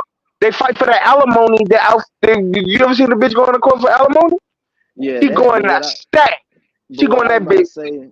When they gotta fight, they will fight. But when it comes to these children, they know it's an automatic lock, bro. No, I was about to say, if the man got the kids, then yeah, that bitch ain't fighting for them kids. She a piece of shit. She ain't gonna fight for them. If the man got them. So that's what I said. I don't know what they will fight for, because I feel like if it's a situation where the man have the kids, she's not gonna fight in that situation. Because if that's the situation, she's already a piece of shit. So she don't even want nothing to do with them kids. That's not even in a woman nature to just. That's crazy that you even gotta say that. That's crazy that you even say it like that. You said if the man got custody of the kids already, that means she already a piece of shit. Yeah, because it's not. That's crazy. But look, though, so a bitch gotta be a piece of shit to lose custody. No, not to lose custody. Like just for her to just let the kids go, because generally they gonna let the kids go with the mother, especially when it comes to living arrangements. Especially if you the motherfucker working, you know what I'm saying. So they know the kids got somewhere to stay at and all that shit. When you at work, nigga, like you got to depend on a bunch of people to help you take care of the kids. Okay, 10-15. Hold on. D, have you been watching the show, or you just pulled up and you realized I want to acknowledge that the parents owe the children, or the inverse? I've been watching for like 30 minutes or so. But I actually wanted to ask you, because you said something about men were tricked in society. Is that what you said? Who tricked them? Other men in particular. Yeah. So like, hold on. Let me give you the example, right? So when we tell women, hey, go start your own damn companies or go get funding from another woman, y'all still think the men should make it right? Because wait, the men should have to do it. Men can do harm to other men. Y'all don't tend to care if men do harm to other men. It's like, you still a man. All men are not made equal or the same. So I to be honest with you, patriarchy was designed to help women. Because I mean, the end of the day, there is no other alternative. Like that's the crazy thing. Like women think there is an alternative. women cannot enforce power. They don't have power. You cannot enforce anything. So creating a level of patriarchy is convincing men that don't benefit from it to participate. That is the greatest scheme ever invented. Now, it's fine. It lasted a long time. It allowed us to learn about each other, coexist, develop, make families, and all these things. But now we've gotten to a point in reality where now society has changed so much, but the evolving has not been consistently moved forward. We've got to a point and then we've stopped. Okay, like, oh, women need to start paying for families. Yeah, pay for that man in that house. He gets to stay at home because y'all got the jobs, y'all have the money now. But certain roles they're trying to hold steadfast to, while at the same time we're eliminating other roles. And what I'm saying is, when you look at patriarchy or what it actually is, most men don't benefit from it. Or what women think patriarchy actually is. And so you're defining patriarchy as what? I'm not defining it at all. Okay. Let me ask you this. Do you believe when you see women argue about patriarchy online that they actually look it up and know what it is? Online, I don't believe the majority of people know what they're talking about, women included. Have no clue. Prime example, narcissists. That I've heard so many people been attributed to narcissists, and we looked it up. The amount of people that scientifically can be identified is minuscule at best. Well, I don't know about that. I think a lot of people can have narcissistic traits. Obviously, only a psychiatrist who has spoken to the person for an extensive amount of time can do the diagnosis. Oh, but many people possess narcissistic traits. Yeah, you can have a trait of something, or the trait can have you be a part of a group that has that trait as well.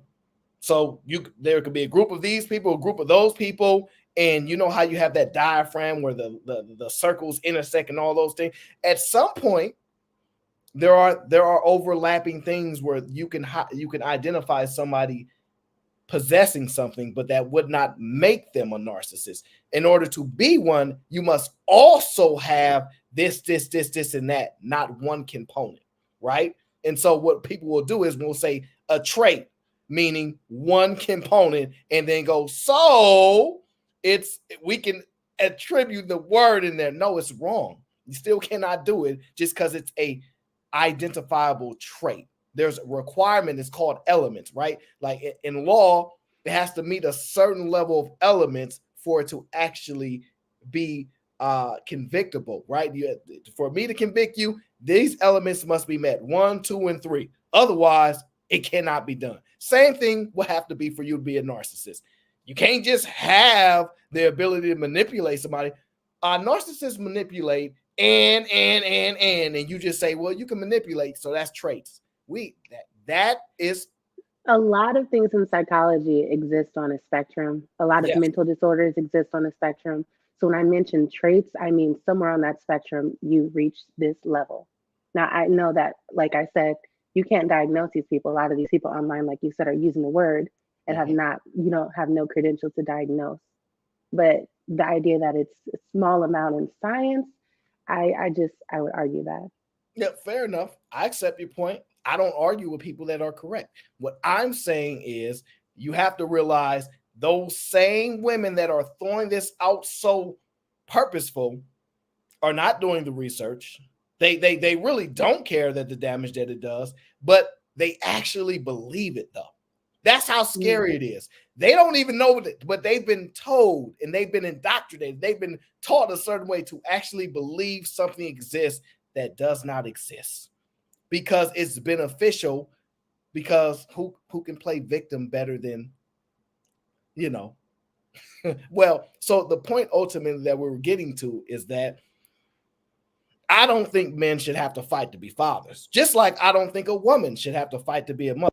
Although I'd argue that if women had to fight to be mothers, they just give up.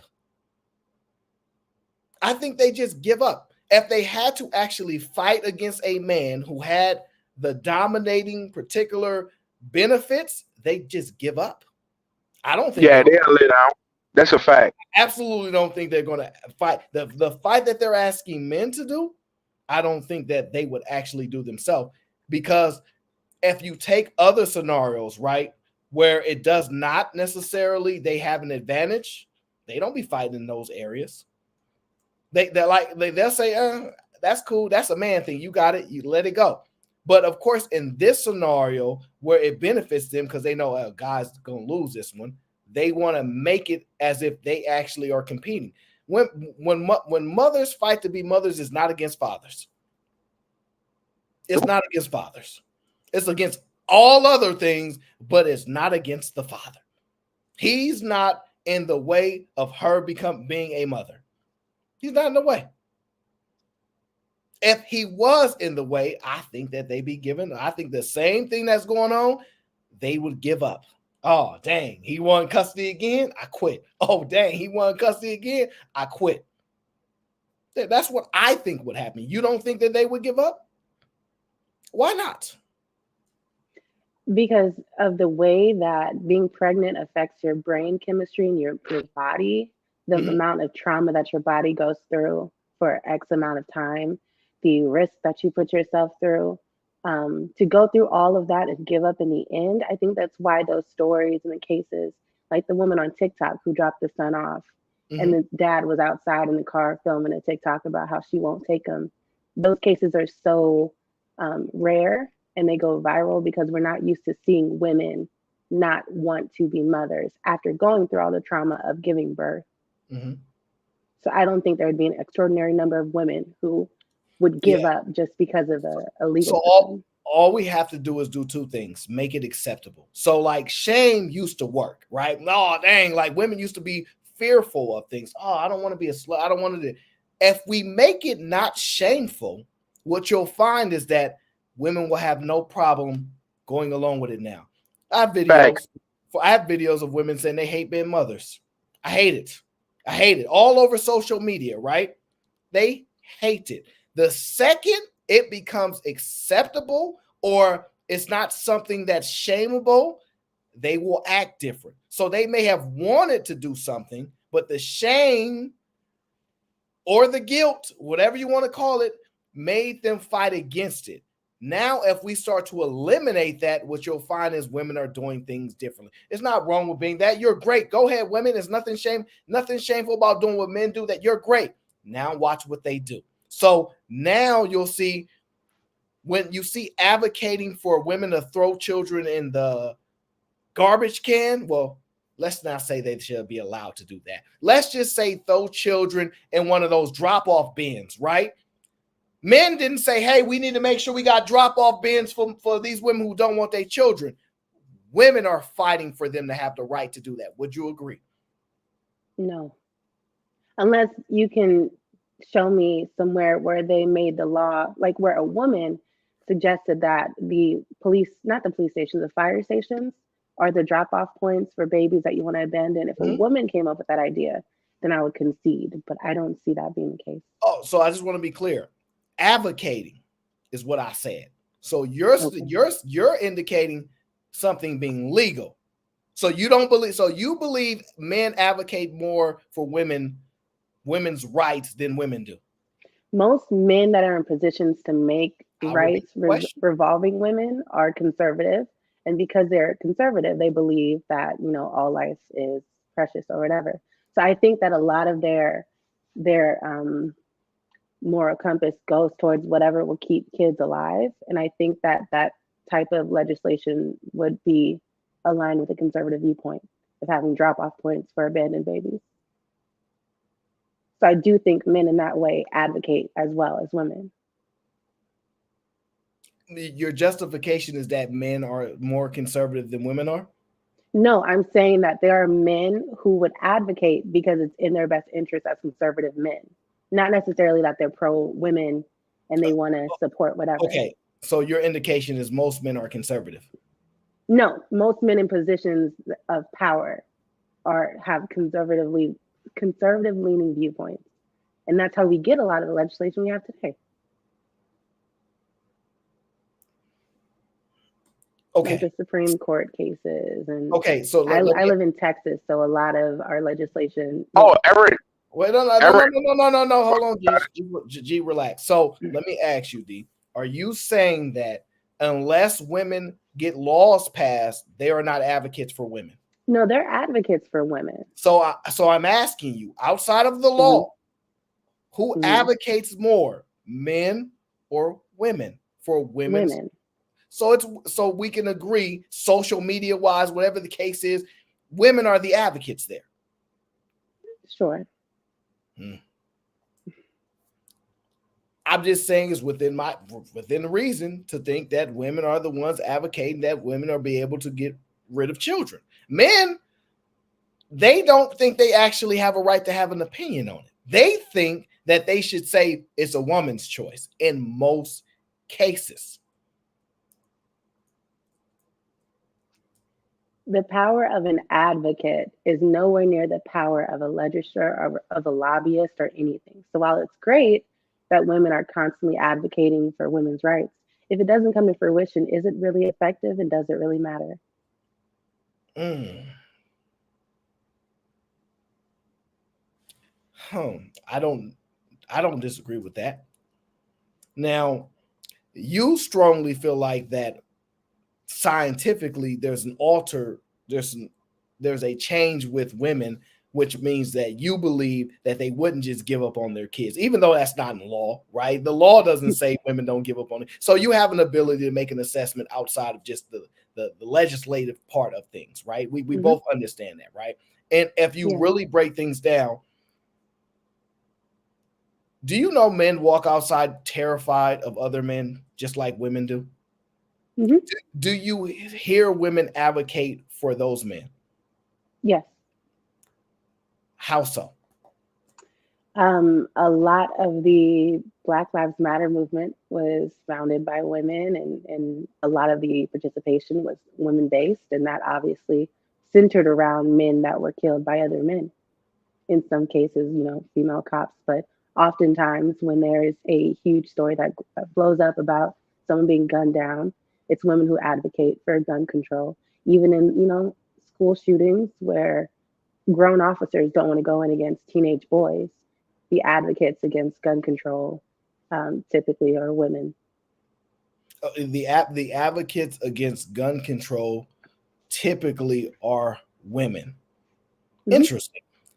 Does it really matter unless they get that advocating about gun control in law?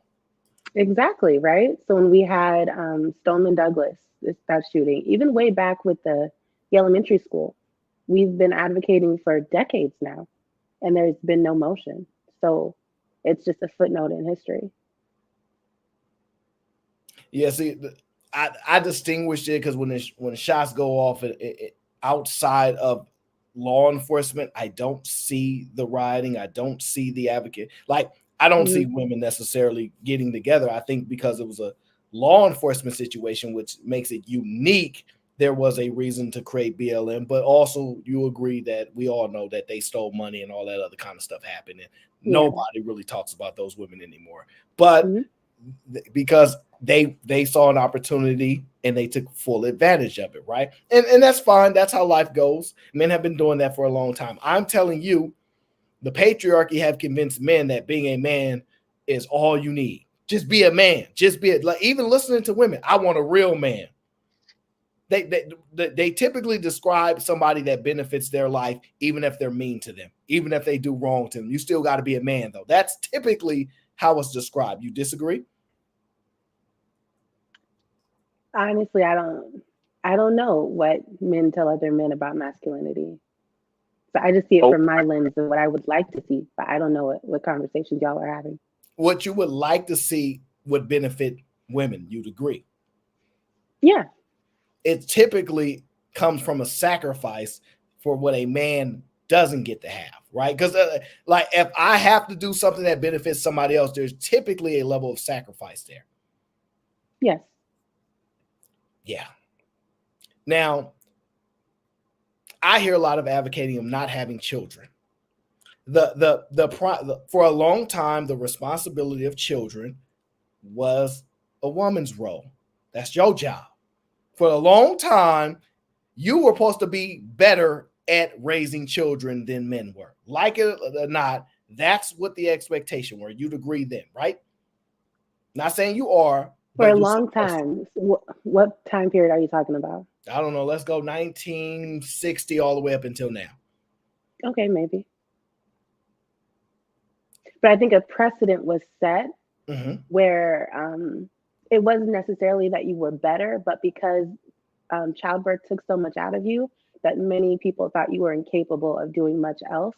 Of course, this narrative shifted with slavery because pregnant enslaved women were still working, but because they were, constantly being bred quite literally to have children, their scope of work was lessened. So it wasn't that they were just better at taking care of children. That's just kind of what their priority had to be.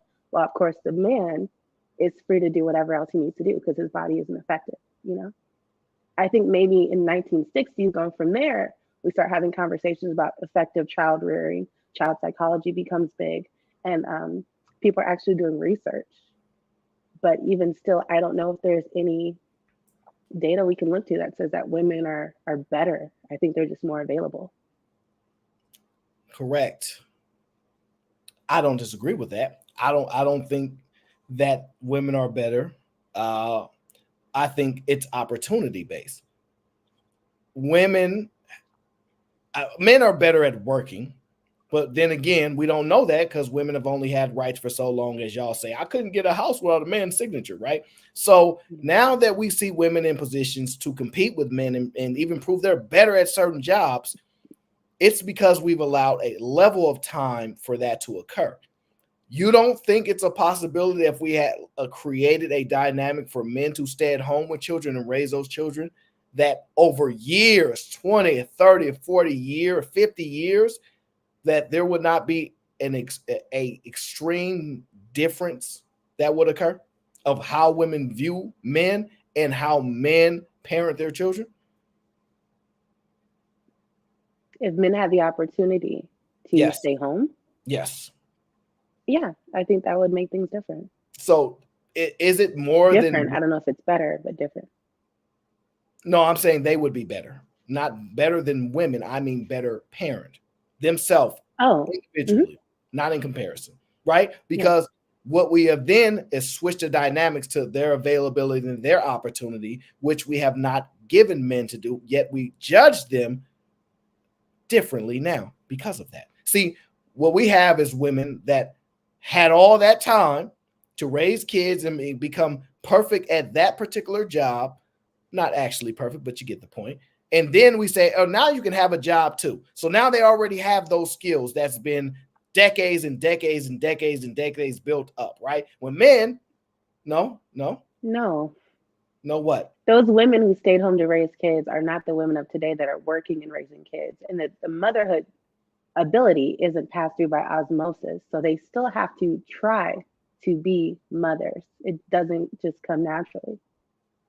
I think nurturing is somewhat of a trait that can occur naturally, but to actually be a mother is not something you just get because your great grandmother was a good mother,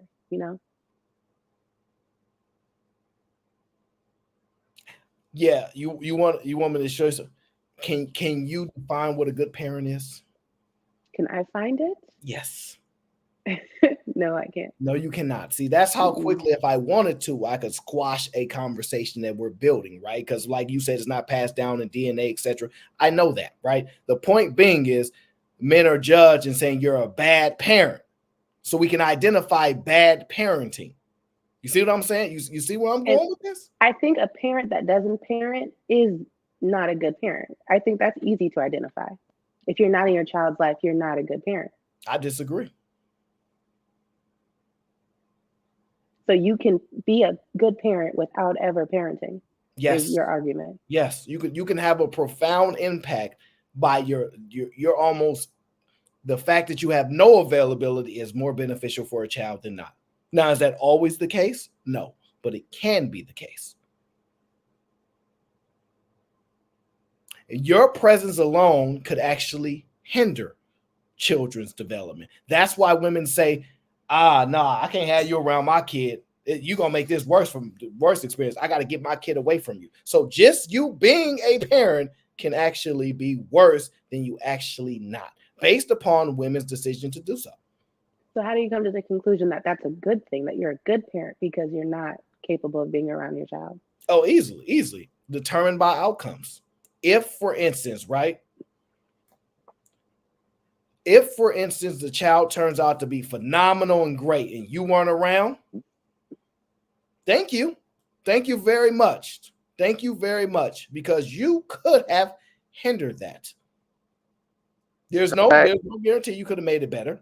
You could have hindered that. Now, if they turn out really, really bad and your presence wasn't there, one could argue, you probably should have been there. But it depends on outcomes. And most people judge their life based upon outcomes. Look, my dad really wasn't there, but I ain't even tripping. My life is good. It worked out pretty good. My mom wasn't there, but it turned out pretty good. Oh, I'm homeless. My parents didn't take care of me. Outcomes. So it's definitely subjective to a lot of different things. And that's why I say I couldn't definitively say you not being present makes you a bad parent. I can't. I'm not saying that it makes you necessarily even a good parent, but it makes you nothing. A variable that's not present in the experiment can't be used in the conclusion. So if you don't exist, if you're not around, you don't have any effect on the product.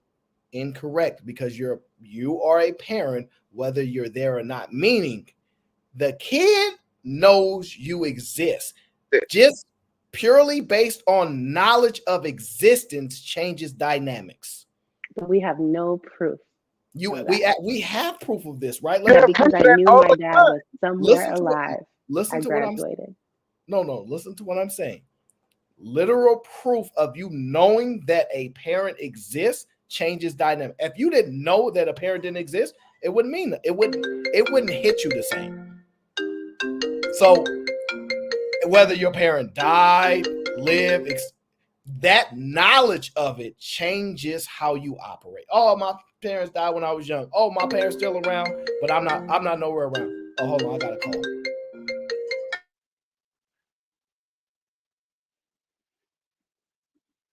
Yeah, I don't know about that. Doesn't make sense to me.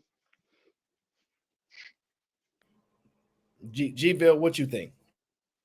It makes perfect sense. It makes perfect sense. What's his fucking name?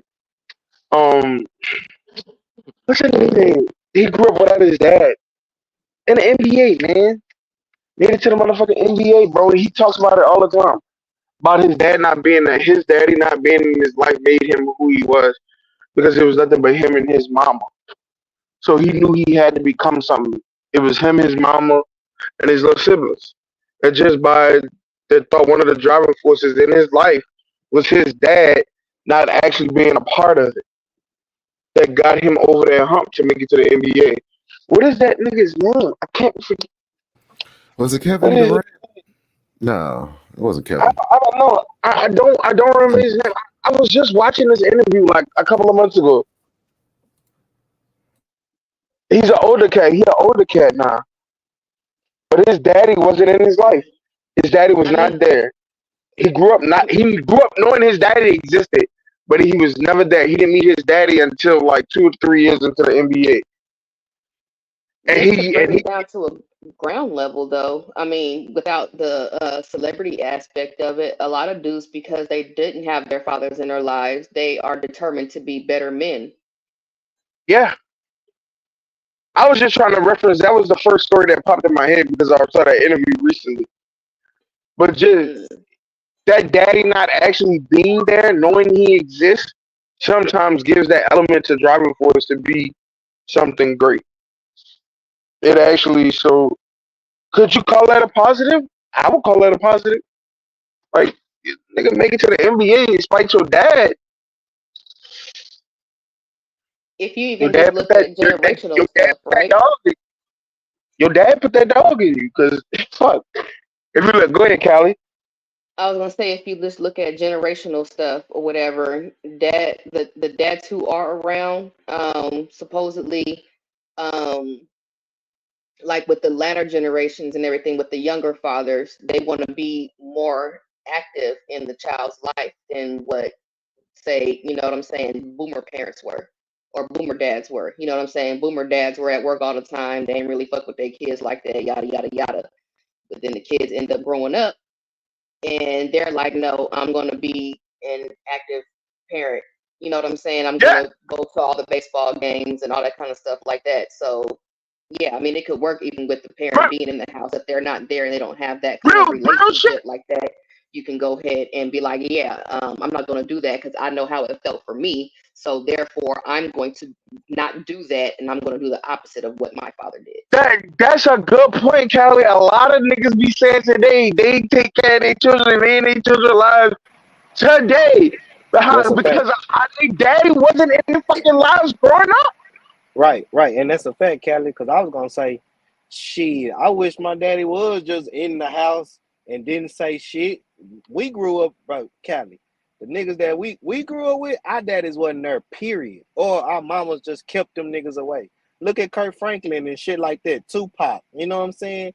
Niggas just didn't know they daddy at all. You get what I'm saying? So now, when we got our kids, we like, fuck that. You know what I'm saying? We're gonna take a bitch to court. We're going to do all that. I'm sorry, man. I ain't mean to cuss. We're going to take a woman to court to get our custody and all that because we ain't trying to be like that. You know what I'm saying? We ain't trying to make them excuses no more that our mamas made on our daddies. You know what I mean? But D-Town, not even a court part, bro. Y'all niggas out here actually getting married, having family. No, that's a fact. And you know what I'm saying? Fuck the court shit. Look, They got statistics niggas out showing here getting married, working it out with their women, having their families, having their children, being married, living a life, trying to get through this shit together just despite what they daddy, because their daddy wasn't in their life. It's one of the driving forces for them to create something of their own, to create their own family, to have their own thing, bro. That's a big part in a lot of people's lives, men and women. So it can serve as intrinsic motivation, but it doesn't mean that absent person was a parent, which is what Aaron was arguing, that his he is a parent, was bro. good parenting. No, he did nothing. That's called tough decided love. to intrinsically motivate yourself because of what you didn't have, but he didn't do anything to affect that either way. But that catalyst would have never been there at that point. By him not being there, sure, but like I said, it's still you deciding to motivate yourself intrinsically. That absent parent didn't intentionally do anything to parent you either way, either direction. So you're talking about the noun parent versus the verb parent. Well, I mean, if we're talking actual parenting, child rearing, then that person is not a parent. Right, and I agree with DNA. They could be. I'm sorry. Yeah, I mean, it just sounds like we're making the distinction between being a parent as a noun and being a parent as, you know, the action word, the verb. Yeah, a verb like action, which I understand exactly what you're trying to say, but I exactly what you're saying. I understand. I do. But what I was gonna say was, most kids, especially young boys, they grow up with that narrative of what you was thinking. You know, my mama was the parent. You know, whoop de whoop, things like that. Until they grow up and they understand life, and then they figure out the other parents' story. And then they see, oh, okay, my mama was one of those persons that I probably was going through, or what they talking about. That's what young men see today. That's just real talk. So just ignore D-Town. He'd be ruining our conversations, D. Okay. So D, I was listening. I want to ask you this. Have you heard of the term married single mother? Yes. Yes. You disagree wholeheartedly with that, right? I guess it would depend on the relationship. For example, if married and a man is in the home, based upon how you're breaking these dynamics down, you had no impact on this child, no impact at all, because you were. I don't think that's possible, but I get what you're trying to say. So therefore, it can't exist in two spaces, right? That's different from you never met your father until you were in your 30s. That's different from No. If so, what the point being is, you can have an impact, is what we were discussing, right? And you're saying that's internal motivation and all these things. And I'm like, okay, if that's what you want to argue, fine, right? But if a man is in the home, just his physical presence, you can see him, he's parenting. Like if he don't ever say nothing, like that's what we're trying to get you to understand. That's such an extreme example. No, but it can be considered extreme, but the fact that they would even use these things just to make their point is what I talk about, how they create stuff just for their benefit. No, you're not a single parent. Just let's stop. This is I'm in the house, but I have to do all the feeding and all these type of things. Unless the argument is that man is invisible, which is gonna be very hard to make, because since the men get on y'all nerves so much, it's impossible to be invisible. They got to stop saying this stuff, is what I'm trying to get you to understand. But we know they're not going to, because it's fun. It's fun for them. It's fun for them to take their opportunity to try to step on men. It's fine, but some men are not going to be quiet. Most men are going to be quiet about it and just walk around. Some of us are not. And ultimately, what I'm getting people to understand is that patriarchy does not benefit most men. And for some reason, women don't understand that. Why is it so hard to understand? They don't benefit most men. Most men are not benefiting from patriarchy. It ain't in their favor to do it. So that's how I look at that. And men are no longer participating. This is where you're seeing these issues arise. We quit. We don't want to do it no more. Y'all get somebody else to do it. Pay us to do it. Can't no longer rely on just saying you're not a man no more. We be sassy now. Like, when you see a shift and change in dynamics, it becomes problematic. And all I do is highlight them. I'm not saying whether they're right or wrong. I tend to highlight them. And so I hate to tell you, I in no way think women would be fighting for their kids if they had to fight against a man to get them. It's absolutely not. Just like I don't expect no man to fight for him for something he shouldn't have to fight for.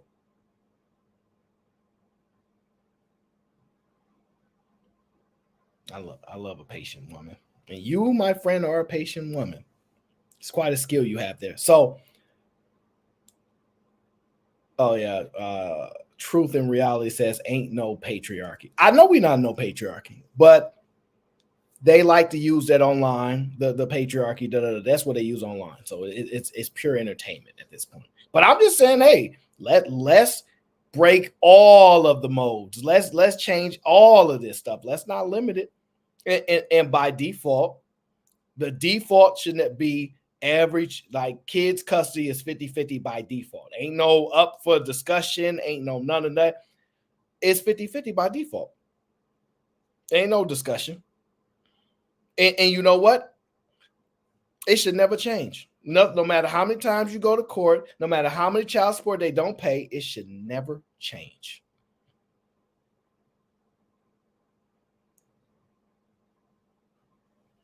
Oh, well, okay, I have a question. Yes. If we do 50-50 by default, right? Mm-hmm. Do they still name a custodial parent in those situations? I don't think they should. No, they should take that off as well. So no safeguards for children. But okay, so I'm thinking about like school and stuff like that, right? Mm-hmm. So like they would have to be like a permanent address, and just the way that it's going for me in my head is that if there's a permanent address, then that whoever that address is would be the custodial parent. So it should be 2 addresses on there. Right. And exactly. You can make a decision by whichever one's closer if you need to drive to one. Well, if the permanent address if the address are outside of the school district, then there has to be an address listed, right? I'm sorry, repeat that again. You know, D-Town static and all that be messing everything up. No, because I'm thinking you need an address for the forms, right? But you can't necessarily put both addresses on there as the permanent address because one of those could be outside of the school district. So there has to be one address listed on there. Absolutely not. You have an emergency. Hey, baby. Hey, man. What's up, Woody? Daddy. What you got going? You have an emergency contact, so you have other addresses on file. The thing is, we shouldn't have those things in place to limit it. So you can have whichever one that's in the district, but you should have both addresses on there. If you saying this parent is closer, fine. Let that parent be closer. You can drive to that kid. We don't care. That parent is closer. I have no problem with that. Yeah, okay. I was just thinking about that. 50-50 custody, but there has to be one address listed for the school district purposes and all that kind of I mean, I'm fine with both addresses being listed, but if one is closer for whatever reasons, fine. But they should most likely they're gonna have access to more than one address if the emergency situation happened in general. Well, emergency contact is different. Like, my mom stays way outside our school district and everything like that, but she's on there as an emergency contact with her address and everything, but that's not the address that's used to enroll the child in school. I get it. But if you put her on as an emergency address and she's in another state, what the hell? What kind of emergency you expecting her to perform?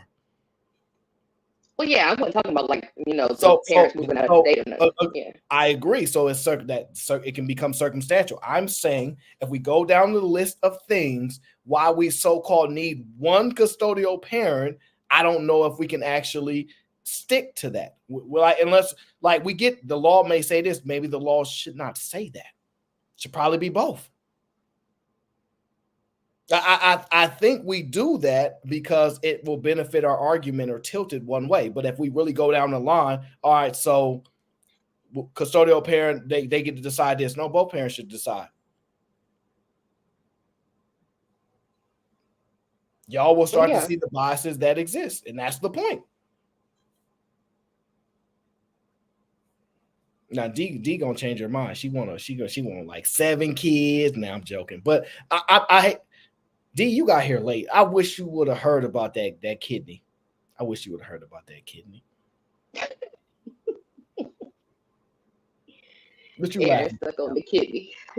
What? Because I keep telling you, I always hear parents say, "I do anything for my kids. I die for my kids." And then when the opportunity comes, the truth is, it's sometimes depends. It's just interesting.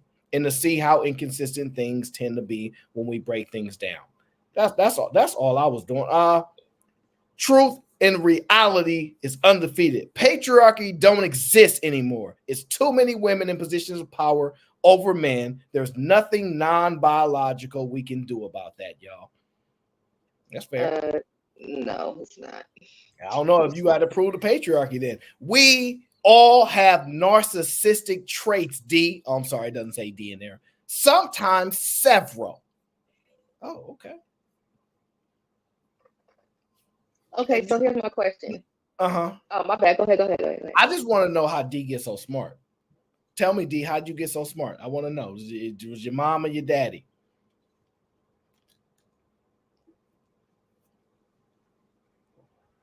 This is the answer it's the question that you really want an answer to? I'm not joking. Oh, okay. No. I don't really know. I just go to school. I just try to read. No, but your skill set is beyond just school and reading a book. What skill set? Don't play these games with me. When you do that, then you go. So yes, no, I'm serious. Your ability, your adaptation, your abilities. Where do you think you got it from? I don't know. I think obviously, are you talking about the nurture versus nature? No, I'm wondering what okay. People know when they're smarter than other people. Whether they like to admit it, say it out loud, is their choice. You can recognize the difference. You see somebody smarter than somebody else, you go, I can tell the difference. So you can tell in society where we place each other, experience things. And I'm wondering that skill that ability that you may have that's better than others, slightly, a little more, whatever the case is. Where do you think that derives from? That's a good question. Never sat back to think about it, huh? Mm-mm. It's all right. I won't be. How would you answer that question? My skill came from society, not either of my parents. Yeah, so I a lot of the stuff I learned from Dawson's Creek. Okay, that was one of my favorite shows.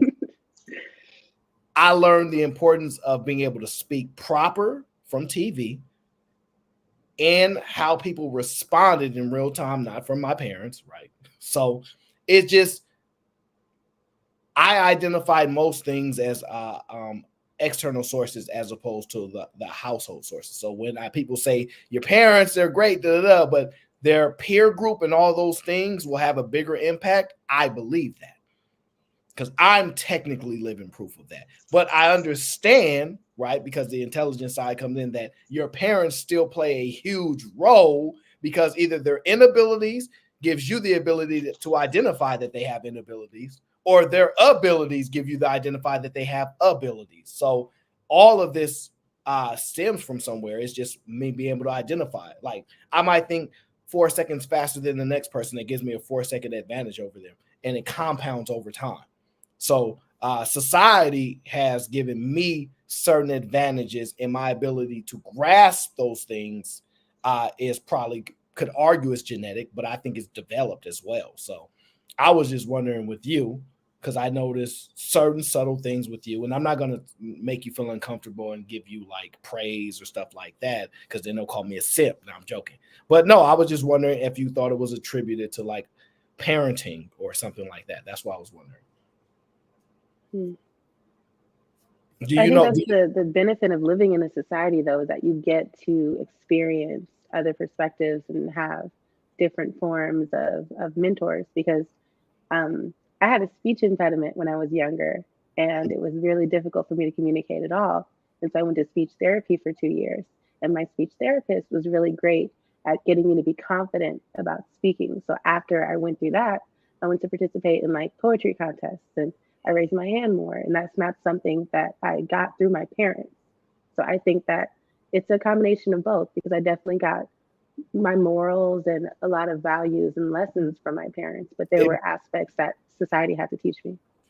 Those experiences may make you understand that there are people outside of your parents that may care about you, or it gives you the ability to go, wow, if this person didn't care about me, I would probably be struggling. So it may give you the thought process, though, I can care about other people. So like that small interaction can compound, is what I'm saying. Little things like that. Do you know Lauren Mack?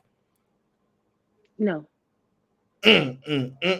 Lauren Mack says, hey, Callie, Bev, and D, my lovely ladies. Aaron, did you get my turtle meme of the day? I'm going to put you in timeout. If you send me one more turtle meme, I'm going to put you in timeout. So I just think about stuff like that. I'm sorry, Callie, Bev, I cut you off. Did you have a thought? Yeah. I was just trying to use half word mine out the 50-50 custody thing, because I'm not against it at all. I think it should be 50-50, just automatically. But I guess I'm just trying to figure out how that would work when it comes to actual possession of the child. Like, are we talking week to week? Because, people say 50-50 custody and then it's like weekend dad, but I'm thinking like that's not really 50-50. You know what I mean? It's not. So you're talking about actuality and what should be granted. If I tell you, I think everything should be negotiated through the parents, no matter what.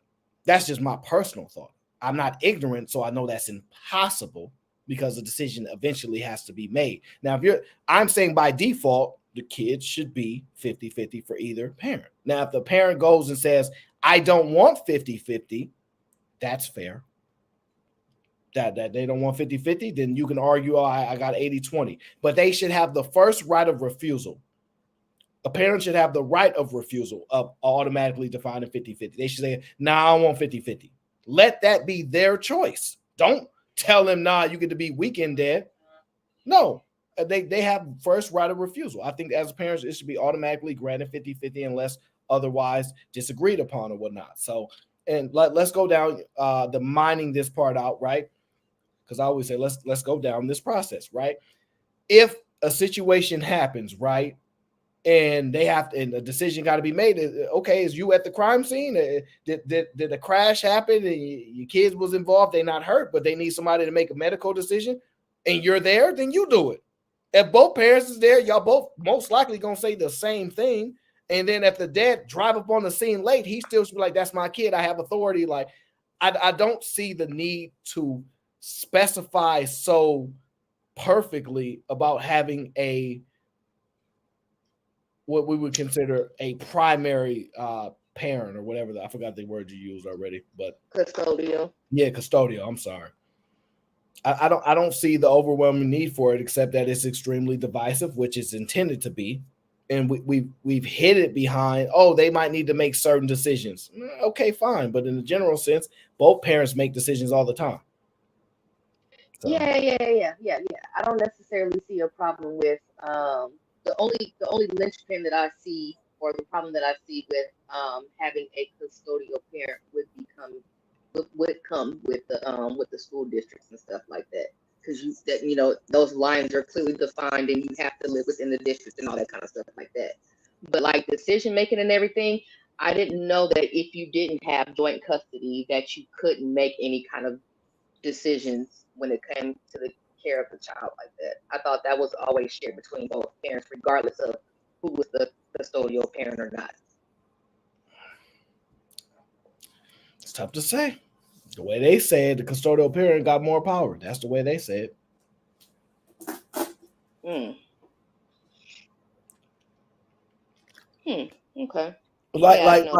I don't know. I'm just not into trying to get people to fight to be parents while they're sitting there advocating for people to be able to delete. There's no way I can convince me, hey, men, fight for your kids, even if she's trying to keep you away from them. Fight for your kids, even if she don't want you around them. Go to court, all these things. And then hear women say, well, her body, her choice, so she shouldn't have to be a mother if she don't want to. Like, that stuff, to me, for women to not realize that that's problematic for men and y'all not understand, that's crazy to me. It just really, really is. And when it's in a position and y'all have an advantage, y'all know what y'all just end up saying, oh, well, that's how life goes. We have choice. And then I'll be like, well, men have choice too.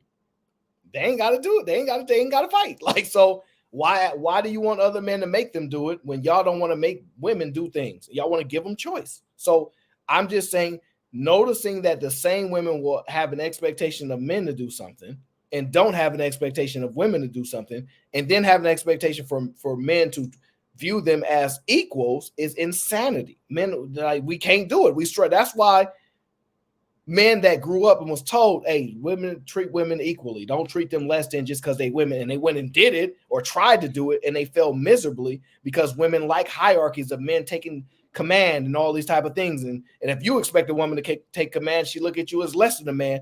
This is where the problems arise. This is when men go, oh man, I didn't really understand this. I was raised.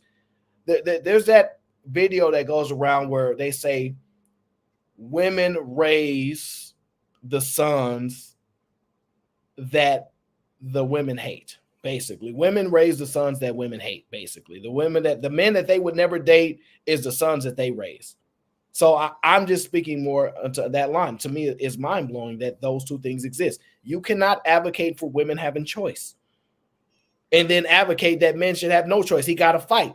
For men, we looking at you like, oh, you an enemy. You definitely got to be against us, because I don't see how you want them to have choice and then look at us go, but you just be a man about. No, Tony Braxton, we not gonna do it. Absolutely not. And we will quit. And what are y'all seeing happen? Quit. Dropouts, no jobs. We will quit. And y'all will see how life sucks when men decide to quit. Y'all think y'all can pick up the mantle.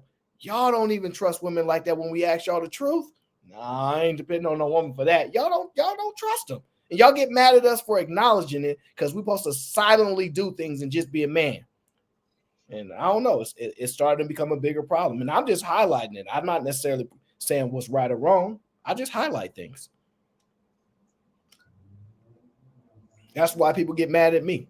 They think that I'm on the men's side. What I am on is getting women to understand the man's side. That's it. It's not about being on the man's side. It's getting you to understand the mindset about why it's problematic for us. Oh, yeah, like women are perfectly happy without men. What? Oh, but these men, they'll be sad without us. If we decide we don't want to mess with y'all no more, y'all gonna go get rid of yourself. Look at the deletion rates and kind of smile about it. Little stuff like that if we did it, it'd be problematic. I'm just calling it out. I'm just highlighting it. And for the women that do see the hypocrisy, because what y'all don't realize is there are going to be women that side with men, even them being a woman, because they realize these women out here lying.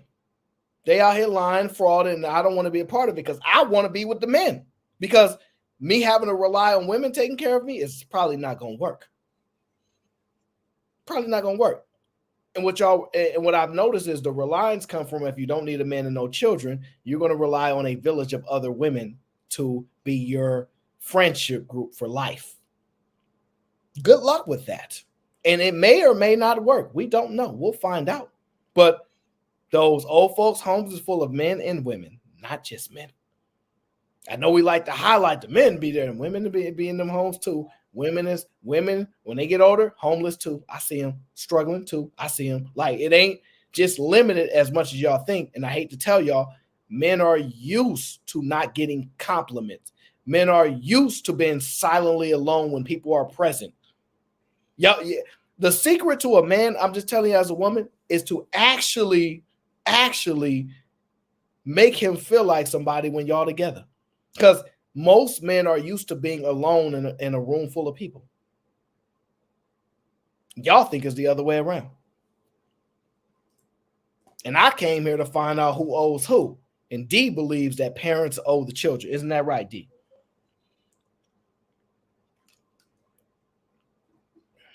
Yeah.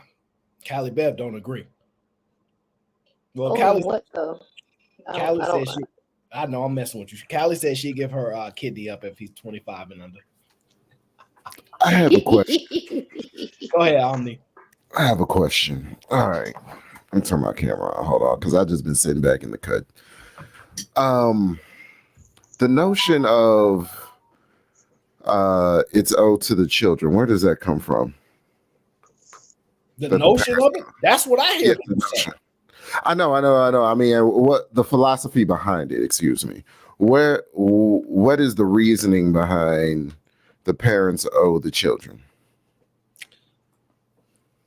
So the reasoning behind parents owing children, I always hear the argument is because they didn't ask to be here. I'm not necessarily making an argument. I don't know. That's what I've heard.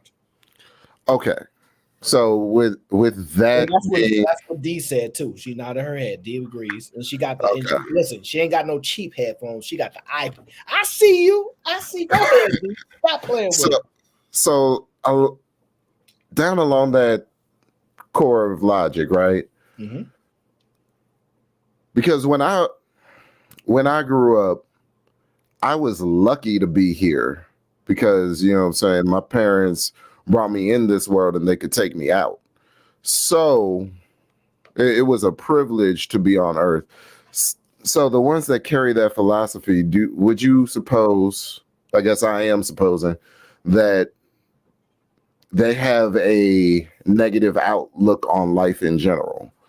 Because if something is owed to you, that's a debt.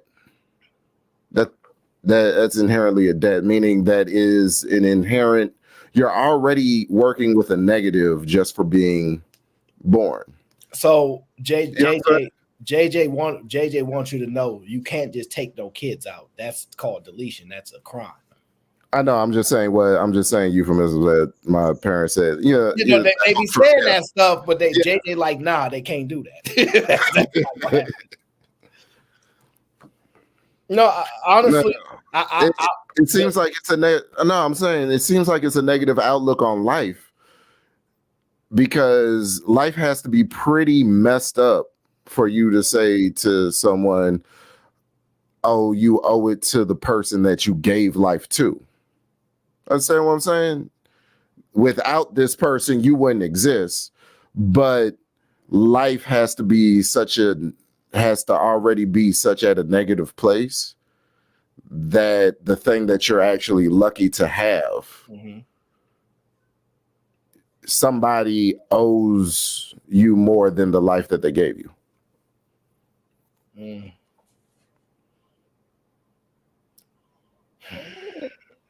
Say that again. You don't want him to say that again. No, I do want to say it again. No, you don't. So we're working with the premise that the parent owes the child something. The person for whom they would not even exist. The child would not even exist without the parent. Correct. Giving them life. So you said the child owes. No, the child. No, the saying is that the parent owes the child something that they already gave life to, the gift of life. They're lucky to be here in the first place, but life has to be pretty fucked up if the child is owed more than the life that they were given. Oh, okay. I don't think either or don't owe nobody. You don't owe nobody nothing. Your parents don't owe you nothing. You don't owe them nothing. It's that simple. Until you turn, the most they owe you is the first 18 years. After that, they don't owe you a thing else, a dime or nothing. And you don't owe them nothing. I mean, as a child, as a grown child, a grown adult, you know what I'm talking about. As a grown up, I don't feel like D. That's for you. That's for you, D. Go ahead. As much as I, $200 my parents to death in my early 20s and in late teens or whatever. I don't necessarily feel like they owed me, those $200 instances. I feel like they owed me advice, you know what I'm saying, on how to get out the situation. I think they owed me their wisdom, but, to teach me, this is not a good thing. You should do this next time, yada, yada, yada. But I don't necessarily feel like I was entitled to their $200. You know what I'm saying?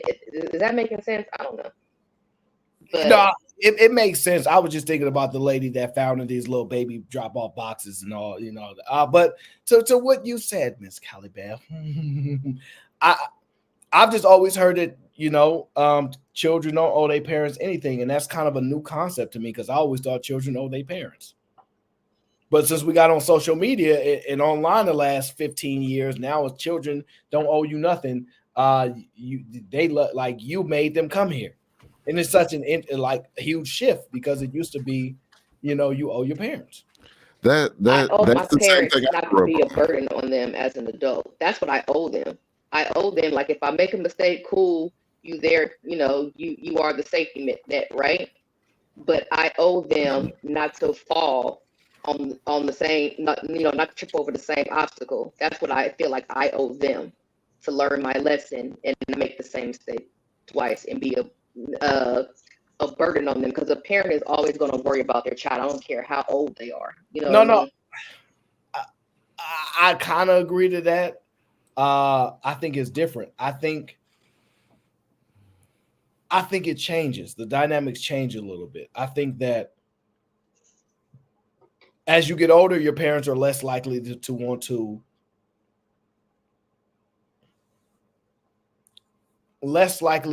sacrifice their life for yours. It just seems that's the case. The older you get, because the guys were saying earlier, like, yeah, you know, you older now, you an adult. G-Ville was saying basically, you over 18 now. I got kids. You my kid, but I ain't dying for you. Like, it's out. But I was always told that they were supposed to die for you. That's what your parents are supposed to do. So now we learned that it's a time limit on that. And yeah, I don't know. I don't know. I feel like I owe my kids everything that I have the ability to give them. Now, whether or not they feel entitled to it, that's different. But I feel like I owe them everything that I have. You know, I forgot I had this video. Let me see what it says. Hold on. Consider myself someone that stands 10 toes down on the fact that I regret motherhood. It's like I don't regret my daughter. I regret the role. I think people are rubbed the wrong way about it because most moms feel that way. I can. Okay, that's right. My bad. I forgot what that video was. I just had to get a memory of it. Okay, so, well, You don't owe that child nothing, Eric. Not after they turn 18. The reason why y'all say that, okay, what's the whole point that it comes around to is, why should you fight to be a parent as a man? Why am I fighting if I don't owe you nothing?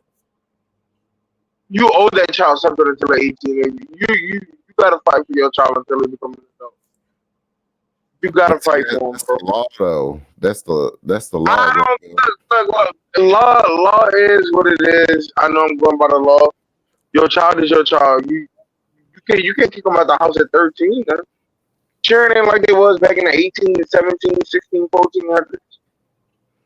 Children ain't maturing like that. 18 is a good age. They finish high school, they go off to college. At that point, you're old enough to go to war in this lane, you're old enough to make your own decisions. You're an adult. You're going to jail the same as they're going to try you as an adult. You're an adult now. If you mess up, you're an adult. Well, they do charge 14-year-olds as an adult, though. Yeah, but that's be the egregious. You going into the, that's like 1% of the teenage crimes. Okay, you talking about 1%, bro. I'm talking about the majority. So in the majority, you're still a child until you turn 18. You turn 18, you're a part of the. No, so Granville, I want to know this from you. Do you believe in women's rights? Do I believe in women's rights? I believe. Yeah, I most definitely believe in women's rights. Yes, they have the right to do whatever they want. Okay. Do you believe in men's rights? Yes, I do. Okay. Do you believe that women support men's rights? Fuck no. Now, D already is on record saying that she believes.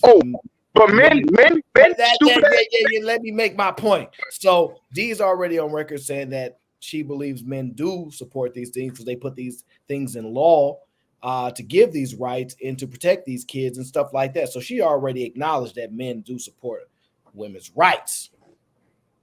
Right.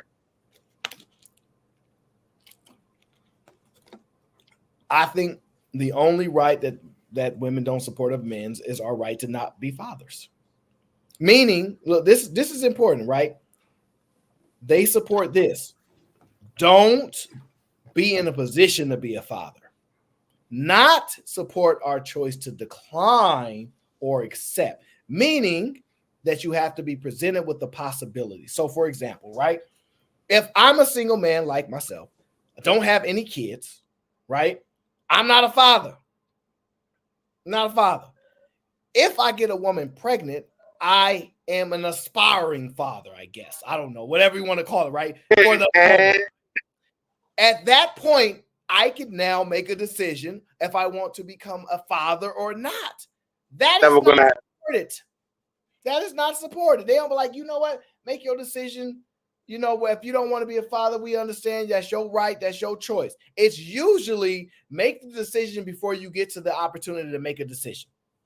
Aaron, they'll give up jobs before they give that up. They'll give up the workforce before they give that up.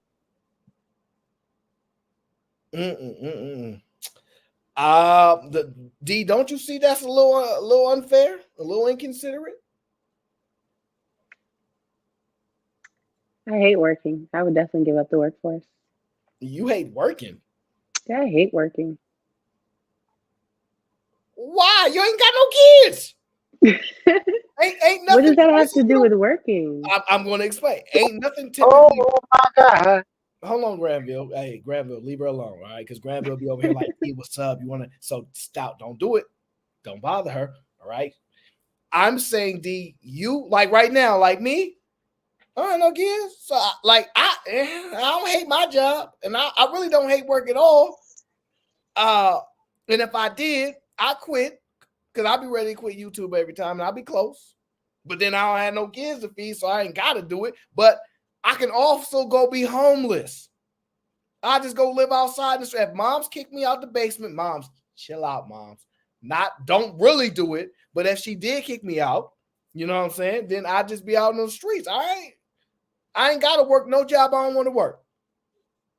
You definitely ain't got to work no job you don't want to work. You hate not being able to sleep in the house that's yours. That's what you hate. Because if you had to be homeless or work, which one would you pick? I would work. That's a decision I made. So you don't hate work more than you hate I home. do hate it. No, you don't hate it more than you comparatively, hate. Yeah. So I would hate homelessness more. Yeah, but you could change jobs. She doesn't like poverty. Yeah. She hates poverty more than she hates work. Yeah. All I want, my goal is to have feminists like Keisha M to support men's rights. It's just like we just want men's rights to be supported. That's all. That's all. Never gonna happen. Never gonna happen. It actually does happen. There are tons of women that support it. There are women that call out other women. These women are. Oh, you talking about the mammies and the pick-me's? Yeah, sure. You call them the mammies. It depends. Ain't that right, Caliban? The mammies and pick-me's, right? It depends. I can't stand a mammy and I can't stand no pick-me. Granville, this super chat's for you. Go ahead and read it. General Tresh with the $5. What's up, Tresh? Granville, parents are in the ultimate debt to their children. Don't fall for the Negro Jedi mind tricks. Boomers do, monetarily or not.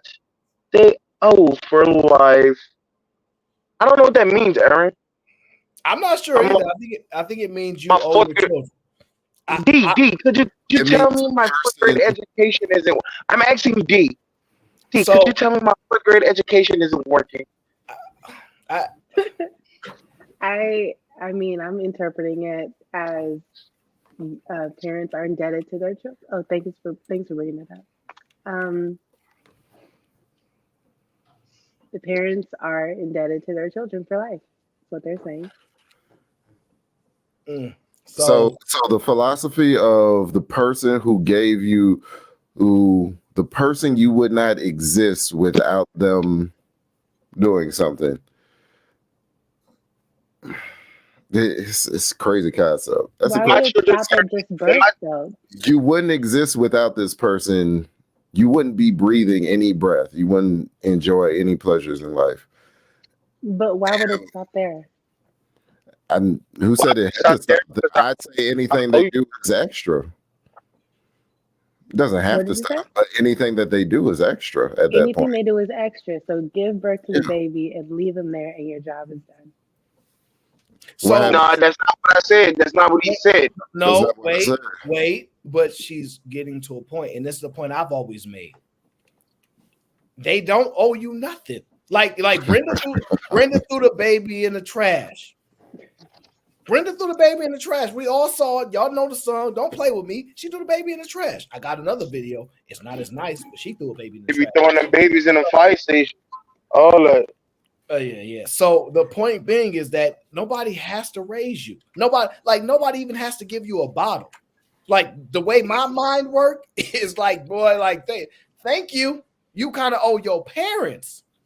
I can't be that cold, Eric. Yes, you can.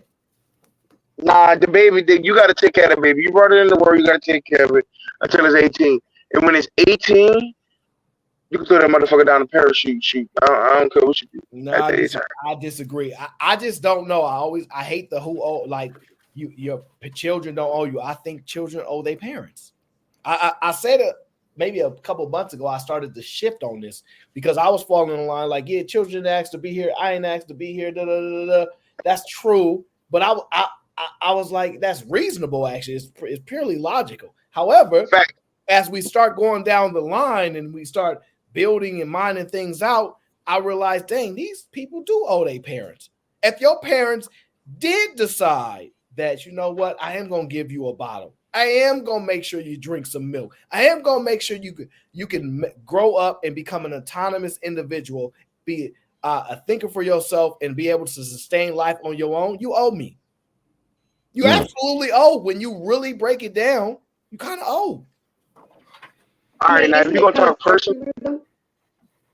Go ahead. Let me ask the panel this: what life can you get? I mean, what gift can you give to someone that's greater than life?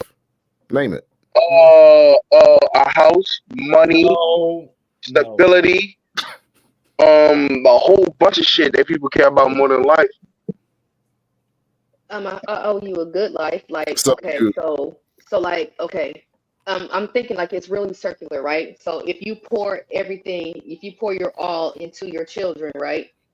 Then I feel like your children in turn, when you get older and you can't necessarily take care of yourself and you need assistance and everything, I feel like I would owe my parents not to put them in assisted living, but to move them in with me instead of putting them, stuffing them away inside of a home or something like that. I feel like I would owe my parents that. Just like they poured into me, I'm going to pour back into them when they can't do for themselves.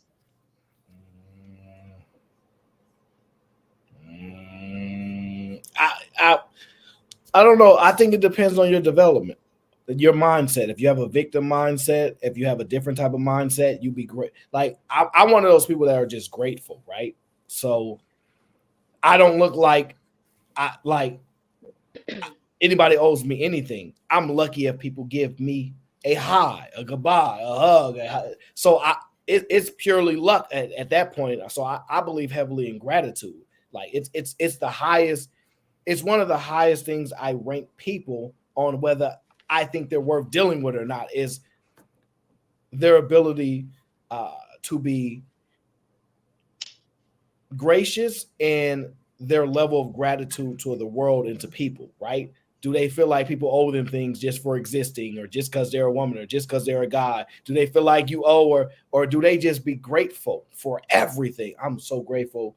Like to the point where they're like, I'm grateful I get to breathe today. Now, do I want one of those? Thank the Lord I have air today. No, I don't want that. But the understanding that, you know what, we got air, I can breathe, my legs work, my arm, like that gratitude is something that I search for in people first. Because if I can't get past that point, we won't mesh well, because it starts to like seep off into another type of mentality that I will conflict with. And so that's just me. But a lot of other people feel like, nah, I'm a princess, you owe me this, and that's on them. So I think it's how you develop later. If you ask somebody at 8 years old or 10 years old, or James Harden, mama, when I make it to the NBA, I'm going to buy you a house. Probably wrote that when he was 9, 10 years old. He felt like he owed his mom to buy her a house. Now, when he becomes a 40-year-old man, he might adjust that and go, look, my kids don't owe me nothing, but he owed his mom something. So I think is stages in life in which we make our assessments and judgments. And that's why I always give myself even a level of grace. What took me a long time to do is that I might be thinking differently when I'm 50. I might have to adjust my thought point on life again, reassess again. And a lot of times we are upset with ourselves because we think that we failed in life and that we steadfast to this limited time in life that we're at. Like right now, we think this is where life is. We think it's always be like this. When you're going through trauma, when you're going through a situation, it's hard to see 10 years down the road and push through. It's so hard because when you in something, you like, man, I can't see nothing past this water, trying to tread water right now. So I think it's levels to evolution of your thinking. And so I've reflected differently just over the short time we've been on YouTube, going back and forth about who owes who. I'm starting to think the kids owe the parents. And D, you keep nodding your head. You're going to have to actually bring a counter reasoning. Don't nod your head.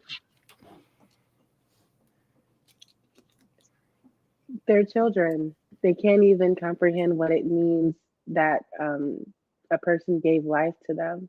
We're talking about children. We're talking about like young people. So unless you're talking about just you're Correct. owing your mother as an No, adult, but we're talking about children, right? I got you.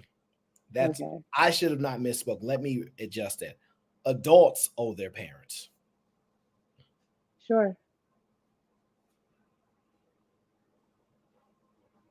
God, I'm so good at this. If I can get D to agree with me, that's so hard to do because it's so hard. I'm really good at this. Treshman says saying that life is a gift can be argued. Omni, but for the sake of the question, what's a greater gift than life? The gift is the understanding of life. Ooh, I don't think people ever get that anyway. But that is a good point. The understanding of life. I think being miserable in life is trash. It sucks a lot. When you start, that's why when guys tell you, hey, when I turn about 30, life slowed down a little bit. I start to see things a little bit better. They still ain't even halfway figured out what life actually is, but there's a development there. So you've been running around like a chicken with your head cut off, and then you start to go, hey, slow down. Hey, you've seen that car before. That car goes left, right, park, etc. You got this. Life starts to slow down a little bit, but that's a good point. Understanding of life, knowledge in life. That might be better than just existing. I hear that, but based on how this conversation just went in the past 5 minutes, then that would mean that your hypothesis is true, Aaron, that adults owe their parents, not children. I mean, I already got D to agree with me. Don't make her fight away from that. Come on. I'm not trying to. No, I'm kidding. It reinforces it because D herself just said that children don't comprehend. So how can adult impart understanding onto one who doesn't comprehend? Well, shout out to Sharon. It's an impossible task. Sharon always says, I'm raising adults instead of children. And I like that he says that. And to support him, I want to echo it and acknowledge that it's his saying that I want to support. So we raising adults, not children, because we don't want no damn children. We want adults. Like D don't want no children. D want adults. She don't want no children. Ain't no children can do for. It's her serving children, but she wants an adult to serve her. So therefore, we raising adults. We ain't trying to stay children for life, and the child ain't trying to stay a child for life until they got to pay that rent on the first. Let's just be honest. When that rent due, you be like, Mama, can I go back to being a kid again? That's what y'all do. But honestly, everybody want to be an adult. It is what it is. I don't know. I feel like I'm always going to be my mama and my daddy's child. I mean, hell, I still call them mommy and daddy. I'm 40 damn years old, 40 plus years old, I should say. I don't know why we do that either. I don't know. I don't know why we do it because I'm going to be honest with you. White people actually get away with not having to do it the most. So, like, I'm not going to say other groups of people can get away with not saying mom and dad, but boy, oh boy, why? Tammy, I disagree, Tammy. Like, they'll be able to get away with it. We call our mom Tammy. We call our dad Josh. Like, it's going down. So, yeah, like even with aunts and uncles, I still say Uncle so-and-so, and I still say Auntie so-and-so. I never call them by their first name. I don't know why we do that, though. At some point, because 50 said children never become your equals, right? I gave you life, right? So I think that's what he said. Let me see. Yeah, that's what he said. Let me make sure I got his words right. I grew older.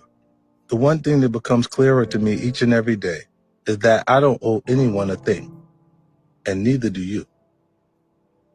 I've seen a lot of people pollute their potential after sipping from the well of entitlement.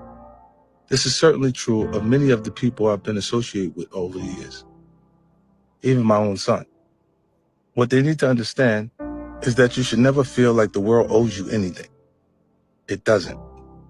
You must accept that it's all on you. No, it's not this video. Maybe it's. I don't think children are equal to their parents. Yeah, there it is. At any point. I think outside of whatever you offered them for support, you've offered them life itself. They never become your equal. So like in my case, with my actual son, my oldest son, when he doesn't want to talk, then I go fine, and we don't actually have that conversation at that point. And I've reached out, I've went places he was at, and he left those places because he's on team. So, yeah, you never become the equals. Do you disagree? Completely disagree. Tell us about it then, because you got to teach me something. Well, I mean, I don't have kids, so it's just me speaking, like, for my parents. But equal as in like level of importance, as they're as a human. When he says equal, does that mean that you can speak to them a certain way, or? I think it means you're beneath me. I'm above you. Like, just to simplify the language, we are not equals. I am a superior to you. I'm just trying to simplify language. We obviously don't have 50 Cent here to give us the breakdown, right? But realistically, we understand what equal means, and then we start to attribute it based upon the conversation and what he dove into. And it's like, you're not my equal.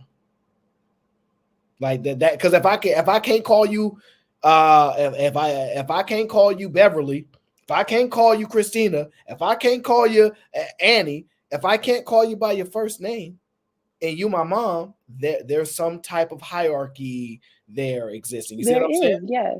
Yeah. So that's what he means. We not equals, and they obviously expand beyond that, but we not equals. I'm above you.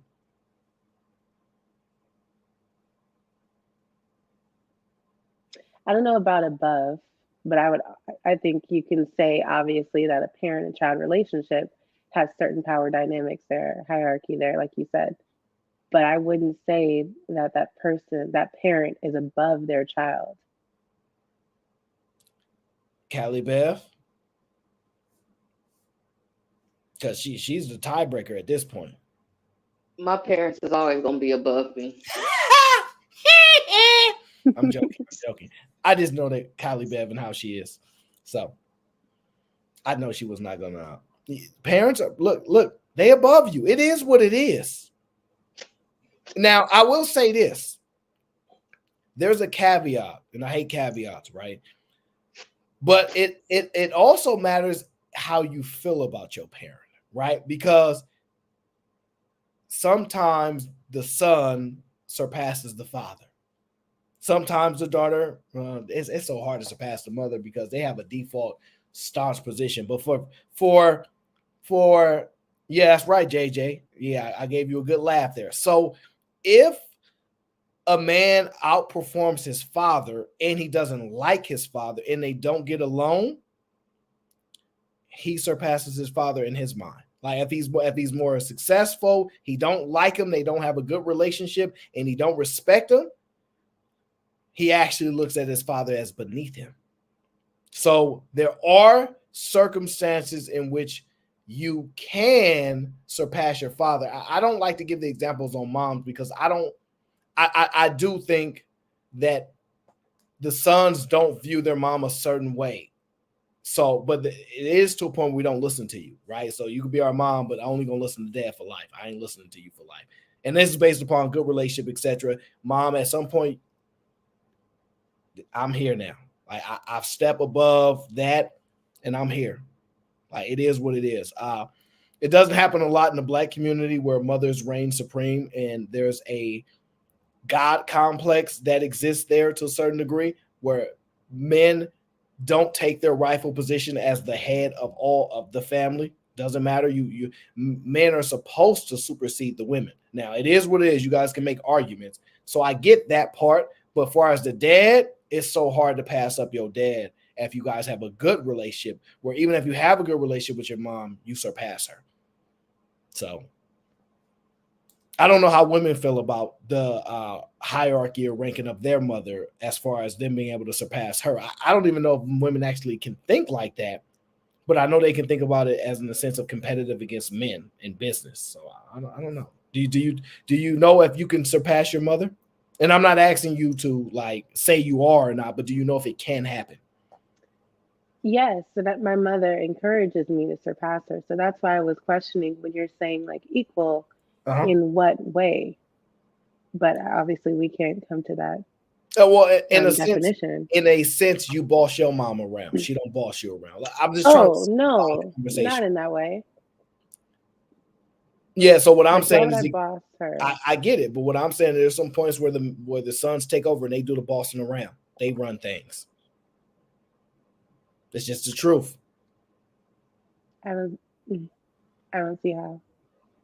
Yeah, because we come from black families. If you look at other power dynamics of other families, the son, why do you think the son is so highly coveted? Not just because they're just like the physical part. Like, they take command of the family and they dictate even their own mothers. If you look in other groups, the sons dictate. They're not beneath their mom. They surpass them. And it's not necessarily, it doesn't sound nice, right? But it doesn't really happen so much for us. I don't care. I brought you into this world. I'll take you out. Who said that? Who popularized that? Just subtle stuff like that. And I don't know. 50 said, you never surpassed me. I don't know. Like I said, it's based upon a bunch of different factors. But I think for the way for men can surpass their fathers. It's just the truth. I just don't know if women can do the same. And I don't mean because you're a nurse and your mom was, working at KFC. That's not like, I don't mean that. And I don't think your mom will look at you. Like, if your mom tell you, I want you to be better than me. How? Better than you how? Nicer than her? More caring than her? Like, how? Like, I don't know if you've ever had that, like, clearly delivered to you so you can truly understand when a mom says, I want you to be better than me. To what degree? Well, I have had that personal conversation with my mom, so I know exactly what she's talking about. So in that aspect, I can get it. But as far as like the bossing and stuff, like obviously I'm not in a household with my mom. There's no reason for me to boss her. She lives her life, I live mine. So, we still obviously have the dynamic of she's my mom. I don't talk to her any kind of way. I don't call her I call her mom. I don't call her by her name. I don't call her by her nickname. So those things will just exist because that's our relationship and that's how it's been. But as far as like being superior or not being equal to her, I don't share that idea or belief. I think you do. I think just like in the sense of, if she say, child, be quiet, what you gonna say if you don't want to be quiet? I would keep talking. We have a relationship where that's how we. I get that, but what if she smacks you in the face? What would be your response? Well, that's something different. Yeah, and exactly. This is going beyond. Oh, it's gonna be on.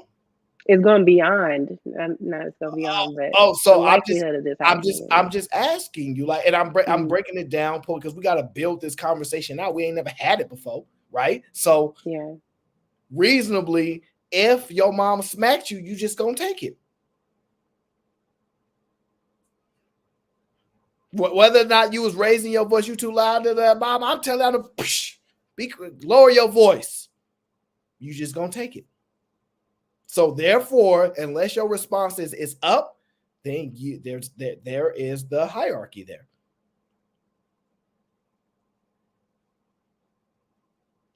I can't even fathom. Imagine. I can't wrap my brain. I can't even imagine, right? Yeah. We all know that. Let me tell you how men work.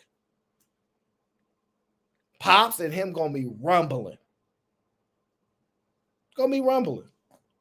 We got action. We got action. This is why they tell you, look, at 16, 15, he pop out his chest. I cave it right in, and he get on board, right? So I'm just saying, at some point, nah, we don't do that. So that's why I'm telling you, the dynamics for men can shift way more than I think it can or has for women. Because you get smacked in the face. I know you lied, so you don't want to admit you probably go once with your mom. But I'm just saying, reasonably, you just gonna have to just take that L and be like, you got it, mom. I'm sorry, dang. What I do? Why? You gonna be negotiating? Damn, son, you ain't denying it. She's kind of. it's just not possible. Don't do that. You way too smart to make that comment. People don't put their hands on me. Never say never. Hey, it's not possible that your mom could smack you in the face. It's not possible. It's not possible. Nah, you got a little smart mouth on you. You go far enough. You gonna get it. That's the craziest thing she's ever admitted to while she's been on my panel. She's very particular what she'll acknowledge, not agree to, disagree to. Is this a common thing with all of y'all? Y'all can all believe this as a scenario? This is not likely. This is so are you saying grown women don't get smacked by their mom? Not me. I don't know who does. I don't know who does. Mm-hmm. You sound crazy. She a little stutter bug. My great-grandmother, my Medea, yes, but she was, getting up in age. She just did whatever. But nobody else. This is wow. I can't believe y'all. I can't believe you. Is this really happening in y'all's homes? That's not gonna work on us. So no, D, this is me. Don't do that. So I honestly never experienced that.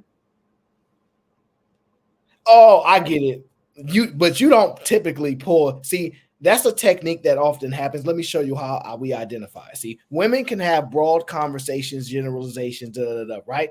The second you center it and personalize it, right? If they realize they're in a conflicted situation, they have an out. And they'll do what you just did and what you strategically did. And I normally let it slide because this is me. But realistically, we're not necessarily speaking from anecdotal experience, right? We know it exists. I ain't never seen a woman put a child inside of one of these. But I know it happens. Now, maybe I never got smacked as an adult, right? But I definitely seen adults get smacked. So, I don't have to pull from my, my experience. I know it exists.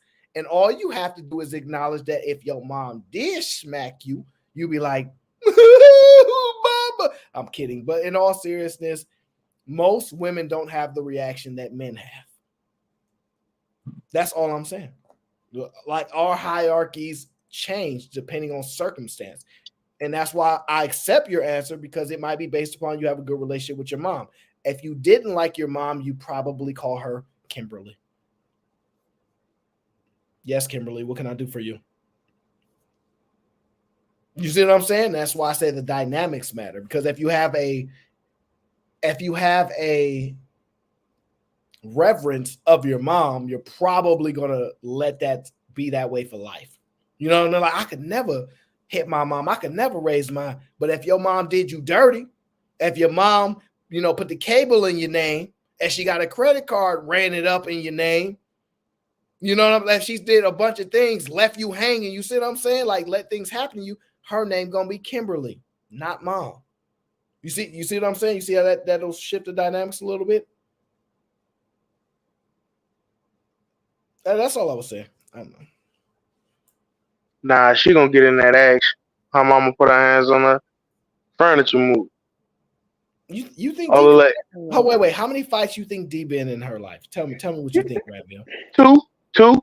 You think she been into 2 fights? 2. I don't see D as a fighter. I've never been in a fight. I knew it. I'm the GOAT. I'm telling you. Where you from? St. Louis, Missouri. No, I'm kidding. Go ahead. Oh, I was about to say. Where you from, though? Technically, Houston. What part of Houston? Hey, the South Side? Hey, she's not about to tell you where to go do research. And I just need geographical locations to see if they line up. Yeah, I'm not about to do the South Side. Catch me on the South Side, man. There's some hits right now. I can't do this with y'all. I'm a Granville. Hey! I'm just saying, dog. She might be capping. I don't know. I don't know. She got a little feisty in her. You think? I don't think she feisty at all. She got a little feisty in her. She got a fucking mouth on her. I know she do. No, she's gonna try to beat you with her intelligence. Mm-hmm. Yeah, that's what she's gonna try to do. She's gonna tell you she can outsmart you. You're not gonna be able to get her out of character. She's gonna take strategies like that. She's not about to just, no.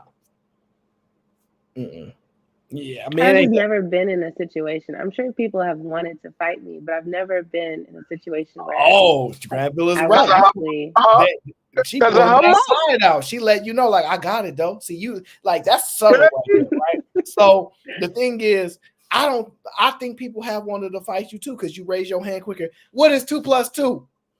D. Oh no, I know the answer. Let me go first. And you blurted out, it's 4.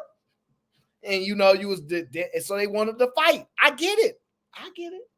So yeah, they be wanting to fight because of that. But you know, it ain't your fault. It ain't my fault. My mom sent me to school to learn. So I get it. She the facial expression type. You know what I'm saying? Throw a little shot in here clean. You know what I'm saying? You leave her. Like a little PG-13 mixtape back in the day. Nothing explicit, but it get people blood boiling. I don't know, man. Look at this. MS Best says Aaron is really pandering. How? That's crazy. Fun and joking. He don't know. He don't know. He's just talking. It's MS Best. MS Best. Hold on, but Tom, that's what I needed to do now, because Aaron, you got that picture up there. I need you to concede that women did that baby box thing. Oh, you talking about? Because Aaron showing the proof right now. The little baby box thing.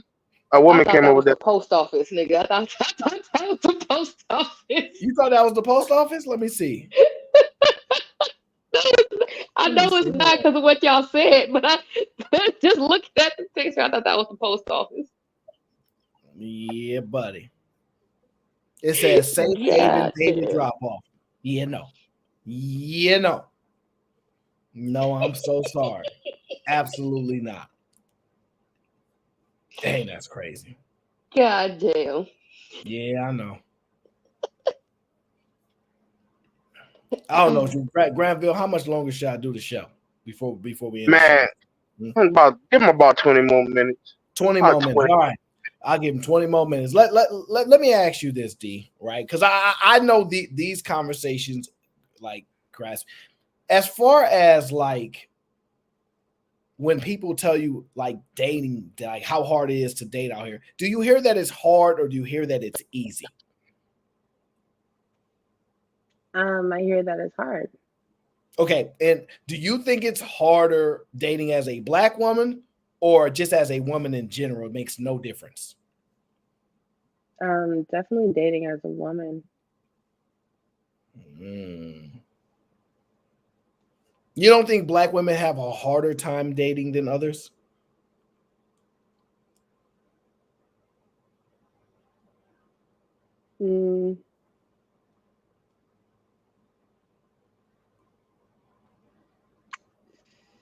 No. Okay. I was just wondering. Callie Bev, what do you think? Do you think Black women have a harder time dating than others? Or do you think it's just a woman thing? It's hard to date?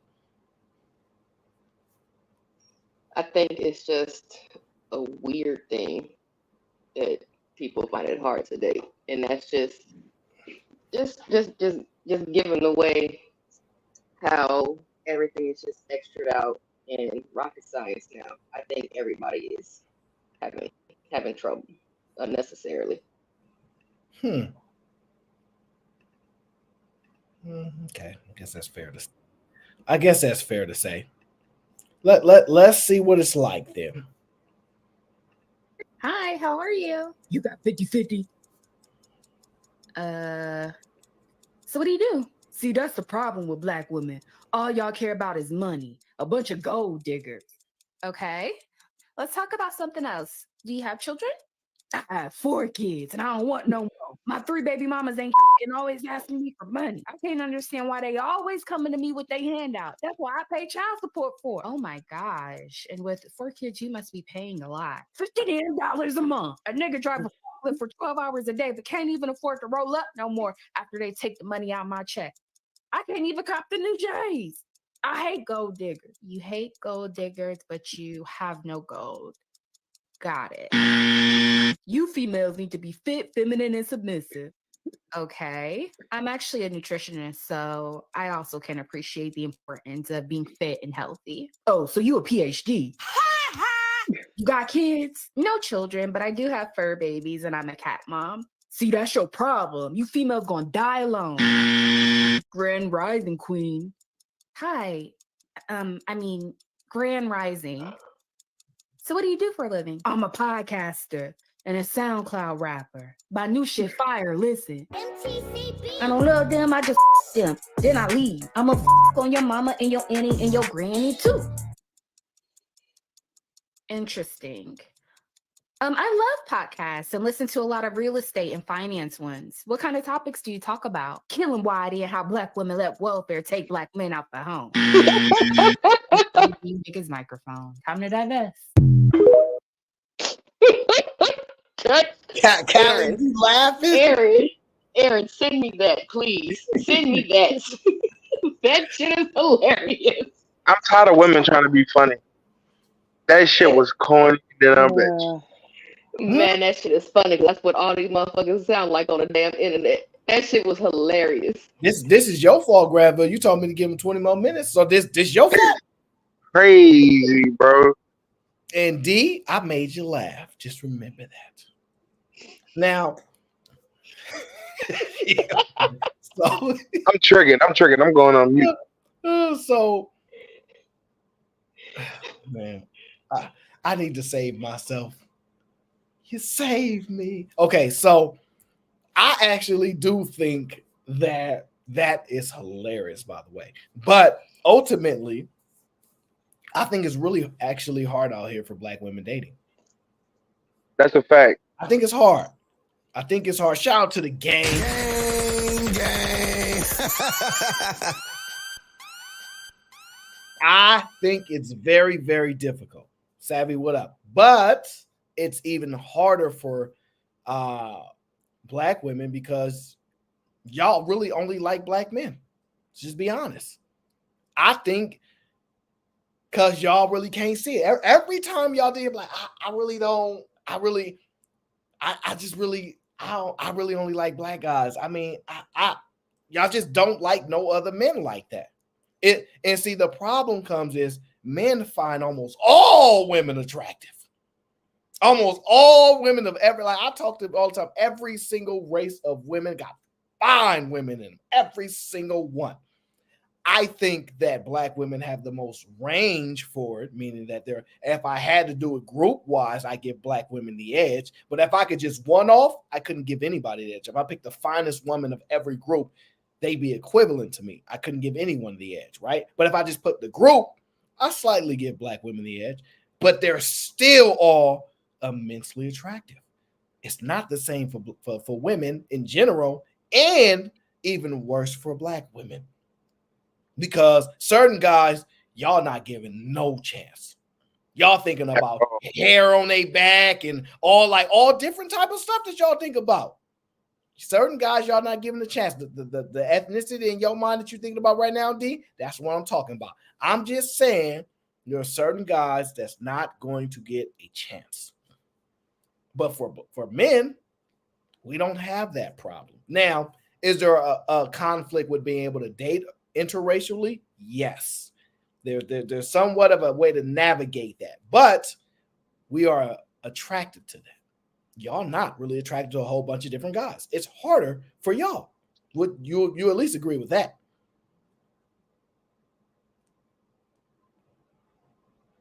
Mm-hmm. Yeah. Okay. So I agree with your overall. I agree with your points, but not necessarily the overall premise. Like I said, I think it's harder to date overall in general across the board, period, between men and women and between races, just because everything is all extra'd out. Mm-hmm. But as far as us limiting our own options per se, then I would have to concede that. Like my husband, if you have eyebrows and lips, it's pretty much a done deal. It doesn't matter what the race is. If you have those features, he's pretty much like she fine. That's just kind of what I noticed, just, watching TV and seeing who he finds attractive and who he doesn't. But like you said, for me, yeah, I can date other races per se, but when it comes to like actually settling down and procreating, I can't do it. What about you, D? Can you do it? I don't know. Yes. So that is a problem for women in general, but even harder on Black women because y'all look at other men differently than y'all look at Black men. See, I look at all women the same. I understand there are certain differences in them, but I look at them all the same.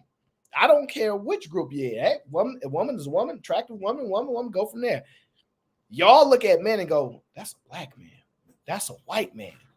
That's an Indian man. That's a Pakistani man. Like y'all, like all that means something different to y'all. Not so much for us. So that's why I say it's even harder for y'all. And Granville agree, don't you, Granville? That's a fact. Mm-hmm. That's a fact, bro. As much shit as they talk, if you hold their feet to the fire, they're gonna fold on this one. I'll give them some other points. Hold on. Tresh said, if children never become their parents' equals, meaning they're always superior, why would a child owe their parents or superior anything? I don't understand how you phrase that question. We owe Amazon stuff. We owe Target stuff. They already have money and we keep giving it to them. Like, I don't know what you mean. Just because your parents are superior, like we normally give our stuff to the superior people, typically. I mean, women usually want to help helpless people, but the superior people typically get the stuff. I don't know what you're talking about, Owen. So I don't know what you mean by this. You gotta, D, you don't get it either. Admit it. Don't make no sense, right? You read it. No, because you were talking about like transactions, like Amazon. When you buy something, you owe them money, right? Or Not you're talking about bartering. I'm saying the habits of people to give things to the superior people is the point. It wasn't necessarily transactional. It's just superior people tend to get most things. That's all I was saying. I don't want to limit it to transaction because I can't make sense of what he's saying or her saying, because that could be a woman trolling. So I'm just saying, I don't know. Grizz says, where's the man with the regular cut and regular jobs? Oh, no. In that video, Grand Rising Queen. Yeah, I seen that video. I had that one in the tuck for a minute now. Yeah. Because I think she was projecting Ghost of Boyfriend's past. That's what she was doing in that video. She'd have messed with every nigga like that. And I just think it's harder for women, especially Black women. It is, Aaron. They don't want nothing else besides a Black man. Y'all just don't.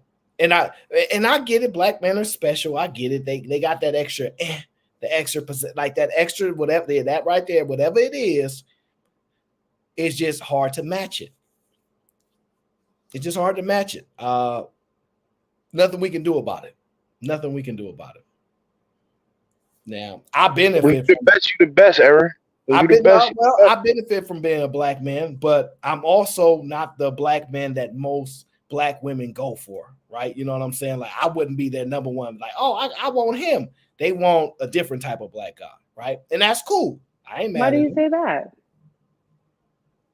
No, please don't go down this road. I'm going on mute. Okay. No, let's go. We got 20 minutes. Oh man. It's actually a genuine question coming from her. That's why I like, but because she really wants to hear it. But I think within the balance of Black people, there's light skin, dark skins. They don't really have nothing for the medium. They call them caramel, but then they be kind of dogging them out a little bit. But also, mannerisms matter. And I think thought process and things like that, I don't typically fall in line with conventional desires for black women, for black men. At least in my experience, everybody online that I meet that has similarities to me, thinking, etc. We're not those desires.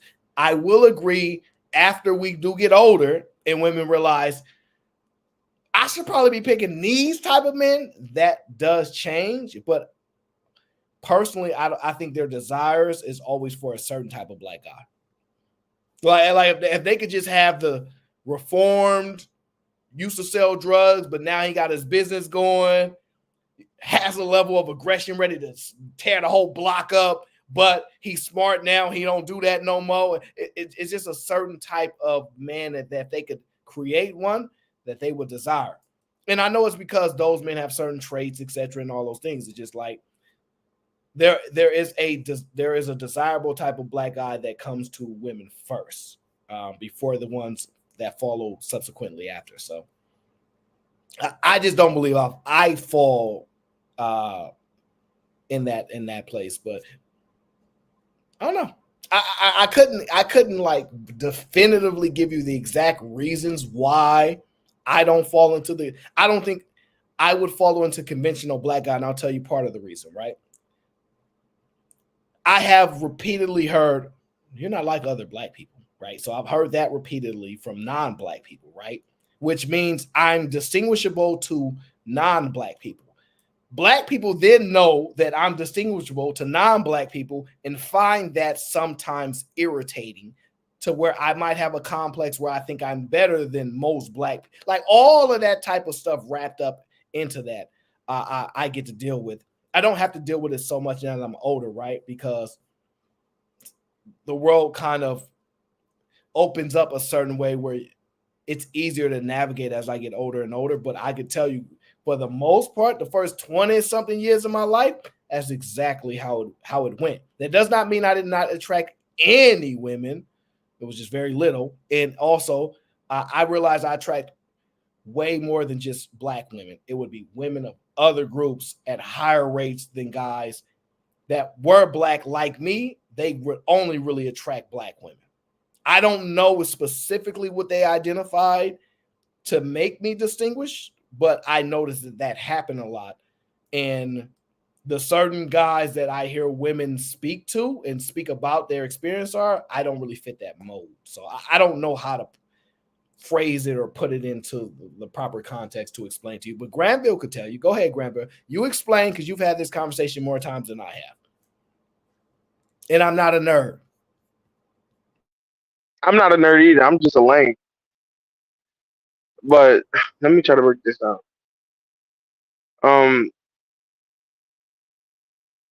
There's certain things about a person. There's certain things about a person that women. I don't know. I don't know how y'all do it. But y'all look at a person. Y'all can look at a man, and it's just certain mannerisms, characteristics, hobbies, enjoying. When you deal with people like me, I'm more on the boring side. You would look at me, somebody like me, and consider it boring. I think women, black, especially black women, are more attracted to like the edge, excitement, unpredictability. And when you deal with like people with like me, I don't really have that. I'm like clean cut, straightforward. I'm not hood. I'm really not. I just got a crazy mouth on me, and I talk a lot of shit. But that wasn't me as a whole. Like I had to develop my personality and stuff. Um, this shit is so hard to break down.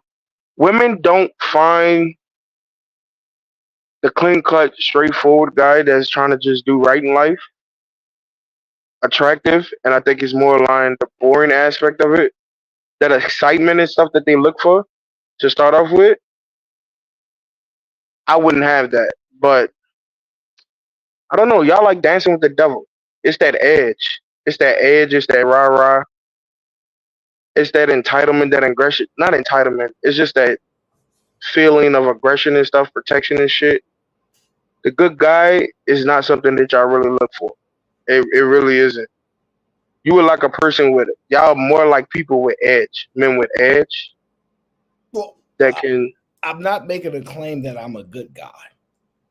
No, not you, Aaron. Not you, Aaron. I'm just talking overall. I'm not talking about you. This is just overall, and then I referenced me at the beginning. That's not something y'all look for like early on in life. It's more like when you get a mind. Go ahead, Aaron. Well, let me ask you this, D. And Callie, you can tag in there too. Do you believe there is a prototype guy that women generally like? When I don't want to say it like this because it'll sound bad. When I say close your eyes, think of a nurse, and you think of a woman, I mean, is there like a type of guy where you're like, these girls just like this type of guy? Where you're like, yeah, that's the type of guy they like. Or because it don't, do you understand what I'm trying to say? I don't have the right. Man, fucking simplify it. You know that nigga that your parents like in your neighborhood? You can't talk. You know what I'm saying? I'm just saying. Just how I gotta say it. You know that nigga everybody like, but you ain't really like him. He was like, I don't really gotta. But he was a good dude. He was a decent dude. No. You put it around here with that nigga. No, that's a bad way to ask her a question. And also, you're not patient enough to allow her to speak. I'm not. Yeah, I'm just not. Yeah. Sorry about that, D. He don't have no manners. He from the South. Wow. I got hit with this stray. But what was the actual question? Have you noticed that there are a certain type of black guys that are on top of the list that women typically, black women in particular, are attracted to? And then there are like other black guys that are considered the abnormal black guy. The alternative type. Oh, I like that. Yes, the alternative type. Ooh, I feel exotic. I think there's a popular guy for sure, but that has a lot to do with his personality. He's usually, prom king. He's outgoing. He's optimistic. Exciting doesn't have to be, I might get in a shootout with you. Exciting can be that you're spontaneous, that you come up with great ideas and you're considerate of my interests and you plan our dates around those things. That's exciting to me. So I think that those are the men, guy can be exciting. And those are the men that take care of their children, right? Sure. Yeah. Mm-hmm. Exciting men can take care of children. I never said they couldn't. I'm saying the women that are attracted, the guys that they're attracted to, are the ones that take care of their children.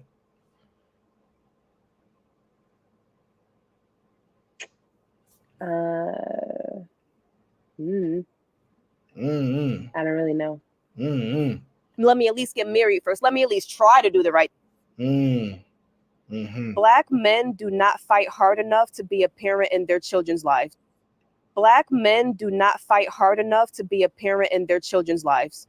Which black man is she talking about?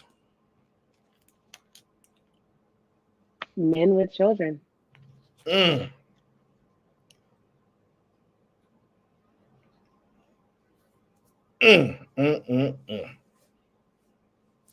Most women typically reproduce children with the guy that they want, right?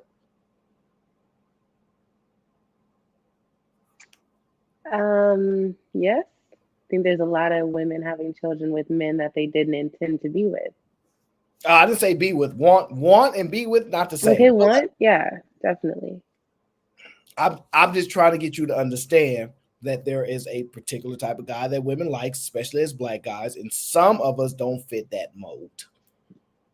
They are called lames. Lames. I prefer to be called a square. Lame don't have my feelings though. I think there's I have a different definition of a lame though. It's not I asked you to recognize the general process was that you may have that way because you ain't been in a fight, but most black women beat people up. Okay, you might not know that, but most black women beat people up. Most black women been into fights. Callie Beth, have you ever been into a fight? Yes. Have you ever been into 2 fights? No. See how that works? Yeah. Because after she beat somebody up, they ain't bother her no more. That's how it works. I don't see no black women getting beat up. I see them doing the beatings ups. So I'm just saying they're just. To be fair, it was another black woman, so somebody had to lose. I understand. I ain't never seen no black woman get beat up by nobody else besides another black woman. I'm just telling you. I ain't talking about going to the UFC fight, by the way, either. I'm talking about where I was like, oh, they fighting. We know who's gonna become victory. We know what Mortal Kombat that's going to be, okay?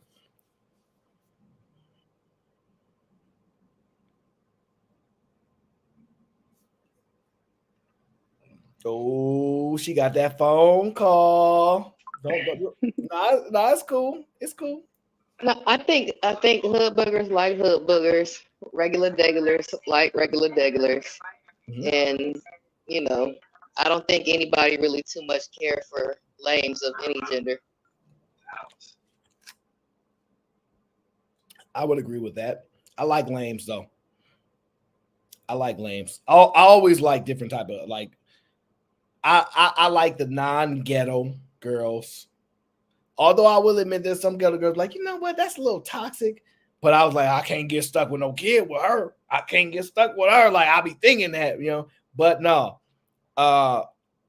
Women have to walk around with a certain level of class.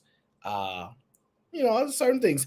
General Trish Man says Callie Bev has big sister energy. She def fights. Yeah, and if after she wins, she ain't gotta fight no more.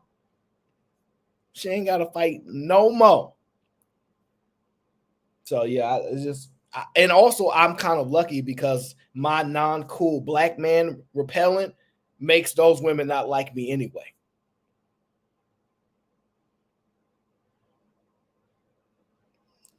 And see, Keisha's in the chat. I'm gonna time her out.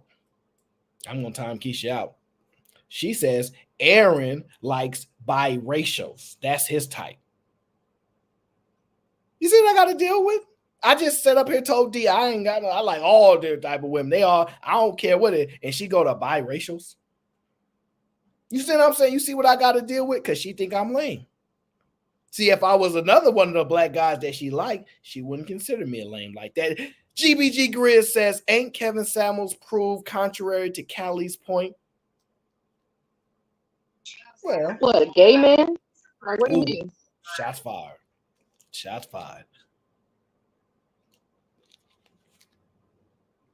That is shots fired. I will not be a part of them shots being fired. Callie Bev been sending shots for years.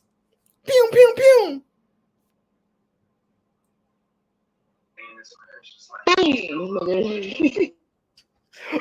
She couldn't pass up an opportunity. Oh, but yeah, so like I've been fortunate enough that I just certain women I just don't attract. So I actually it's probably not even that I wouldn't have messed around with them hood boogers with women from the intercity of the projects. I would have not intermingled with said those, but they had no interest in I. So maybe I just couldn't get a chance is what my problem was, not because they're not hot enough or whatnot. But it just seemed like those women stayed away from me, so I didn't have no problems. Too Savvy says, explain the last mayor of Rochester. Explain the last mayor of Rochester, New York, was dating a local kingpin, literally was forced out of the office. Why y'all like these why y'all like these thugged out people? Why y'all taking them to the mayor's ball?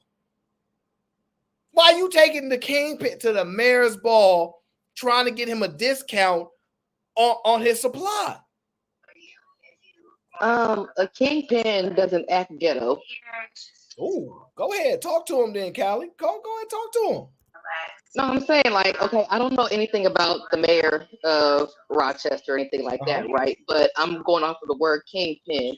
Kingpins tend to be clean, or what was that dude from Power's name or something? He always had like a suit on or whatever, the black dude, right? Ghost? He or yeah. Timmy? I think it's Ghost. I don't know, the black dude or whatever that had the whole family, and he was trying to. I guess he's trying to get out the business or something. I don't know. I didn't watch Power like that. I just know like that's Ghost. That's Ghost. Yeah, but like, as far as from what I knew from the show, or as far as what I know, like a kingpin, they don't act ghetto. They're not walking around with their pants hanging off. They aren't articulate and everything like that. They just handle their business when they have to handle their business, but more than likely they have somebody else handle it. And I'm thinking like Kingpin from like Daredevil or whatever, right? He will get his hands dirty, yes, but Wesley was the one that was always, doing the dirty work and stuff like that. And I'm saying like kingpins are pretty much low key or whatever. So yeah, I wouldn't say that he was a hood dude per se or a ghetto person or anything like that. They just don't have that aesthetic. Yeah, okay, I see what you mean. I see what you mean. That's true. But she knew what he was doing though. She knew what he was doing though. True, yeah, it's still illegal activity, no doubt. Yeah. General Treishman says hood boogers have the best BOX. No breeding though. Oh man. I will tell you this: if she a rich hood booger, we can have one child, and then I'm gonna be like, she tricked me, millions of dollars. But I don't really want it. That's what I'm saying. Black built like a conquering king says lame. Females still get positive male attention. True. False. Ooh, lame females don't get. Yeah, so Callie Bev gonna have that whole argument about this ain't about the women's right now, Callie Bev. It's about how they don't like us medium colored folk. I mean, there's a lot of real estate between being a hood nigga and being a square. I love how you tell it. It's a lot of real estate. Yeah, that's because there's a lot of real estate. I mean, I like educated hood niggas. I mean, I know you do. I just described what it was. Okay, we get it. We get it. We understand. As long as they done graduated from that life, but they ready to go when it's necessary. I understand. We get it. We understand. Okay, us lamos don't have a chance. Okay, that's why we have to get our passports. That's why. Aaron, please tell her what we was. We was gangs. We was all gangs. All of us. We was gangs. And we have reached the conclusion of the Aaron O Show. I hope you guys enjoyed Saturday. We will be back next Saturday, hopefully, depending on how it goes. It could be a crazy week. And as always, I appreciate y'all. Thank y'all for rocking out. Make sure y'all leave a comment after the show. It does the best work for the algorithm. But until next time, how does it go? King. We was kings, we was kings, we was kings. I really hope you guys enjoy the show. But until next time, we